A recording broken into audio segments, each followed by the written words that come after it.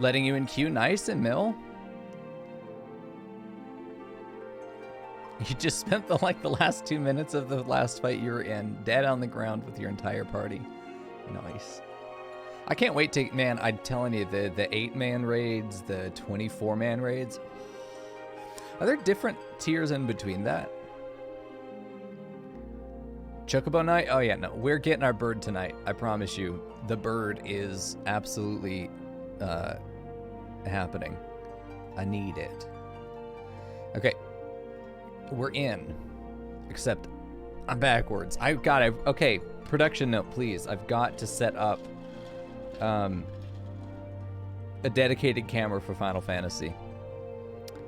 Gotta set up I probably need a dedicated scene that is the same as everything else, but then it's only for maybe, I don't know.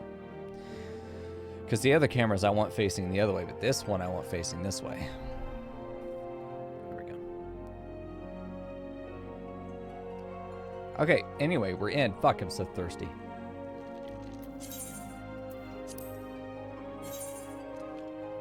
$55, not bad, man. Let me get my other stuff up. Am I gonna have any mail today? Probably not. There we go. God, Twitter is a hellhole. You know, the more I look at all the social media things, the more glad I am that I don't engage them. They're just fucking awful.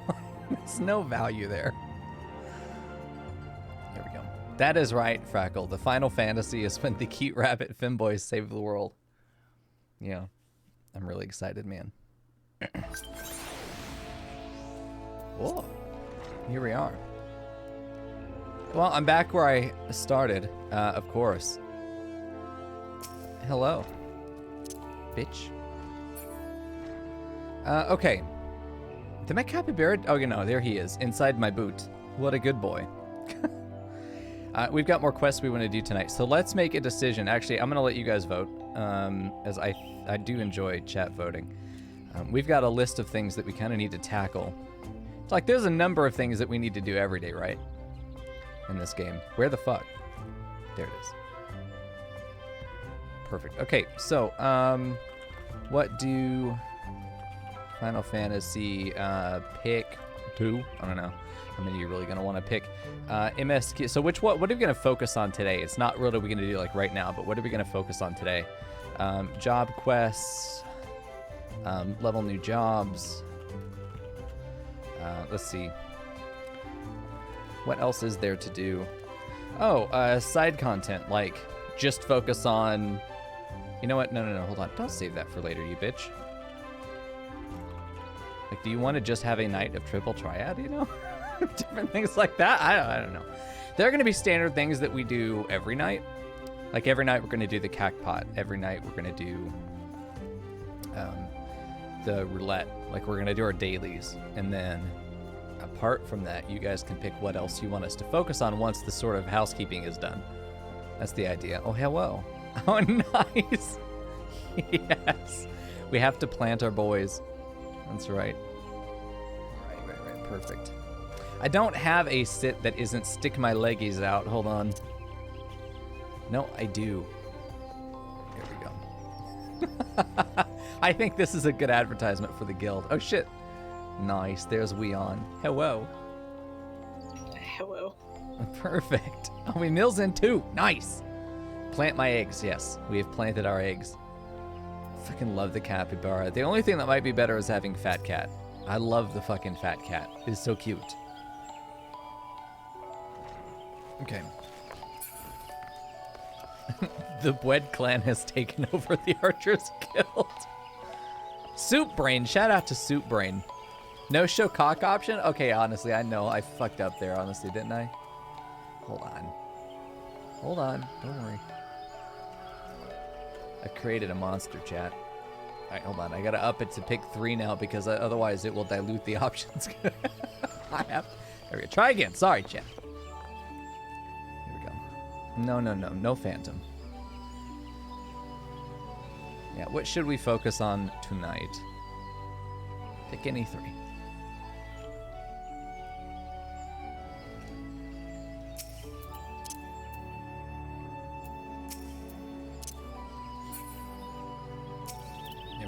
cat logged out. That's unfortunate. Okay. So it looks like we're going to look at MSQ and level new jobs. So I wouldn't be surprised if tonight we go run Arcanist. And then... okay.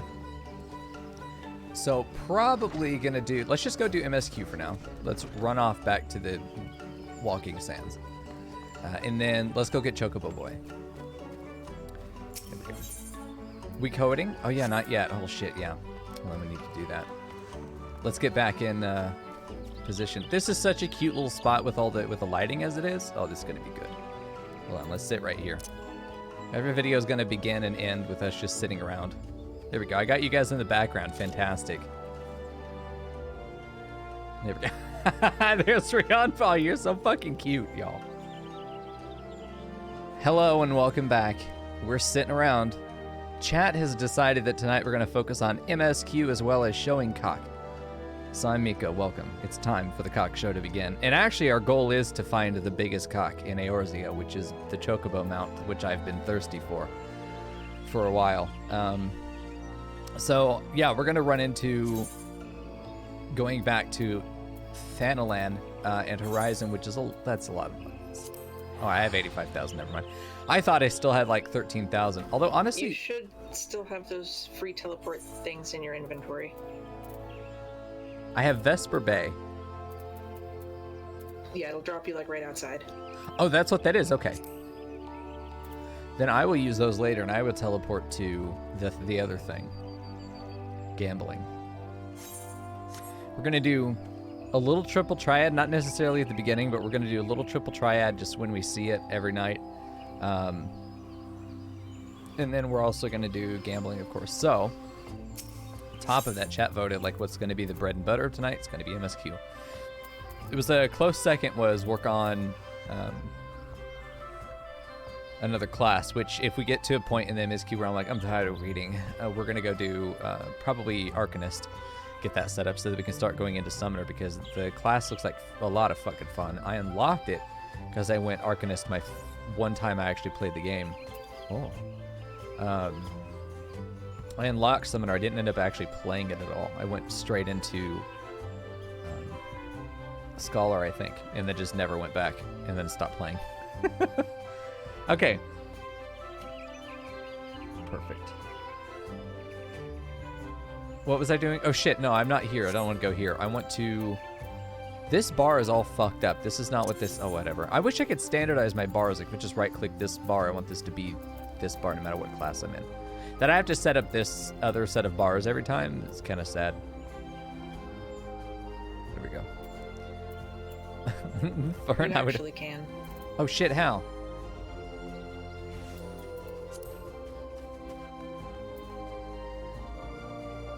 The left side split, you've got it. Is it attached to your main 12? What? The capybara down, is that part of your main bars? This whole set of 6 right here is connected. Let me see your HUD layout real quick. Okay. Oh. It's a fucking mess. Oh, that's fine. No, what I was seeing, because you've got bar 1, 2, and 3, but they're on the right side of those bars. Oh shit, you're right. Yeah, if you scoot them to another, like, hotbar 5, I can help. Okay, got it. Yeah, because that's why my emotes stay even when I change classes. Okay. Yeah, it might stay if they're on 5. Hello? Oh shit.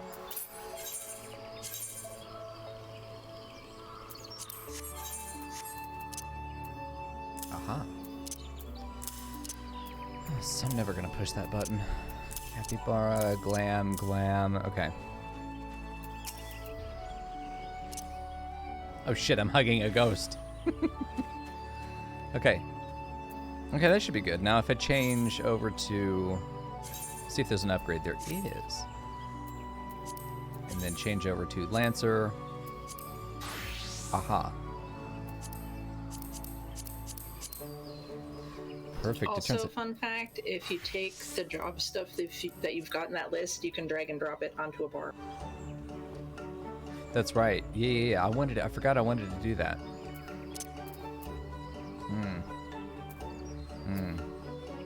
I need another bar. But for now, I've only got 3 jobs. We'll do it this way.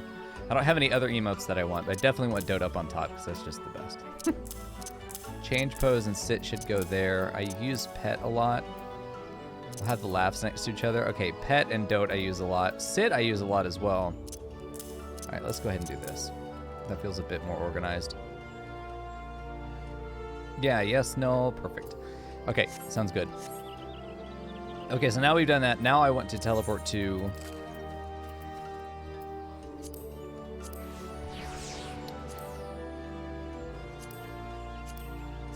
Oh, there's so many fucking places. Where is the... Ah, there we go. Welcome back. Hey, Embryon. Hotbar 4+ are all shared. Got it, Embryon. Nice, good to know. And you can toggle it on and off. Good deal. But by default, it's 4 and up. All right, let's go do our gambling for the day. And then we're going to be good. Okay. Man, with our strong cards here, I feel like there's somebody in here we could challenge. Okay, let's do it. Let's purchase a ticket. I only have $4,000 dues now. I wish I had more. Okay, 8 at the bottom. That's some shit. Let's do that. That's a 1. Ooh, that's a 6. That's a 9. The only chance for a 6 is this one. We're going to take it. Fucking so close. You know, not bad, though. I'll take 720. My average payout is like 150, maybe. There we go. Hey, not bad for the first ticket. We're definitely going to get over 5,000, I think, right? Oh, shit. Nice. Okay, this... There are only 3 paths that it could be on, so we're just going to do that. There's only 2 paths it could be on. Whoa. Oh. Okay, this ends up being 12, though. 12 is $100. We're not going to take that, actually. So this puts us at 7, and then if this is a 3 that goes to 10, 4 puts us at 11. I mean, we don't really have a lot of prospects here. We could just jam it up here and hope for a 24 or something else pretty high. We've got the 9. I feel like we just jam it this way, right? Because this is only 8. Yeah. Your boy's not a banana anymore? See? I told you. You have to trust in the heart of cards. I'm pretty sure that, like, people who play this game a lot, like, why is he agonizing? Just fucking roll it, you know? You're gonna get what you're gonna get. But also, fuck you, dude. Damn. Okay, let's try this over here. Well, no, there's no... Okay, well, 9 and 7. We're going for that one then. B and 8. Yes! You bitch! See, I told you. Nice. Good deal. We won more every time we did a ticket. Fantastic. We're going to go do a little bit... I'm going to go see if I can beat one of these people for Triple Triad. There's one of these people over here I wanted to try and beat before, but they cost 25. There we go. I'm not talking to the fucking... Well, maybe I can talk to the master. Hold on. How much does your game cost? 5? Oh, get your ass eaten, dude. You were prepared to get the dick. There we go.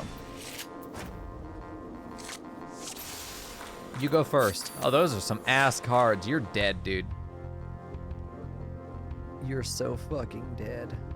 Oh, shit. Wait, hold on now. Wait, this is the tutorial again. Damn, dude. I'm actually going to eat ass here. There, so I can move this around. Nice.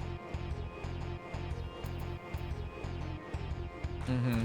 Okay, well, we're going to do this.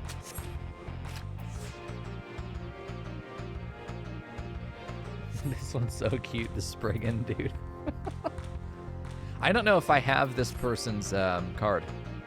Because I thought I saw a reward card. I don't know if I got it. Okay, good time to place that guy down. Do I have anything that can flip that from the bottom? I don't. I do have something that can flip it from the top. It's actually Moogle's perfect right there. That's an optimal place for Moogle. Yeah, play defensive. That's fine, bitch. Okay, I'll do this. And then he just gets the dick. Perfect. Cool. So I got the Spriggan. Just want to make sure real quick. Fuck, stop. Stop talking to me. I just want to make sure I got the card. It is a possible prize that's I don't have yet. I just wish you would stop talking to me. Please. Here we go. You can't win, you know? I mean, I'd have to really sleep at the wheel. Oh, come on, just pull it. Please. It would be great if I could skip dialogue. How? You already got the card he drops. Yeah, but it said it was still an unidentified reward. You have to eat out of your inventory. Oh, yeah. Okay.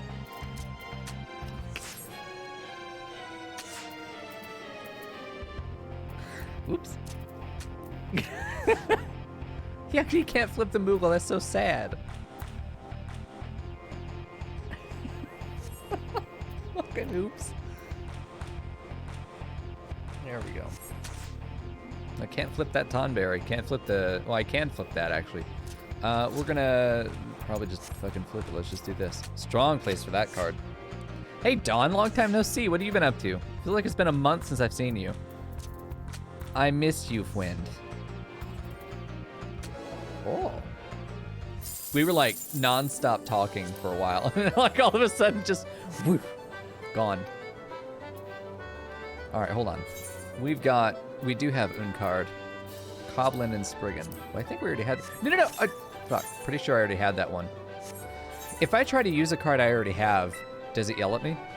Yeah, it'll just yell at you. Okay. We can sell our Sylph cards. Cool. So we did actually get 2 new cards there. Fantastic. Hi, Dawn. Are you winning, son? Yeah, so far, it's doing good, man. All right, triple triad cards. No. That's not right. I want to sell all of you. Is it 100 each? Oh. Nice. That's good. That feels nice to sell. We're up to 10,000 again. That's not bad. I really want to take a look at the challenge log for this area. For Gold Saucer.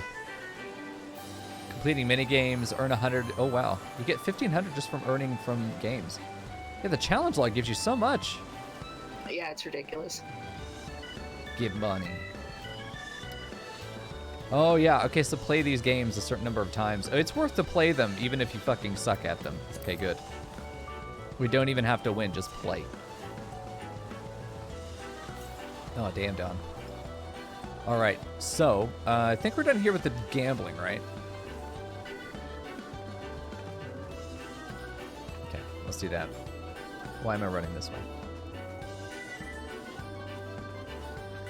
Well, I hope you're able to find some rest soon, bro there. There we go. Some of these names are incomprehensible.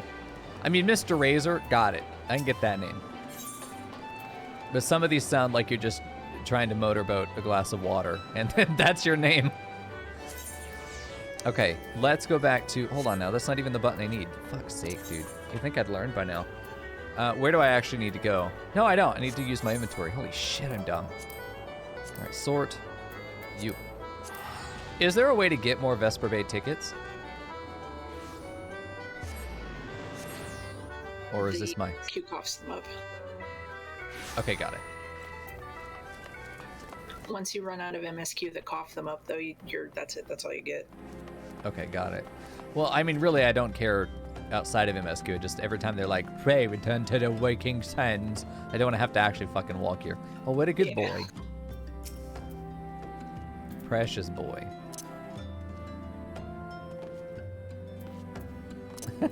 I'm so glad Emil got in. Oh, I do have this sit. Nice. Very good. Yeah, the mask, not so much. Not so much mask. Fucking creepy. He does look like he belongs as a Kiss backup dancer, though, to be fair. Fumiko, fuck you! Why are you so rude? Emil's such a rude little whore. There we go. Shout out to Smooth Brain. There you go.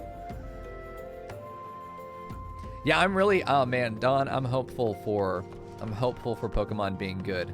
I'm not expecting it, but I'm hopeful. Yeah, by the time I run out of tickets, I could probably just fly out myself. That's right, Fern. Probably by that point, I won't care about the 500. Oh, fuck's sake. Oh, Jesus. Christ. I wish I knew how to sneeze, man. Yeah, I'm excited for him. So, okay, so I've asked this question like 8 times.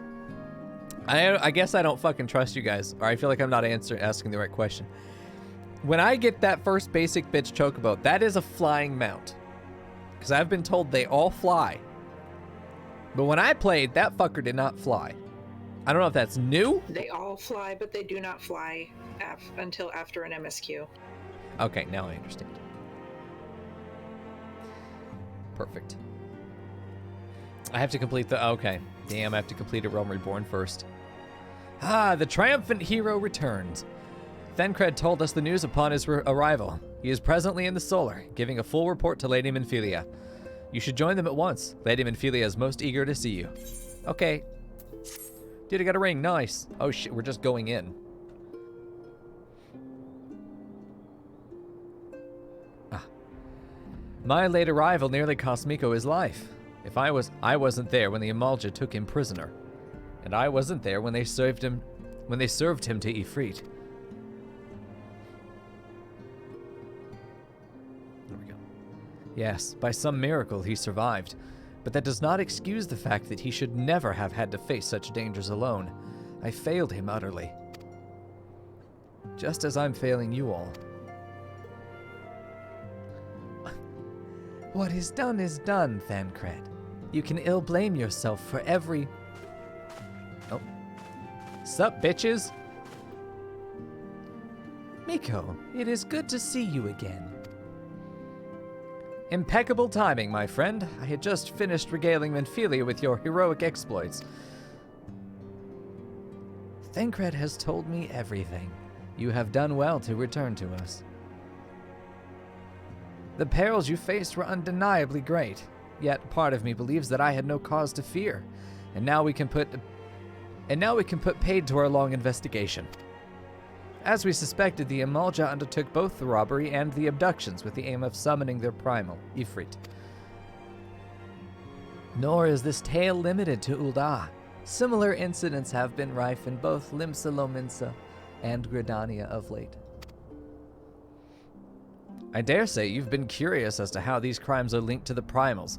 Permit me to explain. Please, with voice acting. Fuck. Hardcore sips. God damn. Yeah, these people are simping hard. Very hard done, as they should.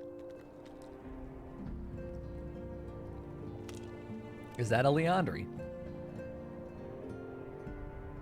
It's a cat. Big ol' bitch.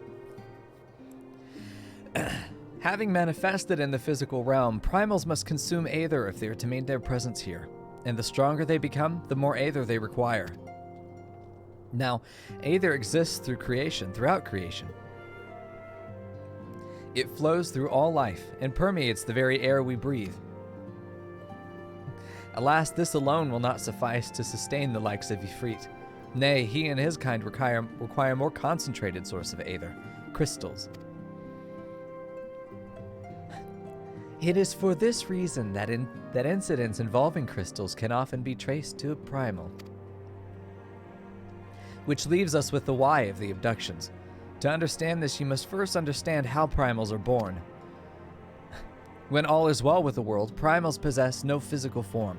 Their essence is dispersed across a great river of Aether. However, when the world is plunged into chaos, those who worship the primals cry out to their gods for deliverance from suffering. When Mommy Primal and Daddy Primal love each other very much. These cries serve as a beacon towards which a primal's essence is irresistibly drawn. It is this coming together, or etheric coalescence, which grants the being physical form. Suffering? Yeah, Fern would definitely be a cultist in Final Fantasy. She would just summon a big old vampire mommy to step on her. Once born, a primal gains strength from its followers' worship. The more numerous and fervent they are, the more powerful their god becomes.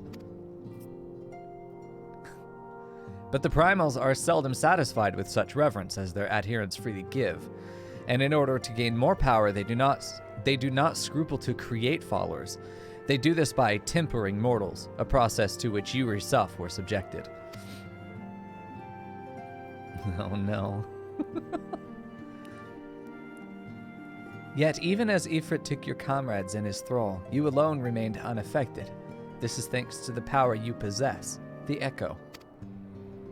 We know not of why, we know not the why of it, but those blessed with the Echo are immune to primal influence. It is through a greater power. It is as though a greater power protects us. When you first came to us, I told you that the Echo would be instrumental in dealing with the primal threat. I trust you now begin to see why. The recent incidents all share a common trait, meticulous planning. Such elaborate designs are a new development, and one which fills me with an unshakable sense of foreboding. While I share your concern, my presiding feeling is one of relief at your safe return. The immortal flames assured me that they will deal with the aftermath, so you need not concern yourself with that. We may rest easy for a time. I suggest you take full advantage of the respite, Mico. Okay, I'll do that. Thanks. You may be sure it won't last long. Once the people learn the identity of the hero who felled Ifrit, I fear you will have nary a moment to yourself. Okay. There's some tension in this room. Whether she intended to or not, Menphilia neglected to tell you something. Something I think would be best for you to hear from one of us. It concerns the tempered abductees that were rescued. I'm sorry to report that all are to be put to death, the flames with whom you were imprisoned included. Needless to say, this information must not be made known to the public. Dude, it's time for a conspiracy! And I'm in on it. Hey, Snake. I swear to you that we would not do this if there were any other recourse. But once a man is tempered, he is tempered for life. His very existence lends strength to the Prima whom he cannot but worship. I'm doing great, Snake. And so we Scions continue our fight, and no more innocents need to be sacrificed. I hope you will continue to stand with us, Mico. But I should be going. I must offer my apologies to the Flame General for the losses of his people. Till next time. Okay, goodbye. Hey, Ficus. Good to see you, man.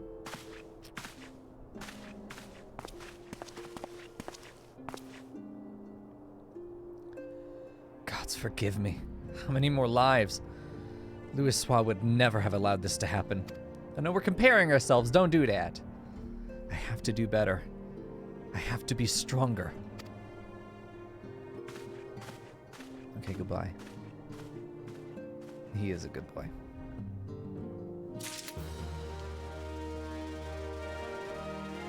Nice, Dawn. Are you still playing on Heliopolis? I think I'm waiting for like an expansion or something to play that game.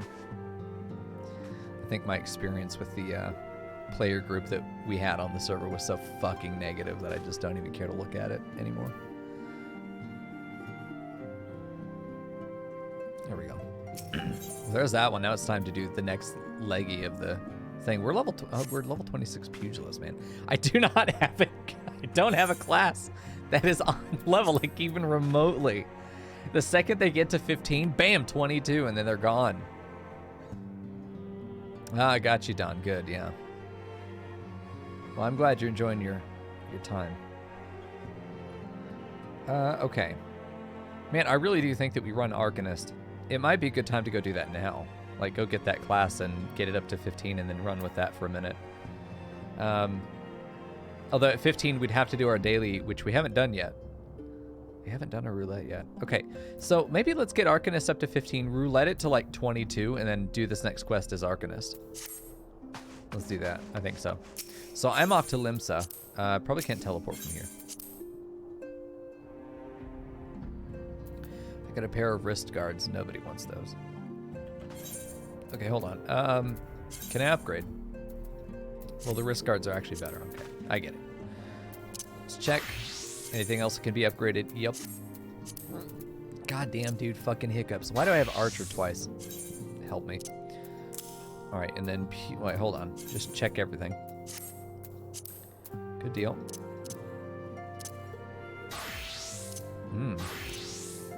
Now, I'm pretty sure that I still don't have 100% Spirit's Bond on all this stuff. I probably haven't been wearing it that long. As long as I felt like I had.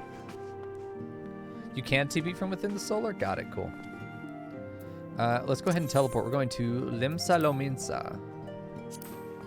Which I've opened up almost nothing here. Oh, shit. So can you can't TP straight to the, no, you can't, never mind. I was gonna say you can't TP straight to the sort of subnodes into the tie, huh?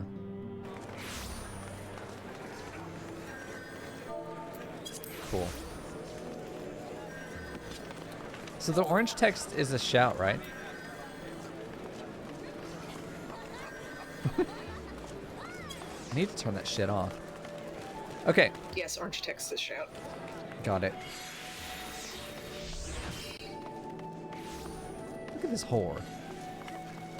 Oh, that's not her. I was gonna say, the fuck are you doing, cat? No, no, no. This is the cat.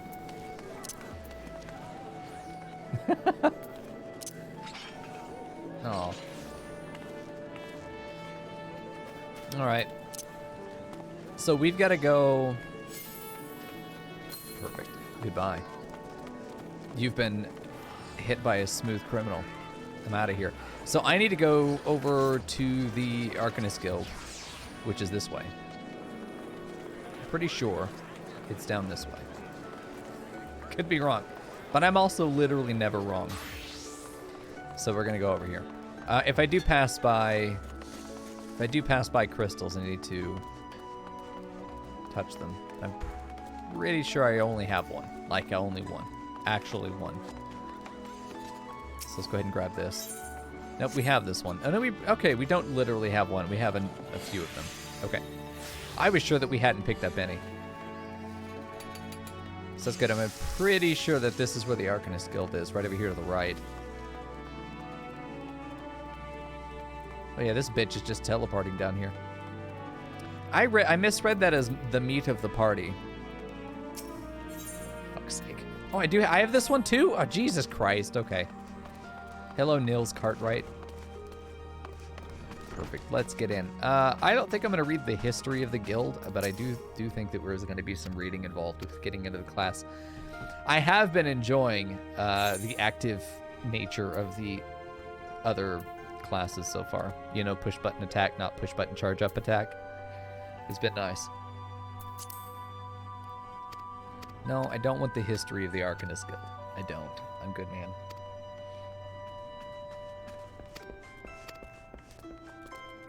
Perfect. Okay, so now I should be able to get in. Yes. And I have acquired book. What's nice is that even though there are so many classes, a lot of them share gear with each other. So there's probably only like 4, maybe 5 sets total. Like there's this group. I'm pretty sure like this is all the same group of gear. Yeah, there's probably actually just 5 and these all share the same. Like it's not literally the same. They'll have different specialist sets, but like there's a melee DPS set through the leveling process, I'm pretty sure. Or at least the like the MSQ or the guild quests that you're getting here. DPS sets. Oh. But like I'm definitely getting I think. Gear from any one class is shared between all of them so far for me, which is nice. Oh god, this fucking name. What the hell? Is the H silent? Is this Tubergime? Tuber game? The fuck? Ugh.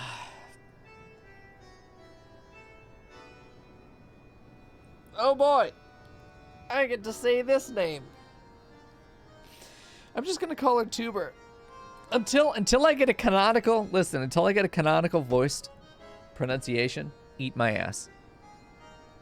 You like her style? You would, Emil. I think that, honestly, I just love the collar on this setup. I think it's just so nice. The big giant broad shoulder-to-shoulder collar is just fantastic. Does Rian know pronunciation? I don't speak key smash. I don't either. This is another one of those names that was definitely just motorboating a cup of water and then that's it. So. Yeah. I mean, honestly, probably could call her just like My Teresa. favorite game is lore-friendly Rogan in name or Gilbot. But at least they're consistent with their key smashing. Yeah, but they seem to only be able to hit the consonants. That's my problem. Damn, dude. It almost reads like it needs to be backwards. Like it would make more sense if it was backwards. Like, what the fuck? Because here's the thing, like every language origin has different pronunciations for vowels and different letter combinations. It's like who can we even tell? Like, how do we know that Y is meant to be pronounced? Or is that H silent, you know? These two fucking letters. Oh, Jesus. With a G in front of them becomes another monster entirely. Yeah. Who knows? I would guess Dubergeim. Dubergeim is not bad. Try and make the vowels as gentle as possible. Still, that's a fucking name, dude. That sounds raw enough. Oh, yeah. But man, she's coded as... Oh, no, I'm going to skip the text. Oh, I cannot let go of the left mouse button or it will skip text. Fuck. At least it's on mouse up and not mouse down that it actually inputs the click. Okay. Oh, you can't even see it. Shit, I need to move it over again.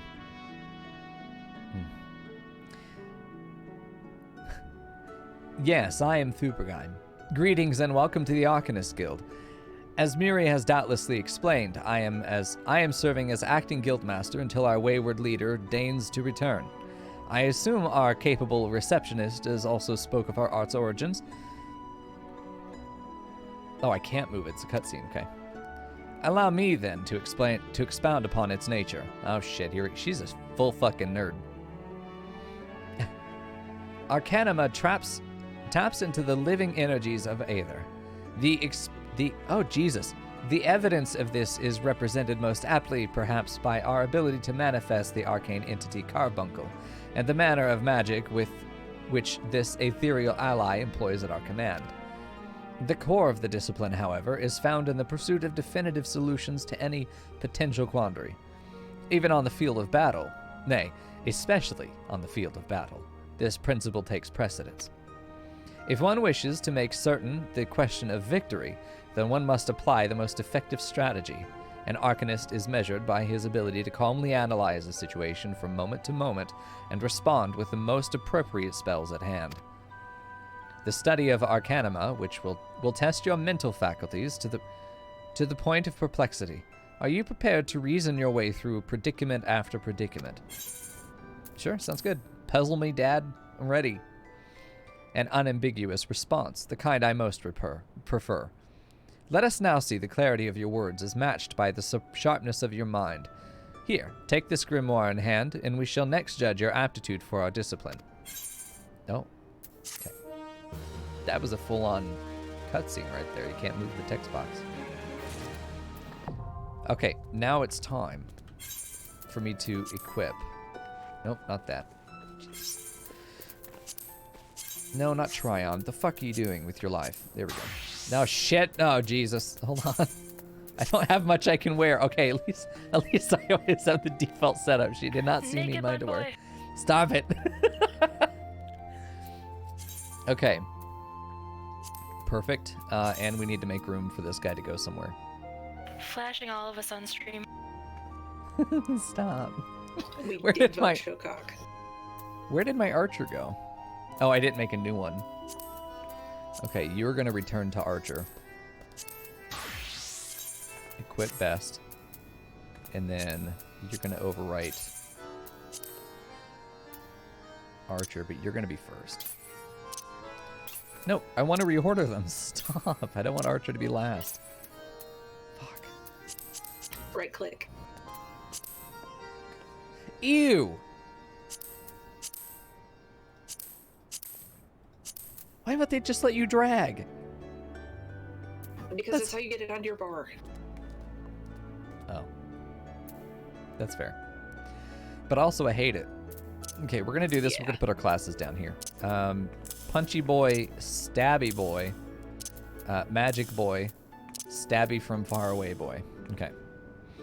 Perfect. So I've got these. Yeah, good deal. On it, I'm so tempted to just keep a glam plate of the basic Viera shit and just... Like, it's so good. It's just so good. Fuck me, man. There we go. Now, I've done most of the quests through here. In fact, I think I've done... No, I've done most of the quests.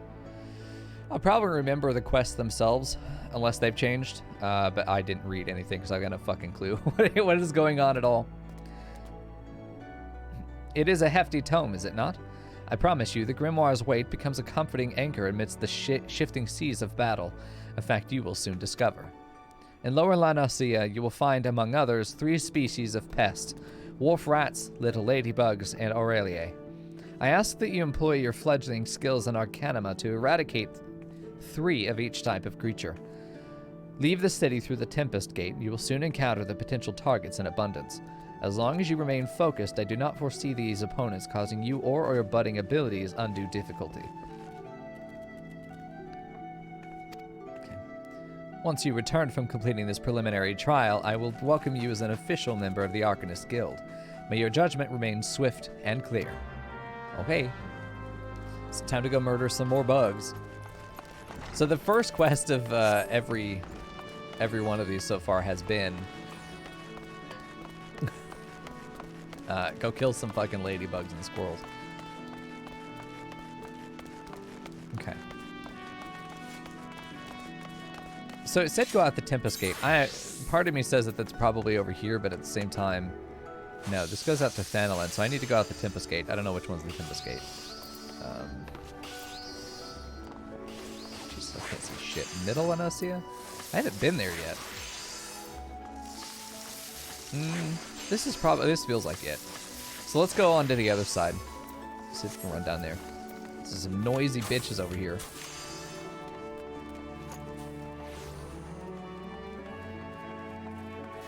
Nice.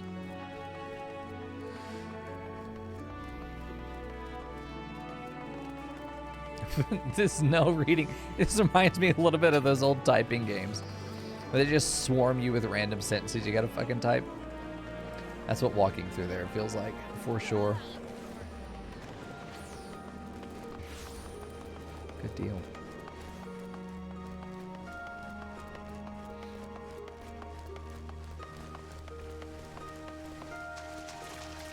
Yeah, the jades too.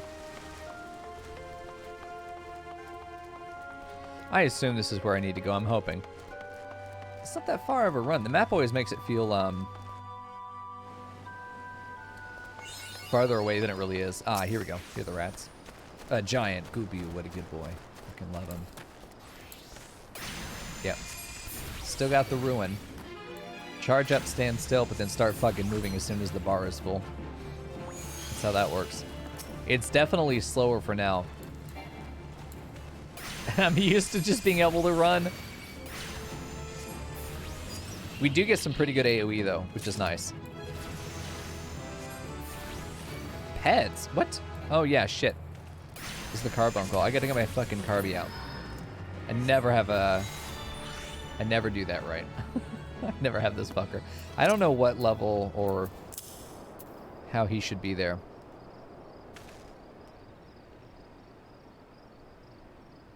Oh, cool. I have a self shield. Nice.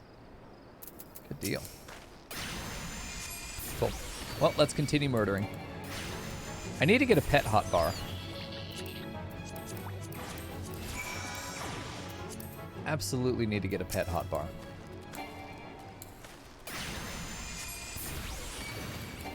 and use it, because I'm pretty sure the carbuncle can be used to attack as well, which would be a little bit extra DPS. Okay. So we got to get down there and kill one or more of those ladybugs. Actually, that one will be fine, but I also need to kill lambs. Changed Arcanist, the carbuncle does nothing but follow you now. Oh. Interesting. I'm totally fine with that. You use the carbuncle now to summon other things that do attack for you. Oh, got it. The carbuncle is the summoner. It's the medium through which you summon. Got it. Oh, come on. Just fucking chew on his ankles, Carby. Pod, please. Except the third one I need. Oh, still need one more. And there's Physic. Cool. Okay, so I have a little bit of healing. Control will be keep things alive, and then not control will just be kill things. There we go. If I see something that needs to be killed, we're definitely going to do it. I need to kill, I think the Aurelia are jellyfish. Flying jellyfish.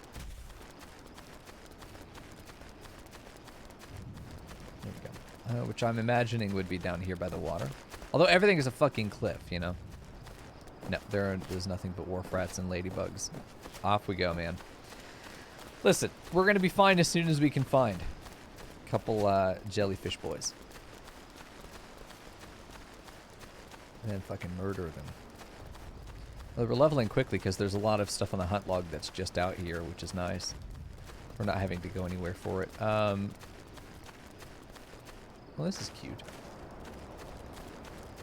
Let's see. Maybe not over here. I'm sure that it's on the map. It'll tell me where I need to go. Let me try north. Let me try running north instead of down here. I didn't have to cross any river to get out here, so I'm pretty sure, yeah, this goes to Limsa. I'm expecting maybe it's up here, maybe by the river. We'll have to see.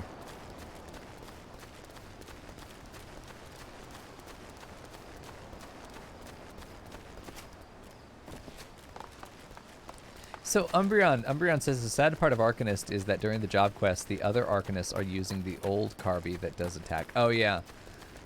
I thought you meant like the players that were already Arcanists are grandfathered into the old Carby still. No, no, no. You mean the NPCs, yeah.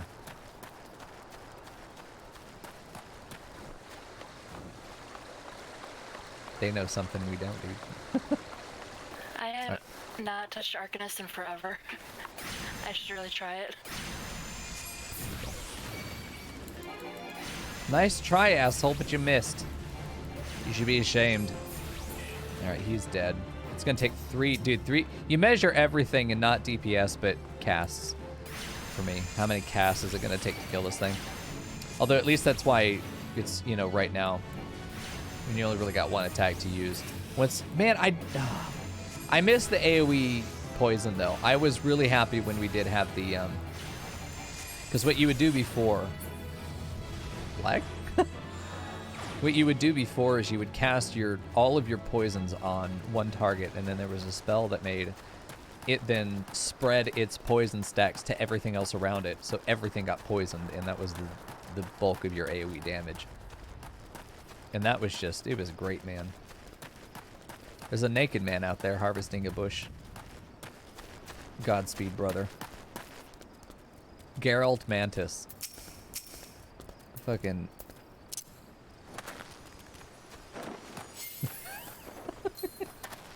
Fucking naked green bean. There we go.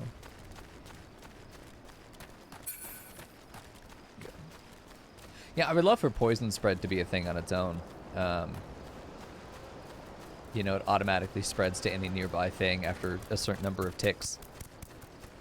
Reinfecting something where the dot already ran out, so you just have this small little ecosystem of poison just spreading from target to target. I'm telling you, when I develop a magic system, dots are going to be fucking king. I'm going to build all the magic classes I always wished I had. Whoa. Going to pretend I can do anything here to help. Get 36? I did it! I'm helping! Jesus Christ. No! Listen, I tanked that for him. You're fucking welcome. Thank God it was gravity and not actually damage spell. Jesus Christ. You know, down here is already level 11. I feel like this is just not where we need to go because those are water sprites. I'm not seeing the thing I'm here for. So I probably went out to the wrong area to be able to find these guys. But it's also, yeah, it's probably going to be marked for me. I did need to go down here. That's fine. We'll just cross again. We've had an opportunity to kind of get a look at this area as well, which is fine. Still no chocobo. I know. We're working on the MSQ. Oh, shit. I'm level 5. We're not going to worry about fighting the fucking pirates. We may not have choice. No, we have a choice. We're running. I guess I should use my sprint from time to time. We need to get a camera and just be like Final Fantasy 15. It's fucking yoink. Final Fantasy 15, every time we would go through pictures, it would be like, there would be some decent ones where they had just like generated it as if we were posing and shit, you know, than the couple that I might have taken. And then the most of them were taken in the moment where two people are posing and then Noctis is just fucking booking it in the background. Oh, this is my favorite part of 15. It never failed to make me laugh, every time. Get the big crystal while you're out here. Where's the big crystal while I'm out here? Oh, up there? I'm not fucking walking up there. Jesus, that's too far away. Meow. I have passed it twice already. I'm not doing it. The time to have done it has passed. There we go. I'm heading this way.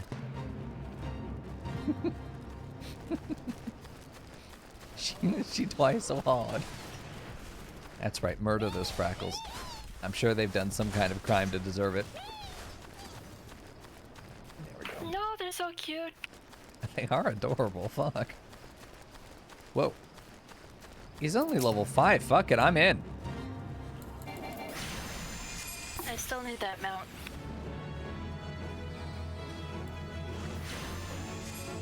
Whoa, shit. His name is Big Potato. There we go. Oh, I don't know if I need to physic this man. With my 37, yeah, 37 HP there. Probably should just be doing attack, right? There we go. Whoa, hold on now. Oh, these guys are just an attack, okay. Nice. I'm glad we got him to tank here. I do no damage, though. But that's fine. Oh, no, get out of the AoE! Brother, please! Too far away. Well, it does no damage to him. Okay, it's fine. I want kill credit on this thing. This symbol means it's a rare monster. Oh, it's a fate. You know what? That's fine.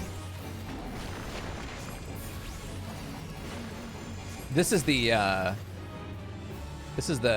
oh, Jesus, Chinese New Year event, right? There we go. This is cool. I can at least say I participated, right? Yes, the New Year event fate. Well, we happen to run past it. We might as well participate. Even if we're not helping. Oh, I see. You don't get hit by it if you're close enough. There's a minimum range, too. That doesn't seem right, but he's also not taking any damage from it. There really is nothing else to do. I don't have any other skills. Believe me, I would do more if I had it. Please. Oh, shit. Hold on. Oh, shit. Come on now.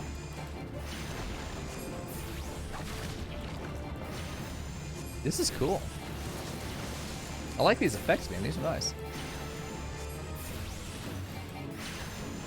It's a donut AoE? God, I hope so. Hey, hold on. Big dick mode. Let's go. I'll fight up close. Yeah, so he didn't touch me. Nice. Who's that? Nice. It's Umbreon. Fucking murder this man. He's probably going to rush forward, right? Yeah. I don't know why I spammed the button like it's going to do more damage. Listen, you get Ruin 1, and you're going to like it. That's all I can offer you. That's all I got. There we go. Well, time to get the suck fuck AoE on top of me. God damn it, dude. I probably should have run... Jesus! I probably should have run closer. I'm safe right here. I found a little nook and cranny I can fit in. We'll get Chocobo soon, man. I'm not worried about it. It's going to be good. Oh, someone did a lot of damage there. Yeah, we're close. See, I thought this was a rare monster, but then I realized, yeah, it's a fate. Wow, you guys got the dick. Oh, they were level synced. Cool. Well, now what? Is that it? Okay. Well, that's cool. We can say we were part of that. We also haven't been here, which is weird because if you start Arcanist, obviously you're running around these areas constantly. So it's weird having everything not revealed anymore. Oh shit, Cave Bat. Come here. I'm only level 5, but at the same time, oh geez, yeah, Cave Bat might beat my ass. A couple Cave Bats might be enough to murder me. Unless Big Potato helps me out. What a good boy, Big Potato.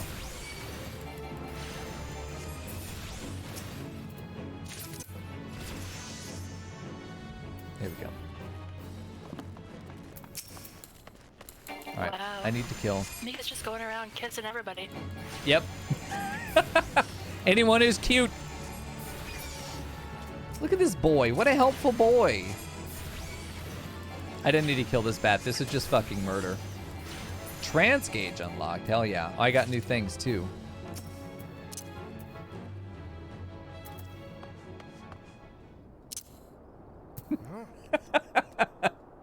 The meeting of the whores. What a good boy. What a good boy. Okay, I need to get that meter moved. Let's see. HUD layout. What a good boy is that boy. Let's put this here. I have a pet hotbar, but it doesn't seem relevant. Let's maybe put this here in the center. Just layer all this shit, you know? See how that goes. That's not bad. Because once I get a bunch of skills, yeah, I'm gonna want that. You gently pet Big Potato. Yes, yes you do. This is different. I've not seen this before. This is new. The trance gauge indicates the time remaining for the effects of Aether Charge. Executing this action also grants Ruby Arcanum, which is used to summon Ruby Carbuncle. Upon reaching level 15, Aether Charge will also grant Topaz Arcanum for the summoning of the Topaz Carbuncle. And level 22, Emerald Arcanum for the Emerald Carbuncle, okay? Each summon, when called forth, will tap into its respective Arcanum, granting you stacks of an elemental attunement indicated on the trance gauge. These elemental attunements will augment Gem Shine and Precious Brilliance, required at level 26. Okay, thanks. So it looks like I have the ability to get up to Ruby here. Now, I'm going to be interested to see what the differences are, because obviously the first big difference is that we've changed the way the carbuncle functions, which is excellent. There we go. We've got... Fern, you've been spotted. Accidentally. Wait, I have new skills. I need to read. Oh my god. These Galago are kind of chunky. Chat should, Fern should join us in voice, but I know it's probably going to make you crash and shit, so I get why you don't, but still. I wish we could fix it. I miss having you in voice. Alright, summons Ruby Carbuncle. That's pet shit, goes up there. And orders it to execute Glittering Ruby, okay? Which does, rushes target and deals fire damage with a potency of 400. That's nice. Grants 2 stacks of fire attunement. Effect, fire attunement effect, Gem Shine and Precious Brilliance become fire aspected. Duration of 30 seconds, can only be executed while under the effect of Ruby Arcanum and Carbuncle is summoned. Interesting. I'll have to... Is that going to be something I'm going to cast more often? I'm pretty sure that I want to be using all these summon skills more often. Channel the energies of your active elemental attunement to attack your enemies. That looks like something I also want to be spamming as often as I can. I wonder why you're crashing. I'm like still crashing. I'm obviously you've looked into it, but so Aether Charge gets us that, and then I should be able to. Never mind, I can't. 10 seconds to do anything with it, but I can't actually. Do I have the Carby? I do have the Carby out.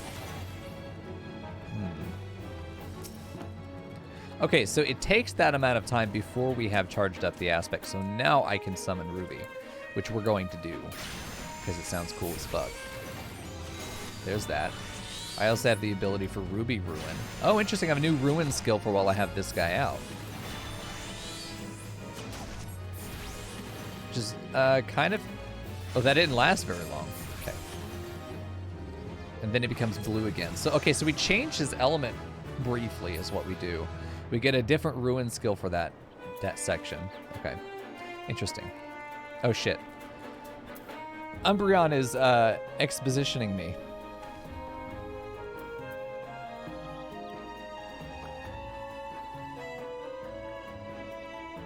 You get elemental charges. It's not timed. It is also timed, yeah. Yeah, it does both. Okay. Okay, I feel like I will understand it better as I play it more, but I see sort of how these things play together. We'll see. I can make the class meter smaller. I might make it smaller, but I kind of like the big girthy boy that we got there now. Like, I don't have any other skills I can use right now. I have to wait for that counter to go down, and then I can do something, right? Yeah, I kind of like it. I think it's pretty as well.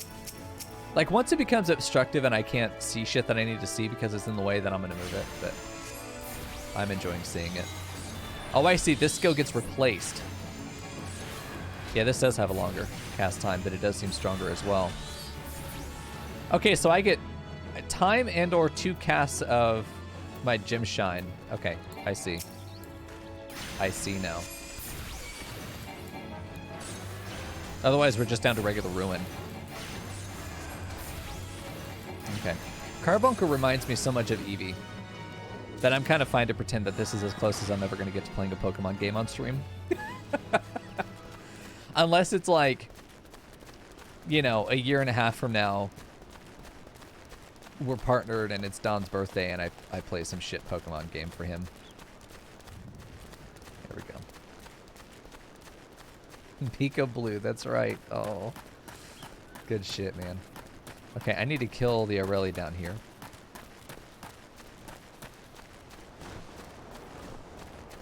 Perfect. I see wind sprites. I mean, I'm just happy to find stuff that need to be killed for the hunting log. Hunting log is fantastic. You know, I bet, I was just thinking about this, Triple Triad is probably going to have me do a whole lot of questing that unlocks certain battles that I otherwise would never do. I'm curious just how much, like, extension of hours, if you will, are going to come from playing Triple Triad. Many. The answer is many. I'm ready. I haven't played any. I have played some tonight, haven't I? Yeah, I played, what, 2-3 matches? The tutorial boy? Morbid Sorrow. Great name. Hello. We got him hooked. Cutie. Listen, this is how you set up a brand, okay? You just gotta fucking tease everyone, okay? Check. And then deliver the goods later when they get curious. Yeah, I'm gonna pay more attention to the gauge before I start spamming 4. Okay, there's that. We'll kill one more dude. It doesn't give me a number.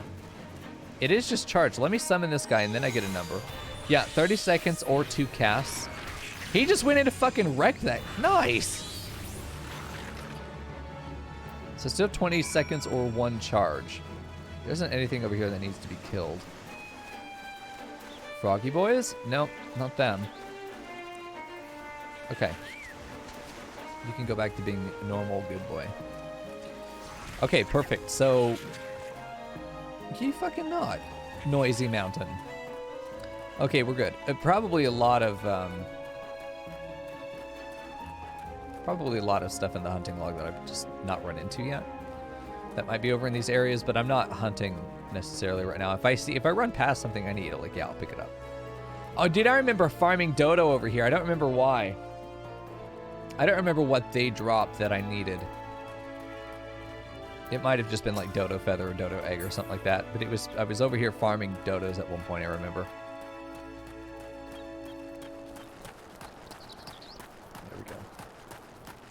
So that's done. We head back to Limsa now. Can we get to Limsa straight from here? We can. Okay. I think I'll head this way then.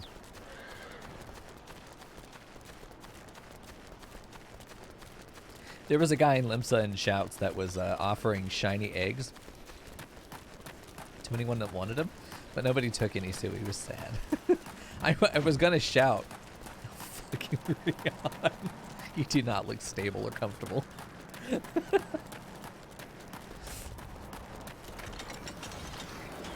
Excellent.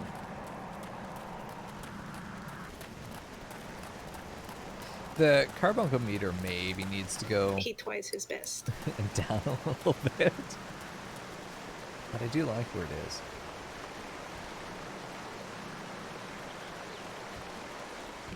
What the fuck is his problem? I need Fern to be in voice just so she can fucking beep at us. Honk honk. Fern, does that have a horn on it? It'd be great if it did. Yeah, just ladybugs, rats, back into town. That'd be great if it did, man. Just has a little horn on it.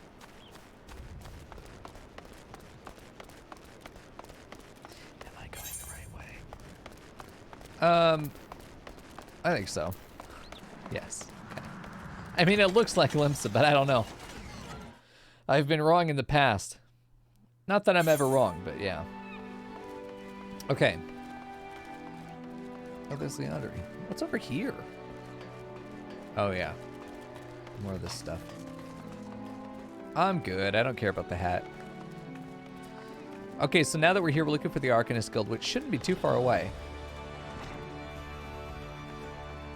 I guess it's like literally the nearest teleport is going to take us there. Are we in the upper levels? I think we are, yeah. Interesting. Which means I need to be running the opposite way that I'm running. We're looking for the aft castle, I'm pretty sure.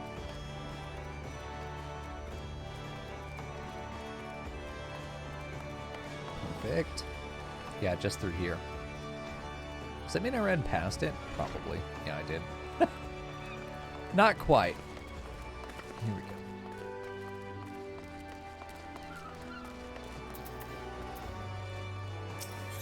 go. Okay, so now we've got this. We go down to Arcanist Guild.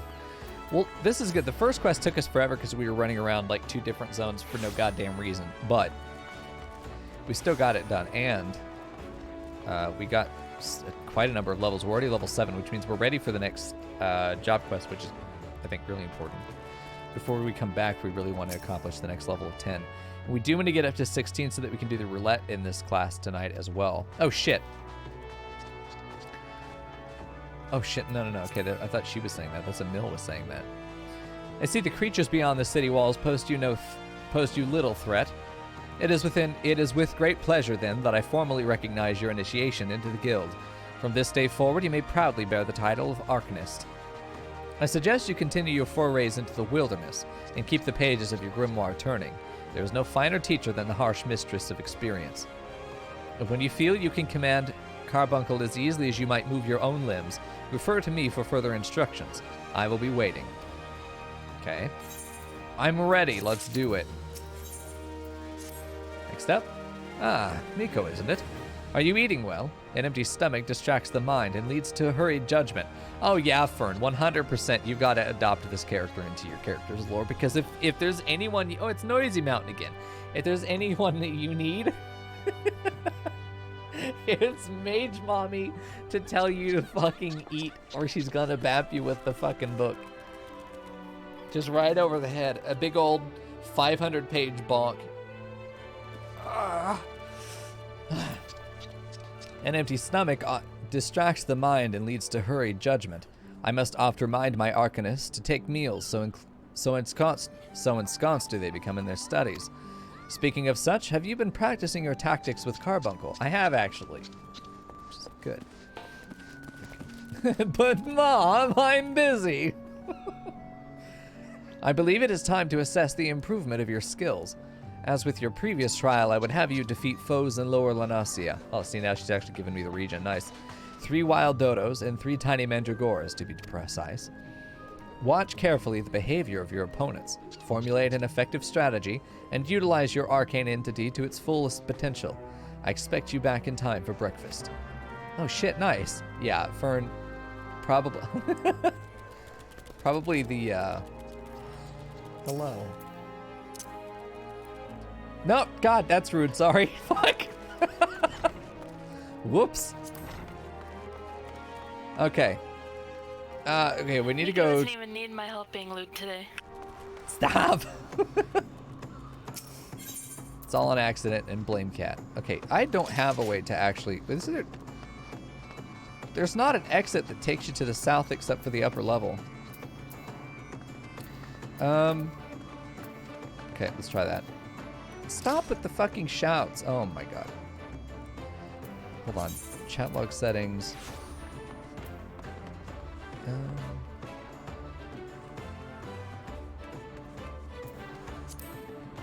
Down under log filters.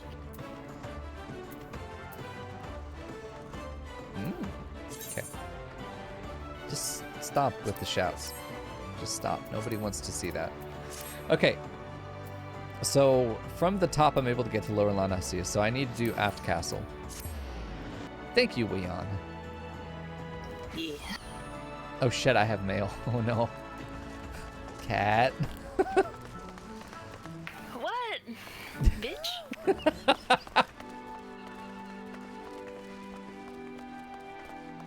Where the fuck is a Moogle? There he is. Fucking trust this cat. Oh no.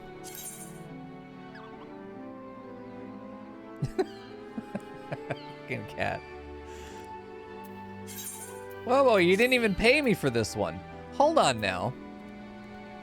Bitch, where's my money? All the other ones have come with 69 gil. She's not giving me any gil. Free fact. There we go. Perfect. Perfect. We've done it. Mail managed. Okay, now we head south, which is this way. I'm pretty sure this is where we need to go. Okay. These people are fucking dead. That's not good. Not my problem, though.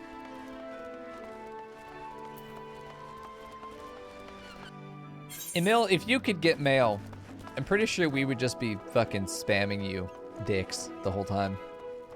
Maybe that's just Cat. Probably just Cat.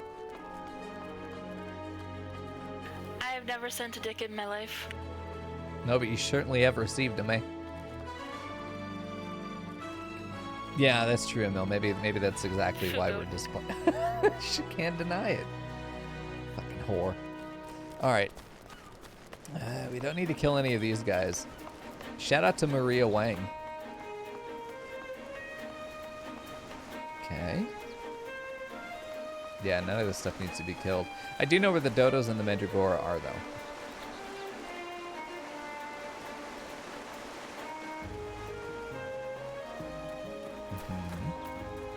Yeah, this is an interesting setup. It's much more dynamic than the dot build was. But the dot build was just fucking rad, so automatically loses. The carbuncle automatically loses in this case. No, don't be alive with fucking 1 HP. God damn it, dude. You stop that.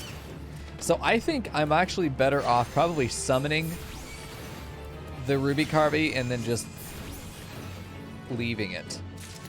And not using... Oh shit, Addle, nice. Okay, we'll put that here as skills that never get used. File that under fucking Y. Okay, fucking get him. I mean, yeah, if I just leave him up there. Oh. So he goes and does one attack and then teleports out, and I have the rest of that timer to use these 2 casts, or else they're just lost. Okay. Okay, good. This is the kind of experimentation I like to do with games. Especially because this class has been recently changed, so like all the guides are having to update their shit. Oh, there they are. Yeah, and I lost that other cast. But I do get to open up with BAM-U. I have been combat. Do that immediately into this. Once that cast is down and it's gone through that timer, I then get the ability to summon the Ruby. This is interesting, is that the Ruby seems to be an escalation, or they're changing the Carbuncle seems to be an escalation of the fight. It's not an opening gambit at all. And we might as well use this cat. Oh, Jesus, 1 HP. God damn it, dude. I hate when things survive with 1 fucking HP. Probably better off using regular Ruin there, since I didn't have to use a charge for it. Although I don't think 2 of the Ruby Ruins would have killed it either. Probably was 3 casts no matter what. The fucking squad. Okay, pretty sure that's it. We're just going back now. Yeah. The quest title is What's in the Box. Great. That's fantastic. That's not foreboding at all. Ugh. So, Emil, what classes have you played so far? I should say jobs. This is what they are, but I'm never going to get out of classes being what you call them. Fuck, I just want to work on Titan so bad, but I'm holding myself back until March.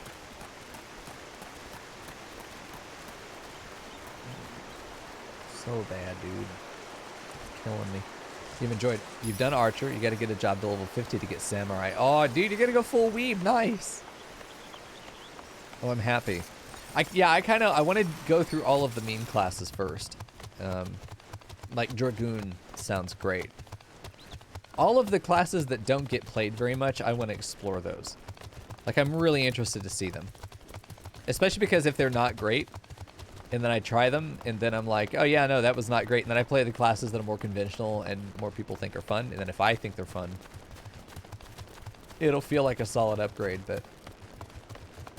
For the character lore, gotta get Dancer. So that's our first goal. That's not our first goal. We are very close to being able to get Bard, though.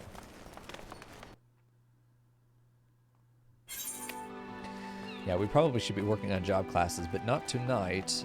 We're doing Arcanist right now. I want to get it to level... I really need to do more Hunt Log because we're going to turn this in and not be level 10 yet. But I think this is going to be where we stop for the job quests. I don't think we're going to get Arcanist all the way up to 15 tonight. I think maybe turn this in, see about how far we are. You cannot be Potato and then dress edgy like this. You can't do it. Fucking shout out to Luke Dipputs. Okay, Arcanist Guild. Perfect.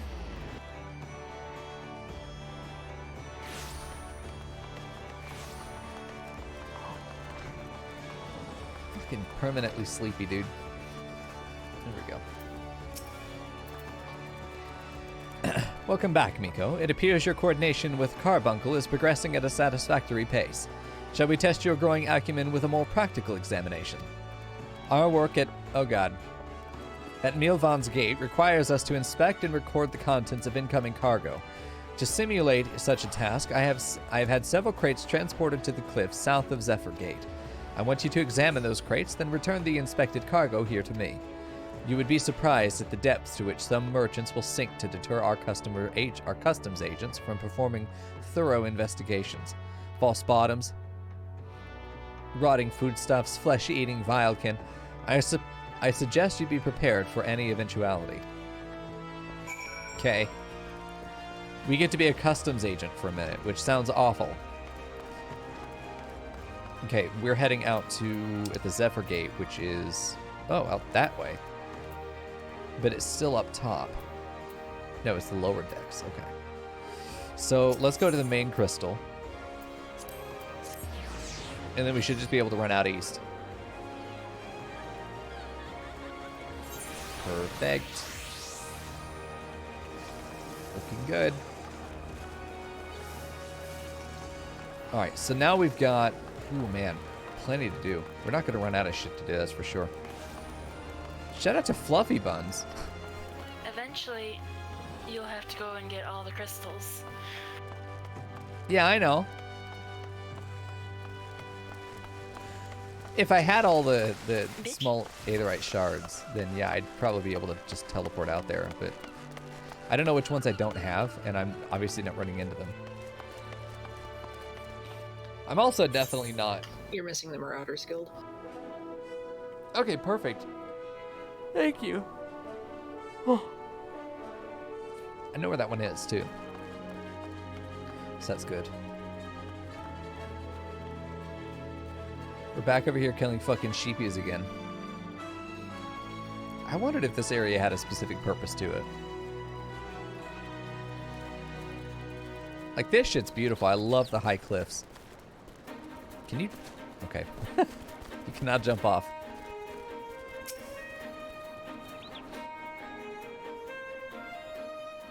Oh, how fucking cute. This dude's got all the pay-to-win bull... Oh, shit.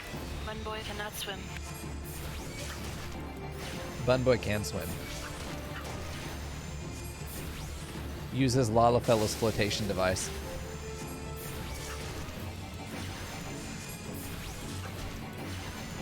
I've never seen a floating potato. Well, yeah, because they're under the surface, of course.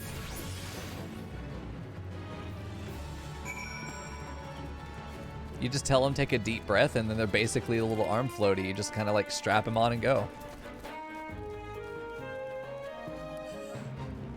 Oh shit, we're not done. I just kill and just walk off. We're good. Can I help him? There we go. All me. It turns out I was in the crate. It was me.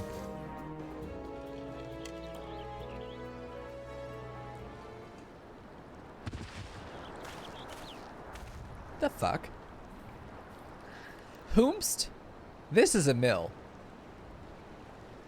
Emil, what the fuck are you doing over here? I am not a threat. Pray ignore my presence for the present and allow me to a moment to Jesus Christ. To cogitate. Oh yeah, that's Emil. What the fuck? Where did you come from? Oh, it's not a boy, unfortunately. The reaction to my sudden appearance was within expected parameters, but I must admit that I did not expect so proficient a performance against the enemy set against you. Yet, effective though your tactics were, I spied much more room for improvement. As I watched you battle, the wheels of my mind whirled into motion as they are wont to do, inventing other possible strategies you may have to employ. The fuck? I love the sass. That was amazing. Let's see. Taking into account your current level of ability, factoring in the etheric constant, multiplying by the number of opponents, then applying your tactics to other potential combat scenarios. Oh dear. My calculations indicate failure upon encountering a threat level 9,785. She's a good boy. Well, we'll have to see what you can do about that. Though the opposite window to do so has passed. Though the opportune window to do so has passed. I would nevertheless introduce myself. I am Kalia. Oh God. Emil Van's Gate Assessor. Dude, Emil, I found your girlfriend. She's a giant cock. Congratulations. Acting Guildmaster. Oh God. I forgot what we said her name was. Thubergeim? Acting Guildmaster Thubergeim elected me to oversee your training and provide any necessary guidance and instruction in the field of Arcanima. She's a little bit too peppy for me. She seems like the kind of person that would just be appalled at me cutting corners at all. Little bit tense, this person. From what I have observed so far, you have an admirable grasp of the fundamentals. I do, however, wish to confirm one small detail. Regarding your choice of arcane geometries, what factor most influences your actions during battle? I just do what the bar tells me to.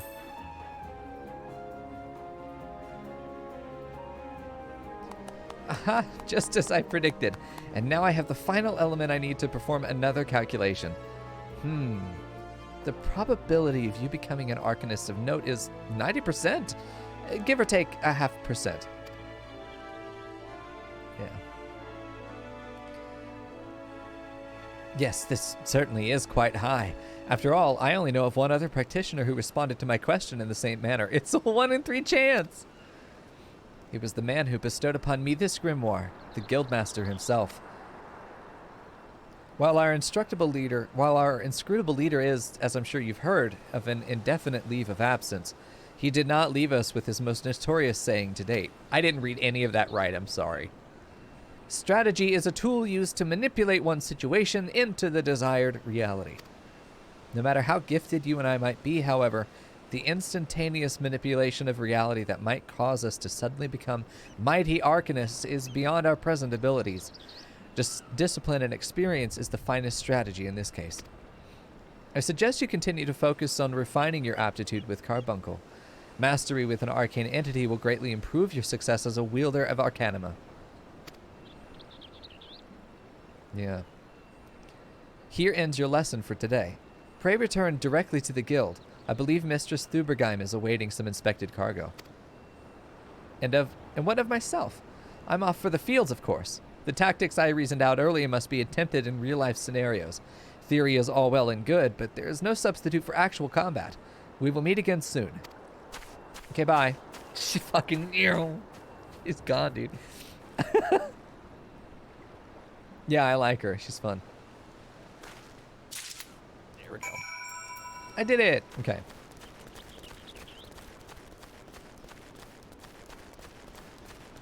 Windmill.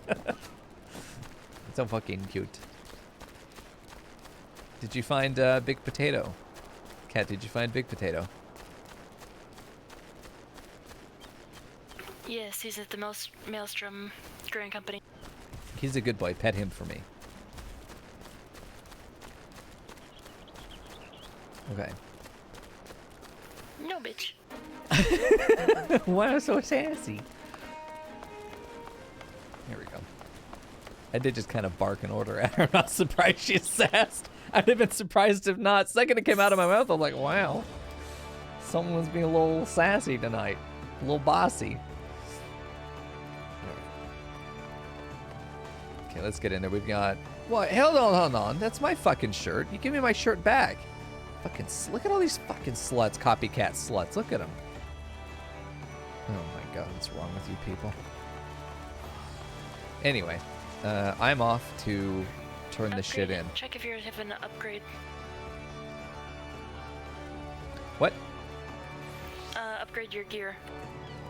Oh yeah. I haven't done that in ever. I don't. Oh yeah, because this is your first mage class. Yeah. Excuse me? No, boys, I'm so disappointed. Demanding male jades? Ugh, fucking nose man's killing me. Shout out to Lollipop Honey. Here we go.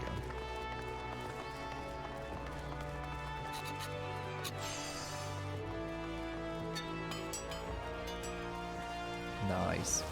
I can't get any of these names.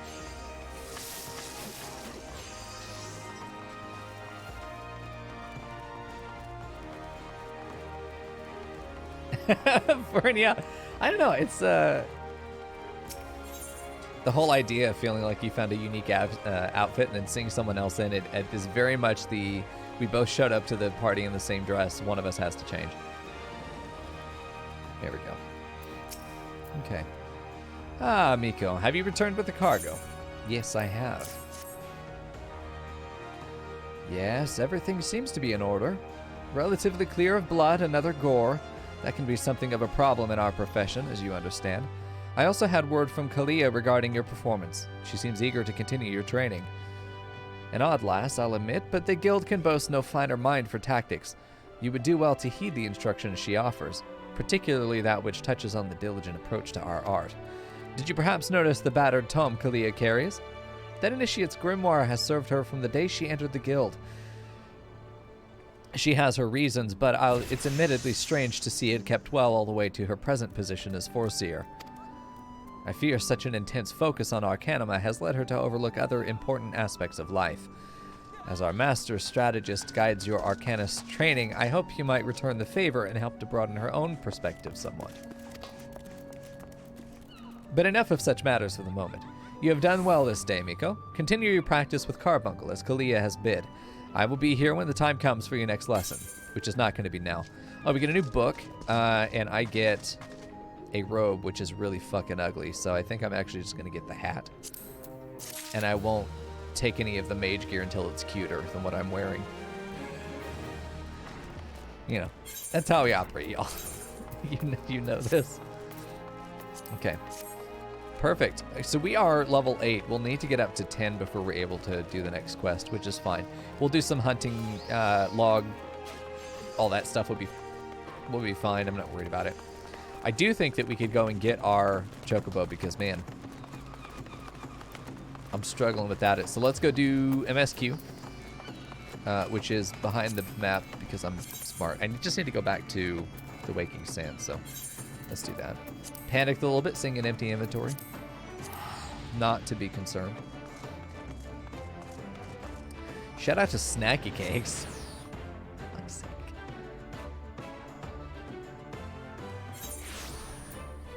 Good deal.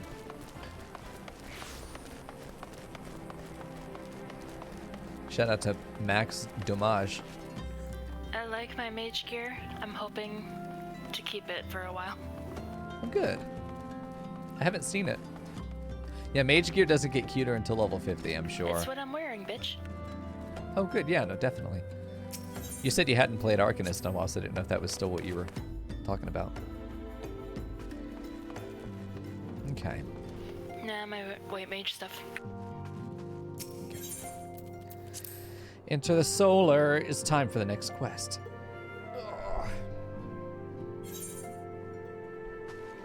All right, then, Philia, what do you got for us? Hero in the making. Hey, these are the guild guys. There we go. Yeah, we're not far at all. The guild guys also give you your crafting dailies if you want to do those, if you're crafting. So definitely want to get to this point. If you're planning on crafting, this is like one of the big junctions you're going to want to get to because this opens up.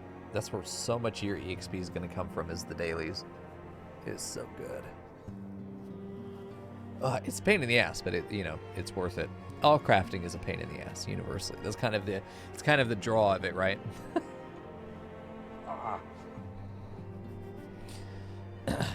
Until not so very long ago, you were but one of the many adventurers seeking to make their way in Eorzea. Fuck's sake, man, these names. But for your character and courage, you were raised to the esteemed post of envoy. Thereafter, you traveled the realm, aiding those in need without thought of reward. Confirming to Yida and Pepalimo that the Scions would benefit from your aid. And no sooner had you joined us than you personally bested the primal Ifrit. That is why we have a pocket Weon, that's true. You have achieved a great deal in a short time, and won fame in doing so. Alas, fame does not come without a price, as you will soon discover. Okay. I'm fine with that. I'm ready for fame. I've been preparing my whole life. We have guests, Mico. Or rather, you have guests. Why are they sprinting in? Well, I'm joining these guys, right? The middle boys? Of course, it's the short one. Fuck's sake. Ah, Lady Menphelia, radiant as always. Yeah? I'm given to understand that the Scions of the Seventh Dawn have but recently welcomed a new hero into their midst. I'm here on behalf of the Maelstrom, Grand Company of Limsa Lominsa, to offer said hero a place of honor within our ranks. I don't feel very honored when I get in there. I mean, I haven't ever read the dialogue here, so I have no idea, but they're like fucking begging me to join them, but at the same time, like once I get in, they're like, yeah, go fuck yourself. Typical recruiting. We're gonna give you all the honey while we want you, and then once we got you signing contracts, we'll give you the dick. As you can see, Mico, your recent exploits have garnered you the attentions of the grand companies of Eorzea. I fucking hate their stupid little hats, yeah. No, it's not that kind of dick, Fern. No, don't fall for it. Each organization would have Ifrit's Bane for its own. To this end, all three have sent officers to court you. They would not ordinarily go to such lengths to enlist a new recruit. Who the fuck is this? Oh, yeah. They just fucking snuck in here. God. That they have is evidence of their high regard for you. I find myself wondering how word of Mico's deeds spread so quickly. That the immortal flame should know of this triumph is to be expected, but what of the other grand companies? Yeah, this little bitch is out there blabbering. Yep. Your reputation precedes you, Master Mico. Yeah. 'Tis no ordinary man who can face a primal and emerge the victor. And imagine our pride when we learned that you began your journey as an adventurer in our own Gridania. Know that the people hold you in high esteem and that you will always be welcome among us. The Order of the Twin Adder has need of valiant men such as you. Join your strength to ours, friend, and together let us ensure that the peace ever reigns over the Twelves Wood. The fourth grand company, the Big Potatoes. Yeah, what are the differences here for the most part? Ultimately, what is the choice I'm making?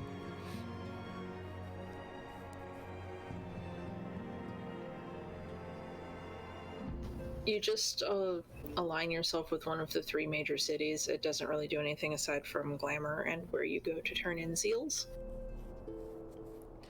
And it's so if I join one, the other two guilds, glam is locked out. Yes. So is there a place I can see the glam myself to be able to make the choice based on fashion alone? Yes, I believe so. I would love to see that right now. Their fucking hats are so stupid. And you can also shift alliances later if you don't like the one that you pick. Oh shit, okay, so you're not really committed then. Bueno. Yeah. What a pleasure it is to finally meet you, Jesus, stop talking to me, dude. My comrades speak of you in the most glowing terms. A man of your talent belongs with the immortal flames. Join your strength to ours, friend, and together let us secure a prosperous future for Ul'dah. Fucking hate Ul'dah, though. That's the problem. Fucking hate that city.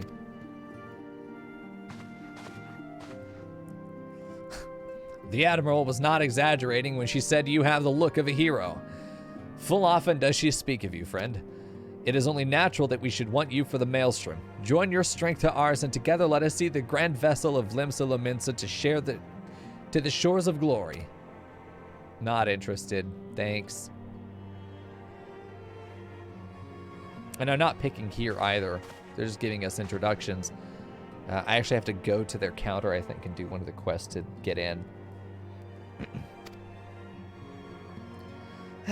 Very well. Though I am quite sure you need no reminding, mayhap a brief summary of the situation would help to clarify your thoughts on the matter. She does not look happy. She looks fucking pissed. Why is she so angry? As you know, the grand companies are all-encompassing organizations empowered to call upon the material, economic, and technological resources of their respective city-states in time of strife.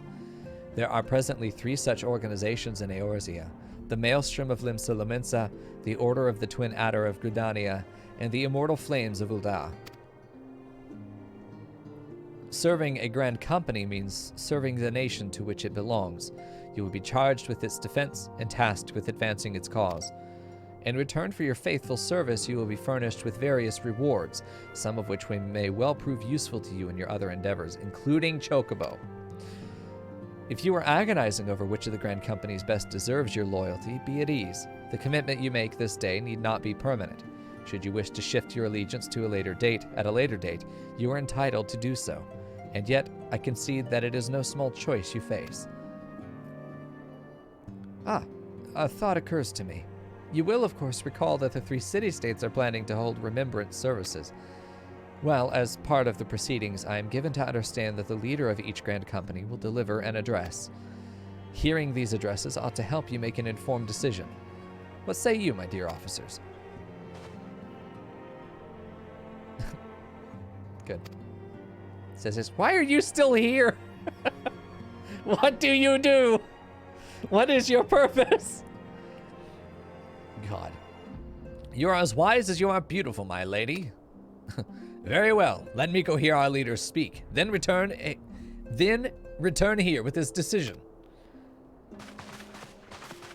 They're too fucking synchronized, you know? They should be like mega rivals right now. They're basically lobbyists is what they're doing. They're stupid fucking salutes. God, they're so... Where are you going? That's not the exit. She's the only one who knows how to... Oh, I see. There's a mark back there that they know to go to. Like, come on. This shit's choreographed.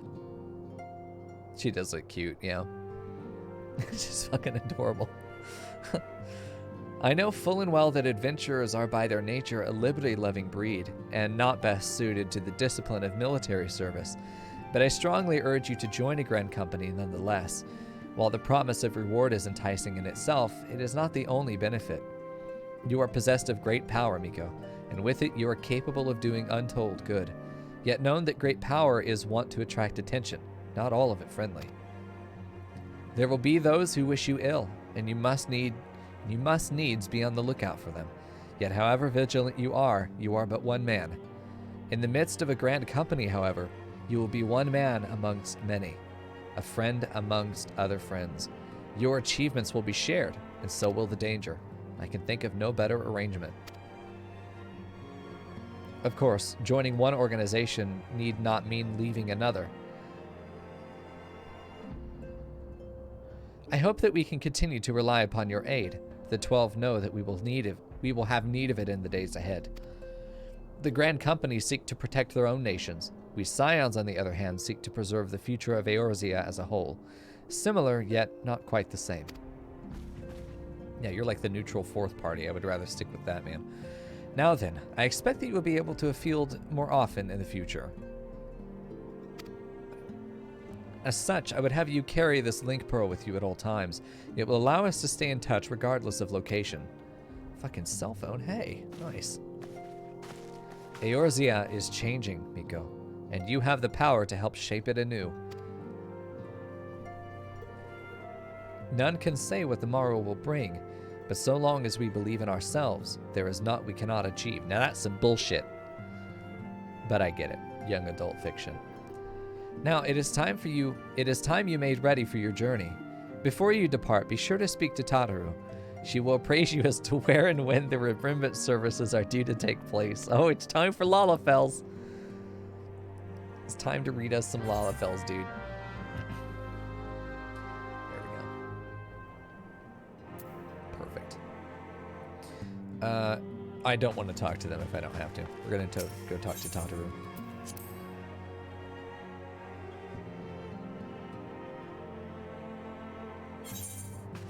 Good deal.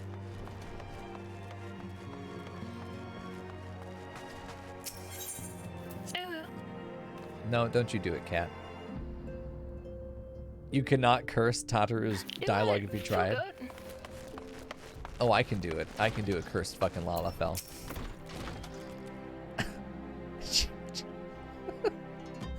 Oh boy, it's time. I'm sorry about all the attention you're getting. Oh, Fern, what have you done? I might have sung your praises a little too loudly, and often too few too many people. Next time I'll be sure to hold my tongue, literally if necessary. Anyway, I expect you want to know where and when the remembrance services are taking place. If all goes to plan, Gridania's Grand Company, the Order of the Twin Adder, will hold the first of the free services. And Elder Ciccio Carnicino will deliver the address at Miketo's amphitheater. Shit. I should probably mention at this point that due to the organizational challenges involved in assembling all of the involved parties, it's impossible that the orders of the services might change. Still, there's not much we can do about that, so make Gridania your first port of call. What the fuck? Next, you need to go to Ul'dah, where Flame General, oh god, Walbon Alden will be addressing the masses at the Royal Promenade. Oh, and it's rumored there's to be a special guest. How exciting. Last but not least, you must make your way to the stateroom in Lominsa, where Maelstrom Chief Admiral Melwer Wolfishwin will be giving her address. The room is accessible via the Admiral's Rift.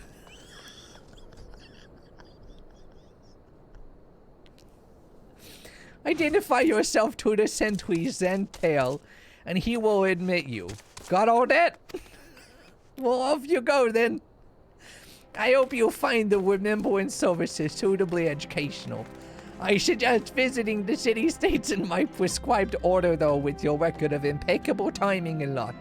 The schedule may well change in favor of your preferred travel plans. Farewell. Fucking curse. That character's ruined now. Fully ruined. We did it, dude. We got through Lalafell hell. Alright, perfect. Fucking Tataru, dude. So, yeah, she says go to Gridania first. Does the order actually matter? I hope it does. I'm just going to go to Gridania first. Because we can use our return. Free return.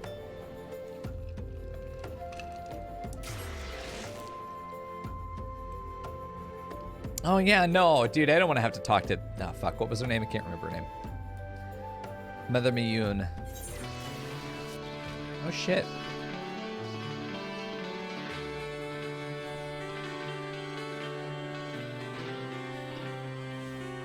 Oh, nice.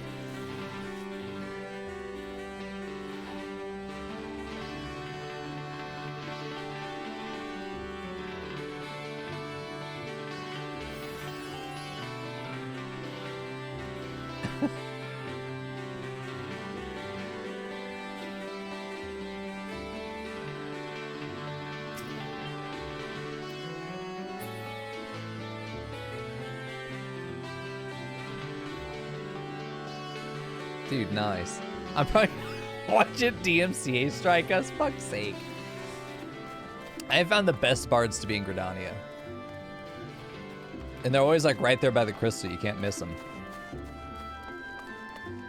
Okay. So we've got to talk to... God, who do we even have to talk to? It's probably not even here. Hold on now. It's up in the upper section. Okay. It's not even down here at all. That's fine. Yeah, Gridania's always got bards in it, for the most part. It's been very rare that I come down here, and they're not there. It's nice. Gridania's also the coziest city.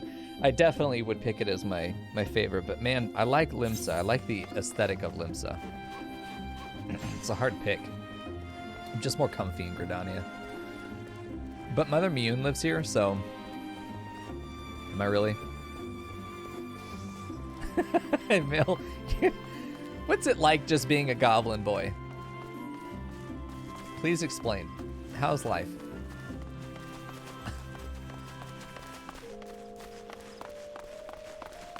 Shout out to Gotcha1. Nice name.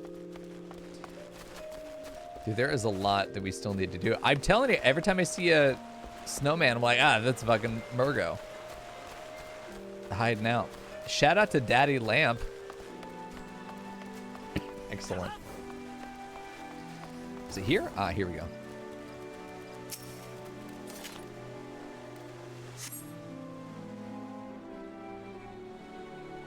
Don't make me read it. I lost my son to the calamity. The 3 Seed Seers are all together. Some say you couldn't take a step without stumbling over a body.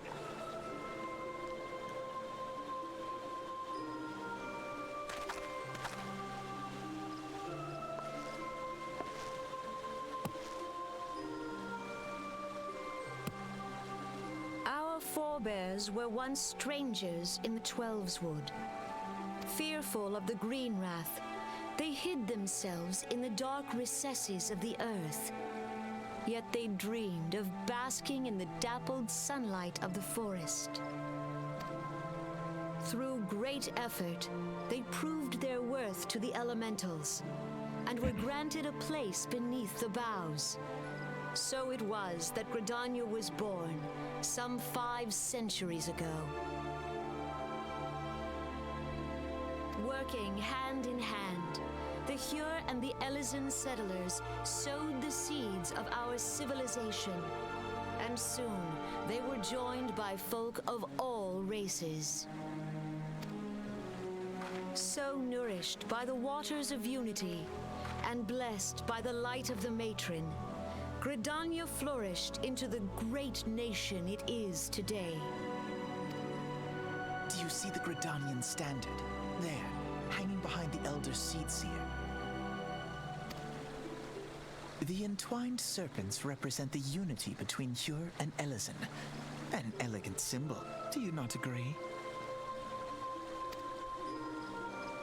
In accordance with the will of the elementals, we have embraced a life of peace. Alas, our neighbors have not always sought the same for themselves, nor for us. Though we Gridanians have no love for war, we have still less for those who would threaten our way of life. Ever have we fought to protect the sanctity of the Twelveswood. When the Garlean Empire brought its war of conquest to Eorzea, we rallied under the noble standard of the Twin Adder that we might push back the encroaching darkness. And it was we who prepared the ground for the reformation of the Eorzean Alliance, that all the peoples of this realm might stand united against the common threat.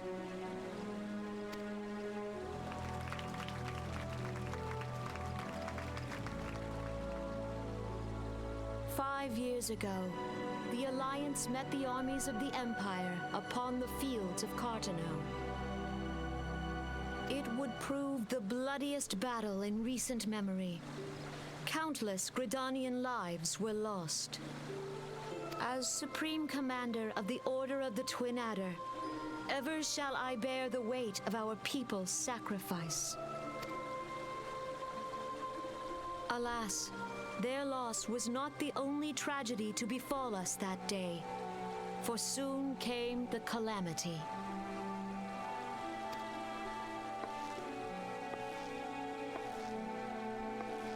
The scars borne by our forest are a constant reminder of its violence. Our lives have been irrevocably changed, each waking hour a struggle to survive. Driven to desperation, some among us have strayed from the path of righteousness, resorting to banditry, poaching, and other unconscionable deeds. To compound our woes, the Ixal have returned in force, emboldened by our suffering. They test our defenses nigh without cease, and prey upon the vulnerable. So beleaguered from within and without, it is of little wonder that our unity now falters. Dark times are upon us. Time was a man could walk the high roads without fear.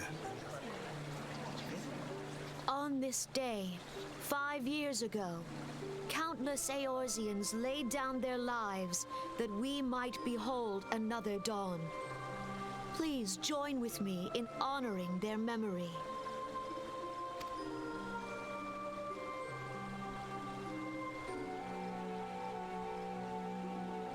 And how do you propose to honor the memory of those you cannot remember, pray tell?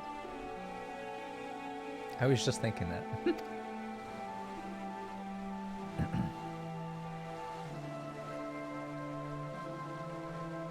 The destruction wrought by the calamity was indiscriminate. It dealt death to Eorzean and Garlean alike.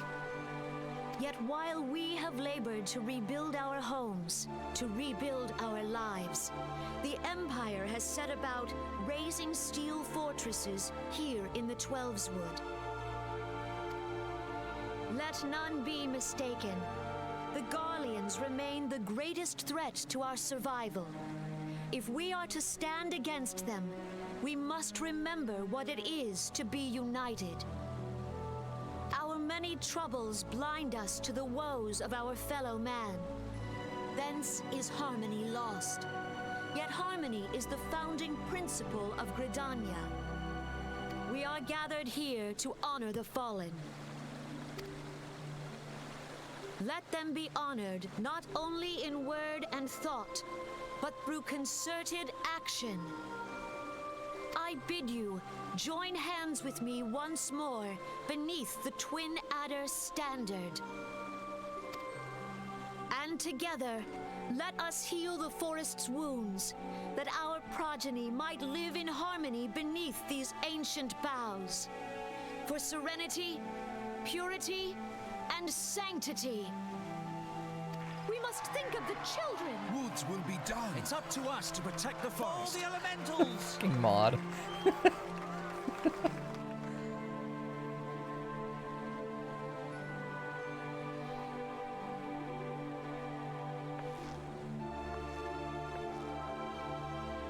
Yeah, that seems like a proper leader speech, Emil.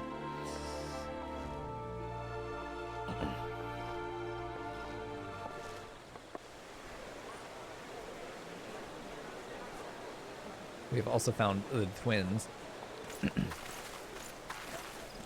I've seen them in cutscenes. I don't know who they are or what they are, but I've seen them. If you'll permit me. And I've seen that name Alfino. too. I wish he would say that again. Fuck, I talked over him.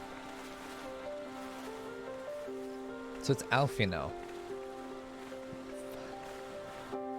I know there's a whole expansion of this game where all the names are French, and I'm fucked. I'm fucked. I have no idea how to pronounce anything French.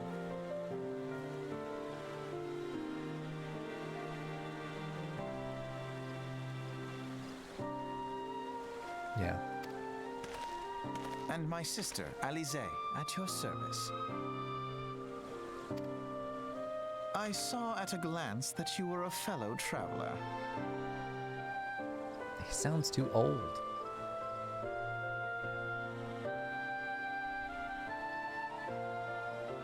Yeah, interesting he is.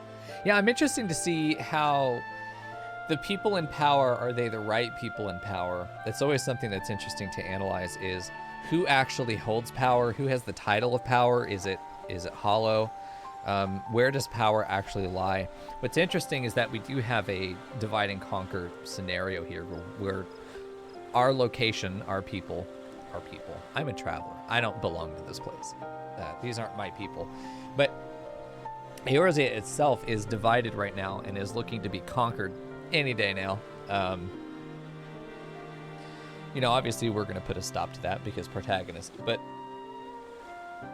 what's interesting is what I like about Final Fantasy, and what I really liked about Final Fantasy XII was that there was a big element of this political struggle between these independent city-states, the Bujerba, the different areas that you go to, which it really grabbed me. It was the most compelling part to me about Final Fantasy XII, and I think why it sticks as my favorite game is that the international or the intercity politics really are what interest me in a kind of drama like this.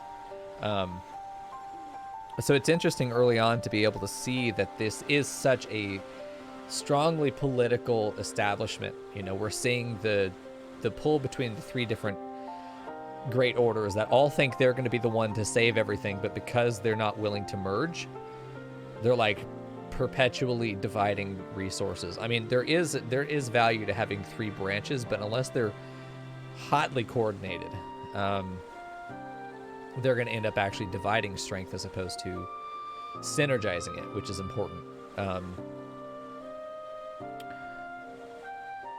What we are seeing right now, at least at this point in the narrative, feels everybody is still reeling. 5 years later seems two things. time feels really distorted in Final Fantasy, in this one specifically. 500 years that this city has been here, why are we not more technologically advanced? Especially with the ability to have magic and shit like that. Or they had basically a golden age. Why is this town so small? Why is the population so small? It's a world building issue. And in an MMO, everything ends up having an issue with scale, all right? They have so much content that they have to get through that saying, why is there not more, almost seems ridiculous. But world building wise, I have a lot of questions that, and the reason I bring this up is that I have to put them on the side because there is the element of this is a game, there's a limited time budget, you know, to be able to get this stuff out. And not focusing on expanding a city so that it matches the world building as you would expect it. I mean, I'm sure there's any number of reasons, but like, this town does not feel 500 years old. 500 years old is America and a half. Actually, it's almost 2 Americas. When they also have magic at their disposal and a hell of a lot of technology. It seems like there might be some kind of philosophical reason as to why they're not using it, because the Garlean Empire clearly is, right? They have that technology. They have airships. They have all kinds of shit, right? They have what feels very modern-ish, you know, Industrial Revolution at lowest. So technologically speaking, it's still interesting that 500 years in this city, it hasn't sprawled. There is so much open space in this town. Where do these people live? Where are their houses, you know? It's one thing I always want to look at when I'm going through a town like this is what am I not seeing here? Because clearly there's got to be more infrastructure than what I'm seeing. But yeah, these are questions I have, and I'm glad that they get explained. But these are questions that I have. When she says 500 years ago we came together and made this town, well, like 500 years fucking chop and developing a mega city here, because what the hell are you doing if not? Especially if you were in a golden age for a lot of that time. Now, they might have said that they started 500 years ago and then, you know, they've been advancing, then getting pushed back, you know, 2 steps forward, 1 step back this whole time, you know, or 3 forward, 2 back, whatever ratio you want to do. You make progress, you get invaded, you lose part of your city, and then this is just what remains today, especially after the cataclysm, whatever they're calling it. But still, even 5 years, this is the other part that time seems very distorted to me. Why is it that it's taken more than 5 years for such a small population to organize? Organizing large populations takes fucking forever, depending on the government style. We don't know their government yet. We have no idea how these leaders got to where they are yet. I'm sure that we will be explained. But these are questions I have. It's not a criticism necessarily. These are questions I would hope to get answered. Why, after 500 years, is this town so ill-developed? Where is the rest of the population? You know, where is the infrastructure? I want to see those things. I want to know that they're there, because this otherwise feels like it's just it's a commerce district, or it's one district of a much larger settlement. I would accept that answer. I would want to look at the map though. Like, I would accept that answer fully. It's certainly not like trying to poke holes in the game, but these are questions I have, and I hope I get an answer to them. After 500 years, why is this the only part of the city that we're shown as functional? And even if this is even if this is just one very small part of a very large settlement, which I'm going to, for now, take that as the answer, because we don't have to see the whole city to know it's there, right? Even though there's actually no way to get from this area to another part of the city, it's not like blocked off from us, like they have a roadblock or something. It just doesn't exist, which is worrying for that theory. But anyway, after 500 years, this town is still not super developed. I don't know why. So I'm hoping to get some answers there. And after 5 years, this size of a population, as I'm seeing it here, should not be that hard to organize, to figure out what they're going to do, unless there is an actual power struggle, in which case they're being very nice to each other for understanding that they are opponents, as opposed to, like, clearly the goal is to consolidate power. I'm sure that we're going to start seeing the politics unfold in that way. Up until this very point, we've been pretty much isolated to the issues of one town at a time, and then that's it. And then we're kind of talking about Greater Eorzea with the Scions, but even then, for the most part, it's petty shit. We're kind of doing favors for other groups. We aren't really looking at Eorzea as a whole issues yet. But I think we're going to start getting into that point soon. I'm just very curious how power is distributed right now between the leaders, how they got it, do they deserve it, are there better leaders available, what kind of motions do we think we can anticipate in the politics. That's the kind of shit I love in stories like this. It was a big part of what I loved about 12, which if you haven't played Final Fantasy 12, do it for the story, if nothing else. It's a great game, but do it for the story. Because there are shifts in political power, and there are not quite knowing what people's agendas are, and every single character, and this is the key to good political drama, really good drama and good writing, every character has a personal agenda as well as the overarching plot agenda. You have the overarching goal, the main conflict of the story, but everyone has their own agenda as they spiral around that central conflict. The central conflict is much less relevant. You see this a lot actually with zombie movies, but it ends up being often a very poorly written example. Unfortunately, the zombie genre is just filled with bad writers. But you can see it where the zombies really, they are the main conflict, but it doesn't really matter. The story is, you already know what I'm about to say, the story is about the people and how the people handle that environment and what happens in that situation. Some people take power, some people become monsters, some people become animals trying to survive. Some people try to band together, solve the problem short term. Some people are just trying to cope with the new reality. Some people are trying to rebel against the new reality and looking for a cure. You're always going to find those factions in any zombie story. Always. You'll always find them. They're the hallmarks. They're the cliches at this point to me, because I'm fucking sick of seeing the same stupid fucking story told over and over again. With zombie genre at least, but like we want to see every character having their own individual agenda and how that can conflict with the central conflict. I want to see how that plays out here. We're just now getting introduced to sort of the higher conflict of trying to defend against the Garlean invasion, which, I mean, it's going to be effective unless everyone actually bands together to consolidate power. I mean, that's what we need to have happen right now, is consolidation of power. I really want to see that lady that was giving the address just now. I want to see her. I agree with Emil there. She seems, at least outwardly, now these are public addresses by politicians. You don't trust a fucking word they say, because they are lying to you to make you feel a certain way. They're masters of rhetoric. That's what their job is. Their job is not to lead. Their job is to convince you that they're leading so that they can continue collecting their paycheck and do insider trading in the stock market. That's their job. For any politicians that do actually give a shit about what they're doing, they're one out of an ocean of assholes and will never be effective because it's a team sport. In this, however, young adult fiction, I don't expect that level of reality to come into play. I do expect individuals to be rogues.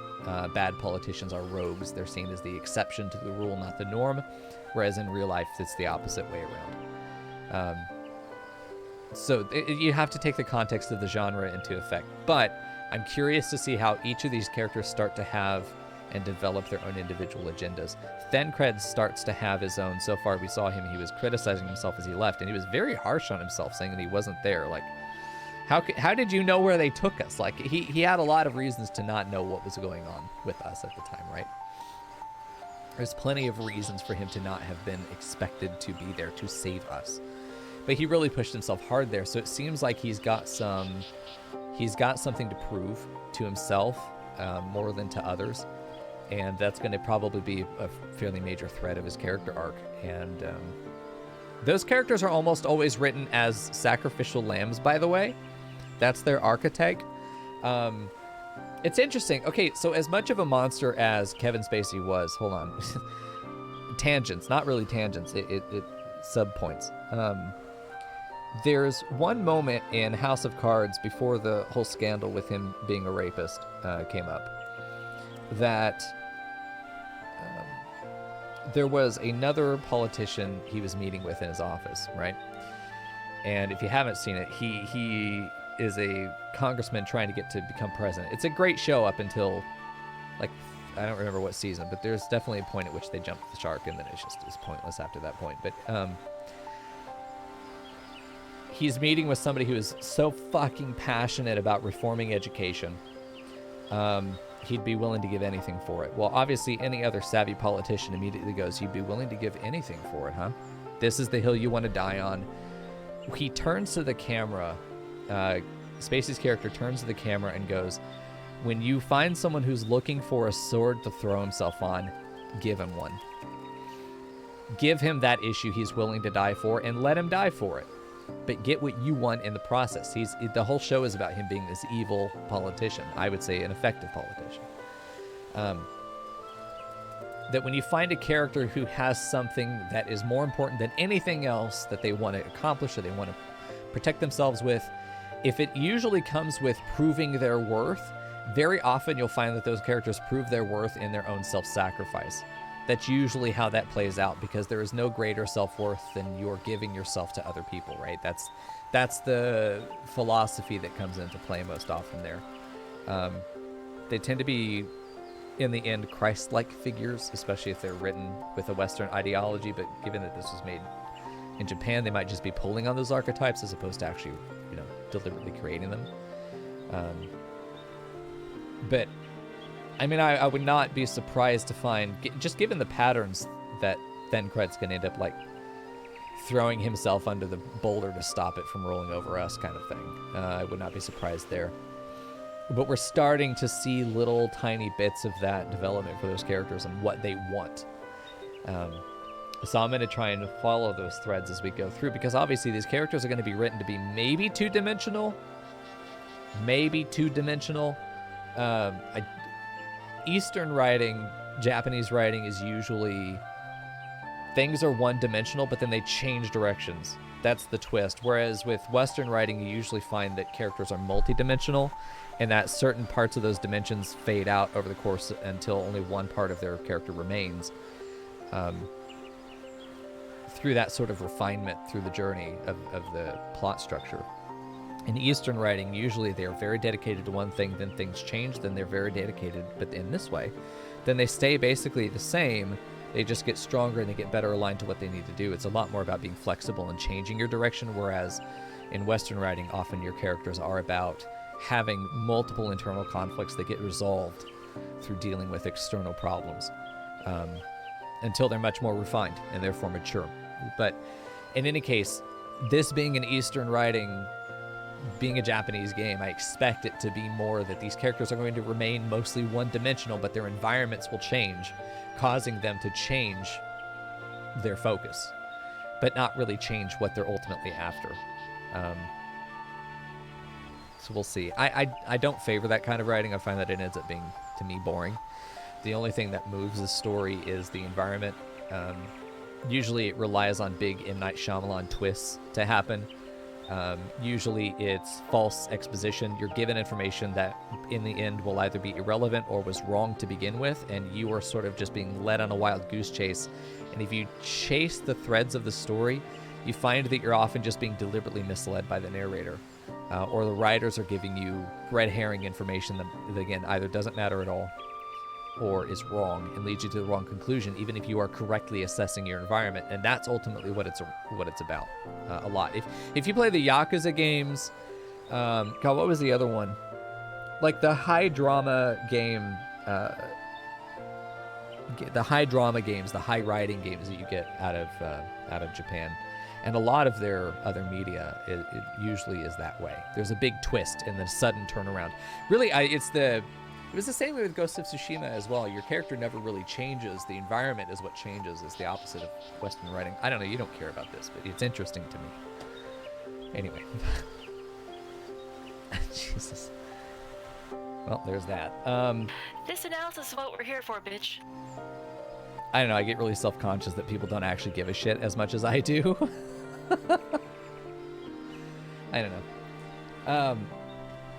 But in Ghost of Tsushima, I was going to bring up Ghost of Tsushima because there's one of the biggest archetypes in Japanese writing specifically is the great turnaround, the divine turnaround, and it has a historical precedence in the events that Ghost of Tsushima is based on is the Mongolian invasion of Japan. It's going great for Mongolia. They're fucking winning. And then there's a hurricane coming and they get spooked and they get back on their ships and the hurricane fucking sinks their armada. And they die and the invasion's over. the Japanese were actively in the process of being conquered, and there was probably no real hope for them. But then the Divine Wind came and sunk the Mongolian army, and that was it. Sorry, we're fucking off now. The idea that they held firm and then their environment changed is what led to the resolution. Definitely not Western writing at all. We would call that a Deus Ex Machina.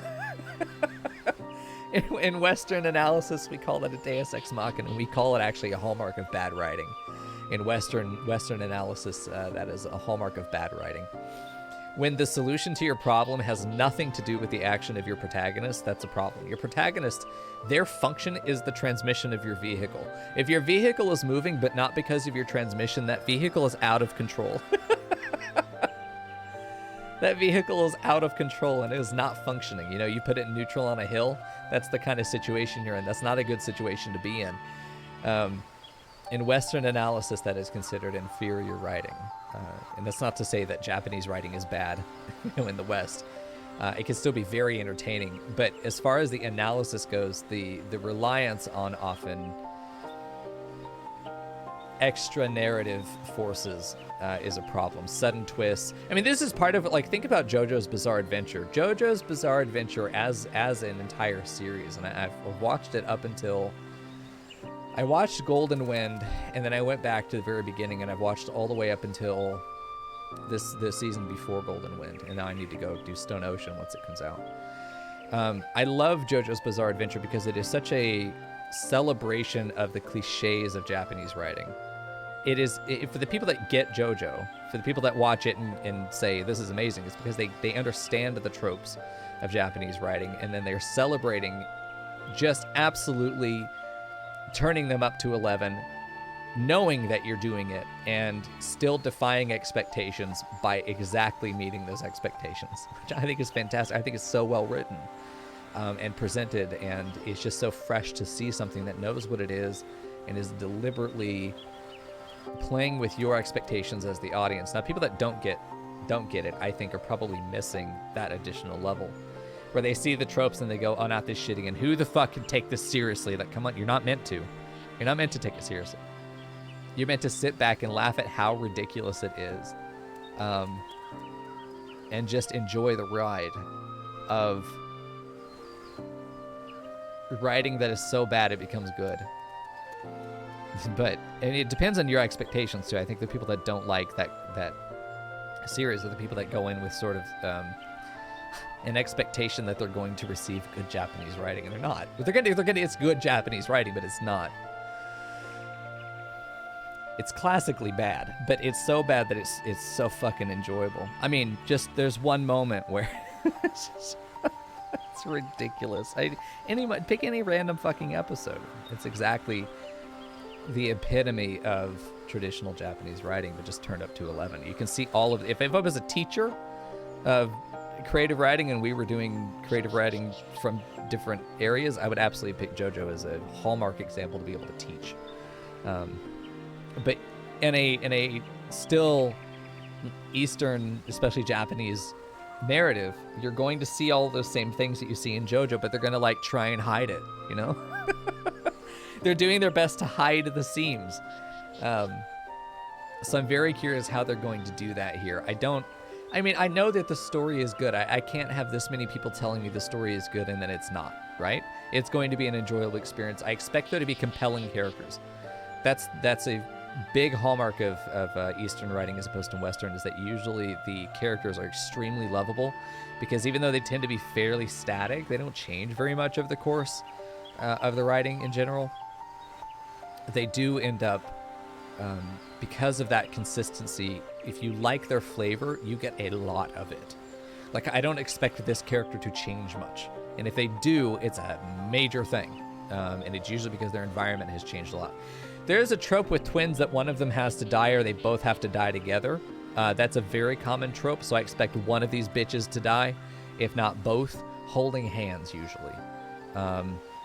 It's such a common trope. I would be shocked if they don't. Pleasantly surprised if they don't. But anyway, I could go on forever. I could go on forever talking about expectations here, but I mean, the environment of knowing it's written by and for a Japanese audience largely, it should influence your analysis significantly, because there's a very big difference in how things are expected to be by the writers, by the audience.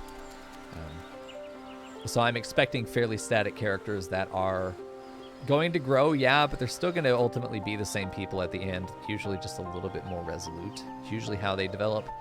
But the environment I expect to change a lot, which is why I think Japanese writing is perfectly suited to something like a political drama, which is what Final Fantasy XII was and what this is attempting to become.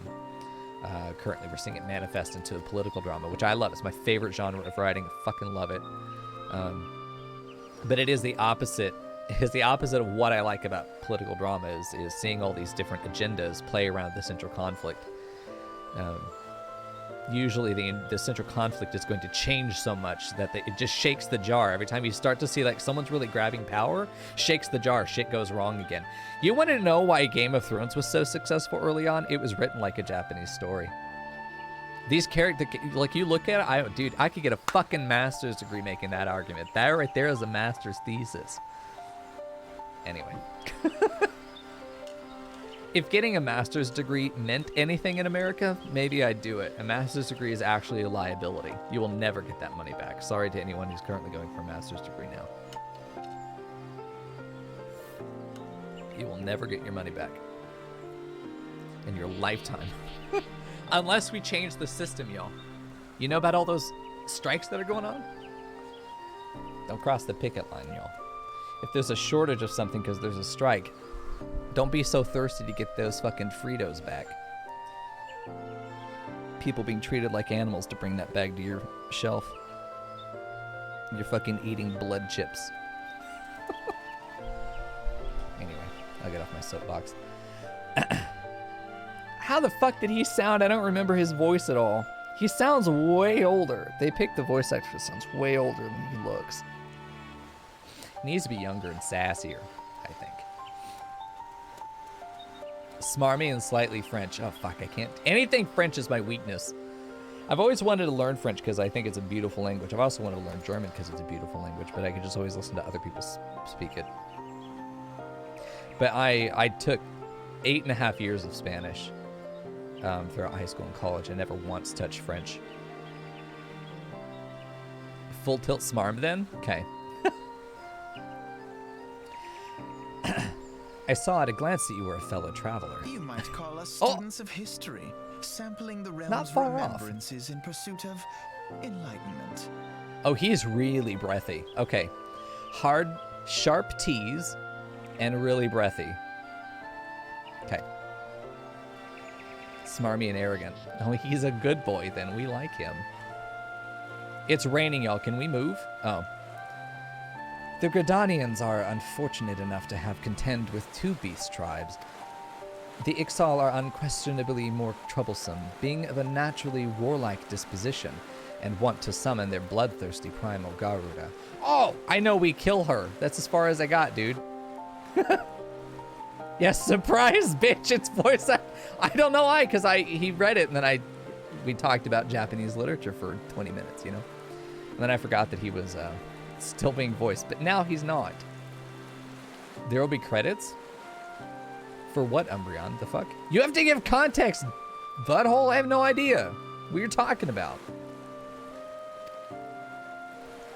The Sylphs, by contrast, are peaceful in nature, being mischievous rather than malevolent, and have long been on friendly terms with the Gridanians, until recently at least.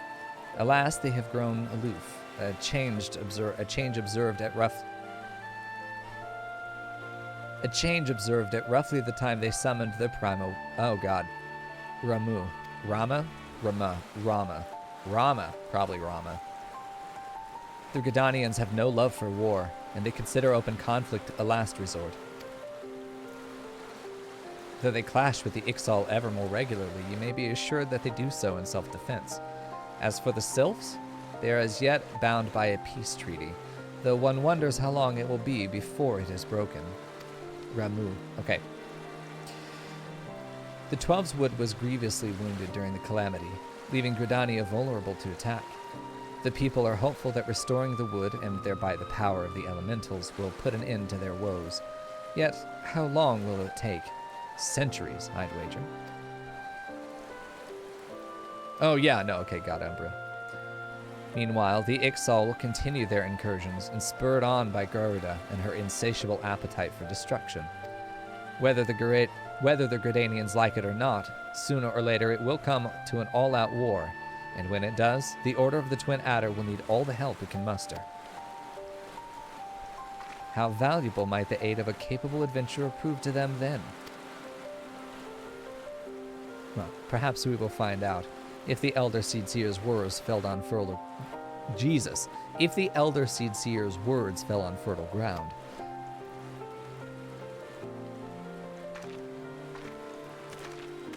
That'd be a fun cosplay. I'm not small enough, though, for that. You've got to be like a child baby man.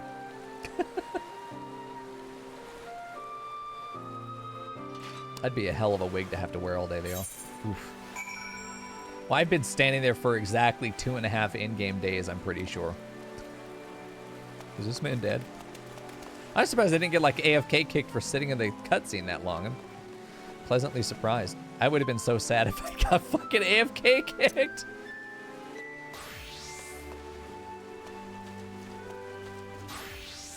Come on, keep going.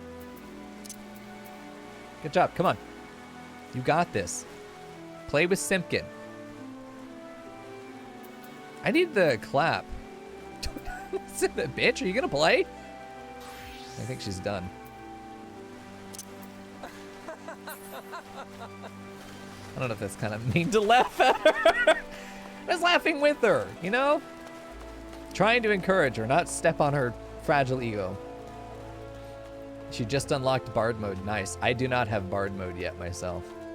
Okay, so we've done that. I need to... Oh, Jesus Christ, we got 2 more of these. Fuck my mouth.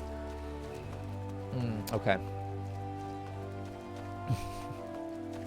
There will not be a dissertation on Japanese literature. The other 2. I promise. Why do I even go here? Stop. Teleport over to Limsa Lominsa. It wants me to go to Ul'dah. Okay, fine. Ul'dah. Yes. Hey, plant.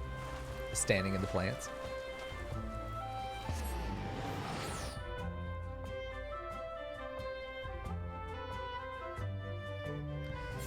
So what I'm playing right now, shout out to Scrub Daddy, is what I'm playing now 2.0. I mean, it would make sense with it being A Realm Reborn. Yes. Okay, thank you. Okay.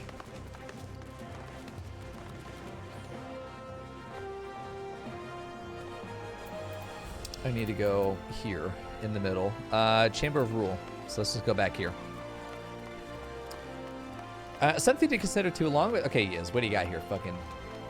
Along with political analysis as you go along, please note how each leader figure maintains themselves, but also their citizens. You see very stark differences. Oh yeah, absolutely. That's why when I was saying, you know, who are the leaders? Do they deserve leadership? Are there better leaders in play? You're always going to see, by the end of the resolution of a story, if it is not a tragedy, then you see bad leaders being replaced with better ones. Or allegedly better ones. Things are supposed to improve. If it's a tragedy, no, things get worse. Things stay the same, but they get worse. In a comedy, traditionally comedy is the other type of, there are 2 types, at least in Shakespearean work. And as it applies to basically everything else, every play can be divided down into 1 of 2 things. Either things get better and they're fine in the end, that's a comedy. It doesn't mean we make you laugh. Comedy traditionally meant that things are going to be okay in the end. A tragedy means it's not a happy story. Things go wrong and they stay wrong. They may get better a little bit somewhere, but they're going to end up about as the worst possible outcome you can imagine. Usually tragedy just means things get worse. Comedy means things get better. In the end, it's going to be okay. The stagnation potential is tragic because not growing is seen as tragedy, so it kind of breaks the tie that way. But yeah, if it's a comedy, and I expect this to be a comedy, most young adult work is comedy. I expect the bad leaders to be reprimanded and replaced. For sure. Something to consider too, along with the political analysis, yes. The leaders, don't forget, also take time to talk to a few NPCs throughout your travels. They do reveal tidbits of personal goals, but also interesting lores. Gotcha, yes. I'm not sure who I need to talk to. I also have as an... Take those off, you... This bitch is fucking rabbit facing us. You can't do that. Take that shit off. That's insulting.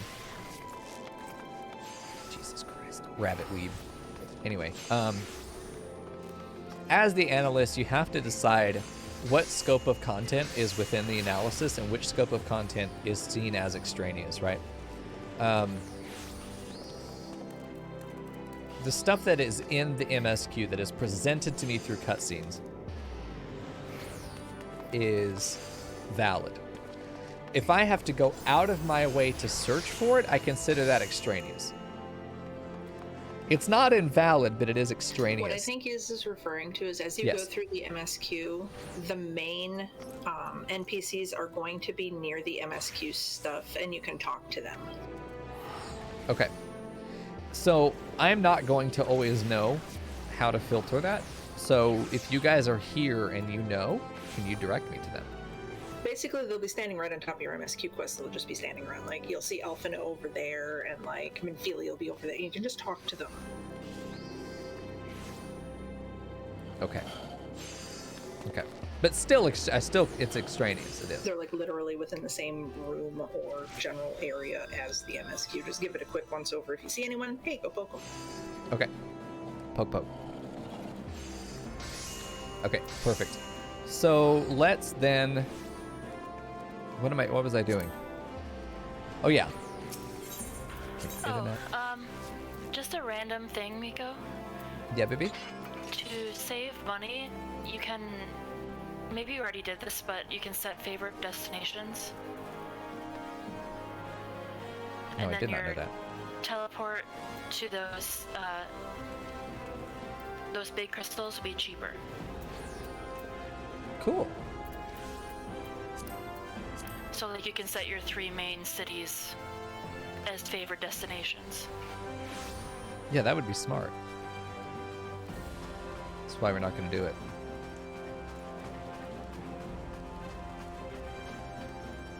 Nice.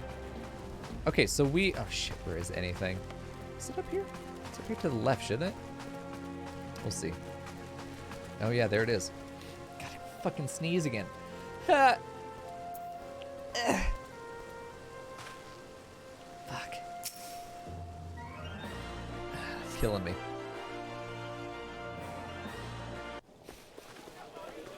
Alright. Let's see how this person does. Behold, 'tis the Sultana Nanimo herself! And Roban as well.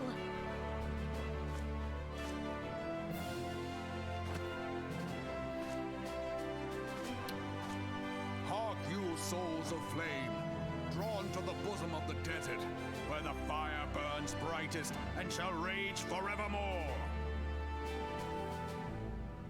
No. No. Bad leader. Hurrah! Rauban! Bad leader. Where since antiquity, under the sage and judicious rule of the Ul'dah dynasty, we have wrought sand into gold. Here's the problem with this setup. She has actual power, but he's the one commanding the hearts and minds of the people. She's fucked if he ever decides he don't like her anymore. And that's bound to happen. Where by the grace and glory of Nalthal have our brave sons and daughters flourished and prospered. I speak of Ul'dah! He's also a bit of a fucking zealot. He's also clearly aligned with military.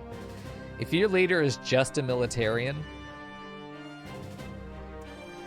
they're going to often overlook civil needs in favor of control. They tend to become authoritarians as leaders. It's not good. This man is dangerous to have in your cabinet as somebody who is a speaker. He's a great advisor. He's a great general. I would not put him anywhere else. He would not be talking to the people right now. I mean, I'm sure she's going to talk as well, but... There, at the Flame General's back flies the Grand Company's standard. Note the sigil. The golden scales I'm not of smarmy order enough for this balance man. the jewel of prosperity with the flame of might. Great and many are the gifts our nation has given the realm. In Eorzea's darkest hour, on the killing fields of Cartano, none spent more in blood and gold than we. Thus was the 7th Imperial Legion laid low.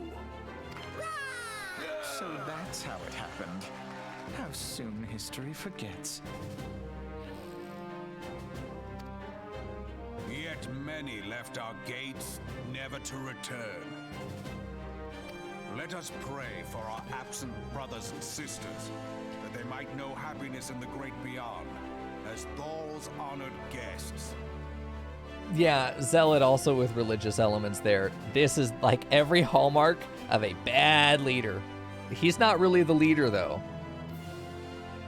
If the fates were fair, the price we paid that day would have bought us victory.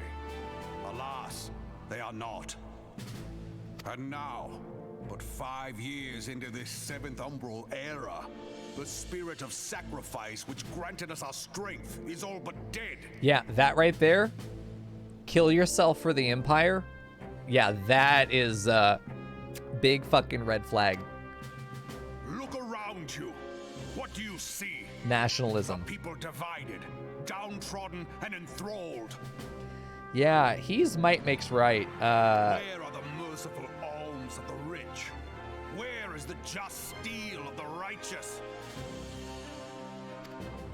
I ask you, is this the great nation our brothers and sisters gave their lives to save? This is some dangerous fucking rhetoric he's got here. So it's masquerading as this populist agenda where he's gonna like make Eorzea great again. This is some bad fucking rhetoric. This should be sending red flags on everyone's head. Yeah, this is real fucking rough. I want this man nowhere near power. He's the first fucking one out. Dishonor the name of the immortal flames. It is but a slow death. Wow. Our enemies surround us. The Fear-mongering. savage hordes of the Amalja wait beside our roads, Common enemy. strangling the lifelines of trade. And he's not like. Here's the thing, though, and here's how fascism works, right? Here's how fascism works. He's getting there. Right now, he's just a little bit tyrannical. He's not quite fascist, right? Like it's hard to say that. I don't want to throw that word around, but he's on that trajectory, right? Fascism works by trying to coalesce power in a people to support you as the savior versus an otherwise unbeatable force, where if you are not with us, you are against us. We've turned the enemy into something that is unhuman, something that cannot be empathized with. There's no possibility of coexistence. They must be destroyed. And if you do not help us destroy them, then you are no better than them and you will ultimately join them. That was the exact rhetoric used by Hitler in order to validate the Holocaust. We're seeing the same threads here. I'm fucking worried about this Rauban guy. Meanwhile, the Garleans make mock of our borders and despoil our land of its natural wealth.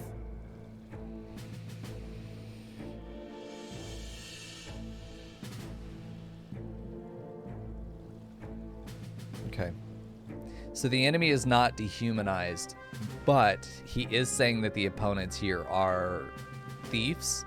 It does lower their status. They're not a worthy opponent. There is an ethical and a moral obligation to resist them here. We stand on a precipice, yet we do not act. Whoa, leader. Leader does not look sad. Leader looks resolute. Why the fuck are you pouting? Whether trader or soldier, monetarist or royalist, Every citizen has a responsibility to serve the state. Divided Ul'dah stands to fall. Consolidate power under me or we all die. Sometimes true. That's the problem with like this totalitarian bullshit, is that sometimes it is the truth. We have to organize, we have to come together, we have to have unity, or we won't be divided and conquered. And this is definitely a situation I acknowledged earlier where that is exactly the scenario that they're in, but this is also where tyrants realize that because they are right on the surface, they're able to accomplish a whole lot of other shit along the way in their ascension to power. In that once they have the power, they're not going to let it go. It isn't a temporary gig. Okay, it says seasonal, but there's an asterisk. Season never ends, you know? Ye who seek glory and wealth, look not to what little you can snatch from your neighbor, but to the boundless wealth of the world beyond. Ask not what your country can do for you. Now is the time to unite. Now is the time to ride forth. In the name of the Sultana, I beseech you. It's a general giving a war cry. It's very easy to dismiss this as he has good intentions. This is meant to rally the troops. This is meant to get the citizens emboldened and understanding the importance of the issue. I have a big issue with the rhetoric that he's using to do it. I'm sure he's probably not going to end up actually being a villain, but because within the context of this being, let me put it this way, 10 years ago, I would have thought nothing about what he was just saying. Wouldn't have bothered me at all. 2022, I am fucking worried about that man being anywhere near power. So he's evoked her name. Your own coffers, but those of the immortal flames. Seek not to prosper from Ul'dah, but to restore her to prosperity. Give up yourself to serve the state. Yeah, that's not a good. As the realm prospers, so shall Ul'dah. As Ul'dah prospers, Trickle down economics also does not work. And it works. It works. It's an impassioned speech. People like the drama. It works. It works on intelligent people too. Oh, yeah, but I have some issues there with that. There are much better ways to accomplish that outcome of people being fucking into it, you know? Because what he's done here is basically said, if we demand it of you, you will give it. And it starts out innocent, right? It starts out easy. We're asking you to make sure that you're working hard at work. You know, produce good labor while you're at work because the people on the front lines need you. Save and pinch pennies as best you can and buy war bonds. You know, do that because we need the extra funds to pay for the war machine to make sure that we're able to protect our country. Those things are not wrong. But they can continue to advance from those places. They can continue to advance and demand more and more and more of the people, not because it's needed, but because that power can be obtained. The state can take that power from the people, so it will. That's the difference between fascism and just being at war or total war. It's the difference between need and greed. We need you to give more because otherwise we do not have the resources to wage this war. That is perfectly reasonable. Give us this power because otherwise we will not be able to win this war, but really we probably will or won't win it anyway. The decision might already have been made. We really just want to be able to control the population more, get more labor, get more money, usually for a profitable class, usually the top of the society. In our case, the 1 to 10% millionaires and higher in America are the only ones that ever get to profit from anything. The rest of us are fucking slaves and cattle and will be worked to death and then replaced the day before our funeral. So yeah, seeing that shit in this game, I have some concerns about the way that their environment is set up. That the rhetoric of their politics is alarming. And while it is an important issue, the first person we talked to, I can't remember her name, but she was arguing that we have worked hard to get to this point. We have a need to unify our resources and continue fighting as we have been. This new threat, it is something that needs to be taken seriously. And then she says, we're going to make it together. It's a message of unity. It's not as impassioned, you know. There is a value to getting people riled up. There is value there, but there are still ways to do that. Between these two leaders, I think the most effective one will be found. Between these two rhetorics, one of them, I think she was not going to be. What she's going to do is say. She, I think, communicated in a way that was not imperative enough. That yes, this is important. It is even dire. But we're going to do it. That doesn't get people riled up as much as we're going to fucking die unless you pick up a sword and get out there. But that's also probably not the truth. Somewhere between those two is probably the most effective rhetoric, but I think that we're not meant to see a perfect leader here. I think that we're meant to see extremes of 3 different styles of leadership, and I find myself to be more of a motivating through love than through fear. This is the extreme motivating through fear. But he's also like, what's interesting is he's also promising that you will be rich under our leadership. If you give us everything, your investment will be paid in. You'll get dividends on your investment. What's really, really good to do, and what con men love to do, the core of any good con, is you pay me now, I will pay you later, because the distance in time there is how the con man exits. And then you've paid, they've not paid you. That's how they profit, right? Politicians do the same thing. Give me your trust right now while I need your votes to get elected, and then later on I'm going to just do whatever the fuck I want because you've given me power, and at that point I owe you nothing, so go fuck yourself. It's exactly what politicians do. That's the name of the game. And we know it. We still vote for these assholes. I don't know why we do, but we do.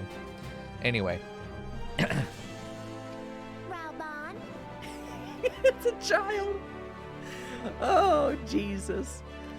I'm glad I don't have to voice this, though, because it would be the cursest fucking little queen ever. Wow, Bond. You cannot take this leader seriously. I, Nanimo, 17th in the line of all, address you. That's not a good look as the sovereign leader of a city-state. That is not a good look. You look weak, inferior, you look incapable without his support. It's such a metaphor for the flaw in your leadership. This is... What he's going to do is decide that she's not an effective leader. Then he's going to say, yeah, you have the power of the pen. I have the fucking army and a knife to your throat. You got nothing, bitch. It's exactly what would happen. See his message above? What is message above? I don't. About Nanimo? Oh yeah, no, I saw that. Or did you say... Yeah. We on? I know, I was gonna say, what, he is? Yeah, this bitch made me put the game into Japanese because her voice I could not. Oh no. Yeah, I think I'm gonna pick my grand company based on which one I think roleplay-wise would be most appropriate for me to join. I'm afraid that the twin adders are inept or uninspired or otherwise going to be inactive. I think that they're going to be weak on the attack. I think that they're going to be more defensively oriented, which this is a defensive and invasion, which is fair, but I also think that there are times in history where raw strength is the only way to survive. There is a historical precedent. It's like there isn't a clean answer to anything in human history, right? You can't just say that this is the best way to do things. Every situation has a different need. The problem is that certain responses are much more likely and able to be abused, and it's the propensity for abuse in leaders that causes me to have concerns with certain approaches, right? That's my concern, is how likely, like, this is a fucking video game, who gives a shit? This isn't a problem. It's all gonna be fine in the end. Remember, it's a comedy. It's all gonna be fine in the end. We don't have to worry about this. The stakes can get as high as they want. We all still go through the story knowing it's gonna be okay. It's like this scenario here that I'm seeing, if I were writing this story, oh my God, this would be the whole narrative, is the breakdown of this relationship and then how he becomes a fucking tyrant. But this is a goddamn nightmare. This is... You are completely incompetent if you think that this is okay, especially that you're fucking sitting on his arm like a little hawk. You have any idea the symbolism here? Everything with this is wrong as a leader.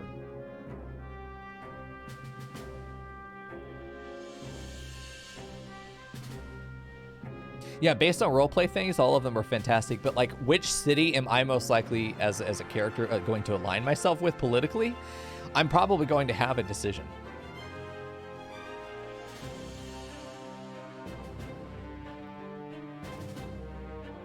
There we go. You just mentioned Nanimo? I don't know, dude.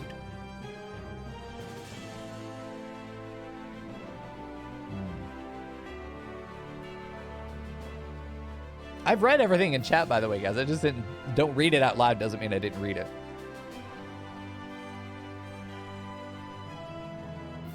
It's not that I want to put her on a 4-foot pedestal. It's that if she, like, well, actually, no, yeah, a 4-foot pedestal would be good. Why are we in some random fucking hallway? Why is there not a place for her to go and address her people? Why is she talking to like 12.5 people? Of course I want there to be something other than she's sitting on the arm of her primary general. Yeah, that's a problem. There are other solutions. Having her literally raised up by him, I think, exacerbates current issues in the political power that they share. Yeah, and I'm sure each of them is going to have their problems. That's what I'm trying to acknowledge here. This is going to be power hungry and unstable. I think that the Gridanian one is going to be probably, based on what I've seen with the other guilds that I've talked to, probably a lot of internal racism. Probably a lot of gatekeeping. It's probably going to have a lot of internal bureaucratic problems.